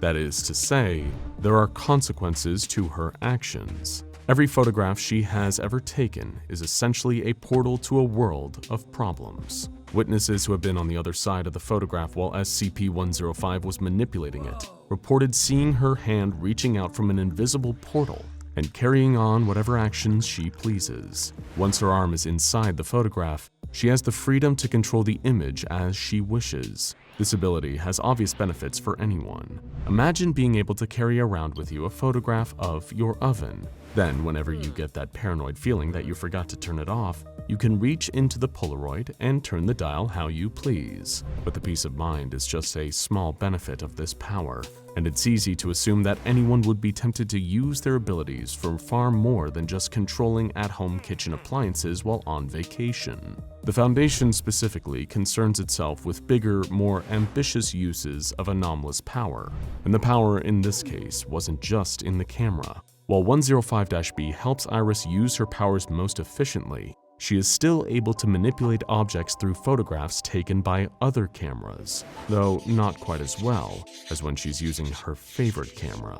Noting that 105-B and the photographs taken by said camera have no unusual properties when used by any other person except for SCP-105, it was clear to the Foundation who the greater anomaly in the situation really was. The tool wasn't of their interest, but rather the person wielding it. But how did this all come to their attention? Is the Foundation really investigating the life of a girl playing with a camera in her bedroom? Well, some moments are just too big to be bound by privacy. SCP-105 was brought to the forefront of the Foundation's attention shortly after the murder of her boyfriend. Promptly after his death, the police investigated the scene and looked for answers. and when looking for answers, they started conjuring up questions, one of which put Iris at the center of their search. Where were you? Her response wasn't so straightforward. She wasn't there, but then she was. The police pressed further, not understanding. SCP-105 explained that she was at home, but once she learned of his death, she hurried over to him. This left the police even more suspicious, as there was no way she could have been informed of the murder by an outside source. She must have been there all along. Seeing the skepticism in their faces, SCP-105 scrambled for an explanation. She took a deep breath and got her story straight. She claimed to have been on the phone with her boyfriend at the time of the violent attack, and once she heard the commotion, it prompted her to hurry over to his location, where she saw him dead. This excuse made logical sense, and so the police dropped their suspicion. After all, Iris was just a small, innocent teenager. However, just as quickly as the police moved on from Iris, they returned to her, this time with tangible proof of their doubts. The telephone records did not correspond to her story. She was never on the phone with her boyfriend that night. It was then that SCP-105 had to confess. She informed her lawyer that she had, in fact, been there for the murder. Well, not there, but kind of there. She explained how she witnessed the murder through a photograph she had taken with her boyfriend several days prior. The attorney in question disregarded the story and recommended that the subject plead guilty. Iris, however, refused to do so. She was sticking to her truth, no matter how crazy it made her seem. She went forward and told her story in court. It was met with derision. The judge and the jury didn't even entertain the possibility of any of it being true. Iris was flustered. She was a young teenage girl fighting for her freedom, her only weapon being the truth. But the room wasn't participating in her reality. They dismissed her as crazy. And so when Iris offered to demonstrate her ability, it was the last straw. The judge wouldn't allow Iris to waste any more of anyone's time. She was sentenced to a psychiatric ward. Iris was determined to get out of there. She knew she didn't belong. Luckily, someone else knew, too, that she didn't belong. And because of this, in a matter of days, she was out of there. But home wasn't where she was heading. No, it wasn't Mom and Dad picking her up from the psychiatric ward, but rather the Foundation breaking her out, stealing her for themselves, and bringing her to Site-17. There at Site-17, Foundation personnel began their mission, which started with trying to convince SCP-105 that they were on her side. They began by retrieving SCP-105-B from SCP-105's home and replacing it with an identical model, only then to give it to her under the lie that it was the original. The lies wouldn't stop just there. They'd continue to pour over her reality until it was impossible for her to recognize one from the other. SCP-105's parents was informed that she was killed during the botched escape of another patient, while both were in the custody of a psychiatric care facility. In truth, though, the Foundation wants nothing more than to keep SCP-105 alive. However, they are not concerned about the quality of her living. Iris was a tool for the Foundation. She was an asset. She was a secret weapon. She had powers they could have only dreamed of. Only now, they existed. But before shooting their shiny new weapon, they needed to learn how to use it properly. But with what manual? How do you learn how to use another human? Well, having seen enough Marvel movies, they knew they would be better equipped with knowledge if they understood her origin story. So they began questioning Iris, trying to get to the root cause of her anomalous aptitude. She was either 10 or 11. She remembers because she was looking at a picture of the ocean, and she noticed that the waves began moving. Her parents said that she just had an overactive imagination. When she first was able to move objects in the photos, she was 11, 12 maybe. Her family took a trip to the Grand Canyon. She looked through the photo album after they got home, and she brushed her hand up against one by accident. When she did, she pushed a rock over the edge, falling into the canyon. She could actually hear it clatter on the way down. She became fascinated with photography after that. Most of the time it didn't work with photographs she took, but her parents got her a Polaroid One-Step Express camera that she'd been begging them for since Christmas. After she got the camera, the photos got easier to interact with. After hearing her story, the researchers made her an offer. She'd be allowed certain freedoms if she agreed to use her powers to do them a few favors. She could, at least in some capacity, act her age, socialize, and do things a girl her grade would normally do. But in exchange, she had to first do things that nobody any age should ever have to do. Iris agreed, and it was in this agreement that we see just how desperate she was during her childhood. She was willing to risk everything for something as small as a quick conversation with a guard, 5 minutes of jump rope, or simply a few minutes spent under the sun. She was assigned to be part of Mobile Task Force Omega-7 to carry out a wide range of missions. And if the fate of the first humanoid SCP recruited to Mobile Task Force Omega-7 was any indication how this might play out, Iris was in a lot of trouble. The Pandora's Box initiative had a history of failure. Their previous efforts under Team Able ended in the death of absolutely everyone. However, Team Iris began on a more hopeful note. They carried out different missions than Team Able. Instead of violent attacks, their primary missions were reconnaissance and intelligence gathering.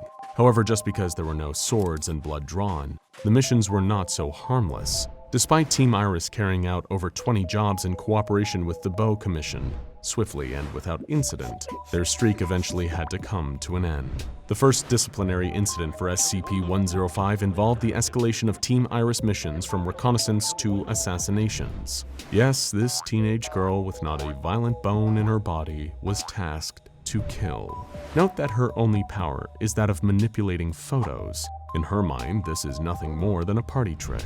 It was a gift she was born with, and she was always aware that it was unique, but never did she expect it to be a curse. She liked being able to straighten books and photographs of libraries. She liked being able to read into photos and hug her teddy bear that she no longer has. She liked being able to help, heal, and embrace history, not alter it. SCP-105 violently opposed the use of her abilities to carry out assassinations. They wanted her to murder people, and like any girl of her nature would, she resisted, but they kept pressing. While some teenage girls are pressured by parents to play sports they don't particularly care for, this one was pressured to kill.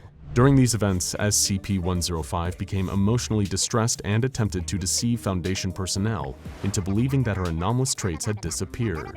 She claimed that she couldn't carry out the missions anymore. Her doctor submitted a report recommending that SCP-105 be reclassified as neutralized, undergo amnestic treatment, and be released to the public with regular monitoring. After further investigation, the Foundation realized the doctor was prioritizing SCP-105's emotional state over the goals of the Foundation. They had built a friendship. He was the one telling her to pretend not to have powers anymore. This was all found out. Thus, his recommendation to release Iris was denied. With nothing to lose at that point, the doctor even helped Iris try to escape the Foundation's custody. But this failed. She was captured, and the doctor was promptly discharged. At that point, Iris had to start over again to regain the trust of the Foundation. In yet another compromise, she re-demonstrated her anomalous abilities in exchange for the restoration of limited privileges. Nothing more than occasionally being allowed to jump rope, getting a lollipop every Thursday, and being informed of the recent trends on TikTok. And so this is where we know her to be, continuously making sacrifices in exchange for tiny teaspoons of teenage life. All the while she is growing older and older, unfulfilled by the years she passes. And so while it is easy to look back on our childhood with lust and longing, at least it was there, and is still there now, safely stored in our memory, stored in the protection of the past. For Iris, this is not so. Her childhood is both behind her and in front of her. It is something she moved on from too quickly, and it is a future she fights for every day. Even when she is 97, gray, decrepit, and on her deathbed, she will be sacrificing her freedoms to feel 15. And so we have to wonder, is SCP-105 a danger to anyone at all? I leave you with a question. Are we more likely to be attacked by a dog, or the master holding its leash? Now go check out SCP-053 Young Girl and SCP-3082 Neverland's Lost Boys and Girls for more peculiar, anomalous children.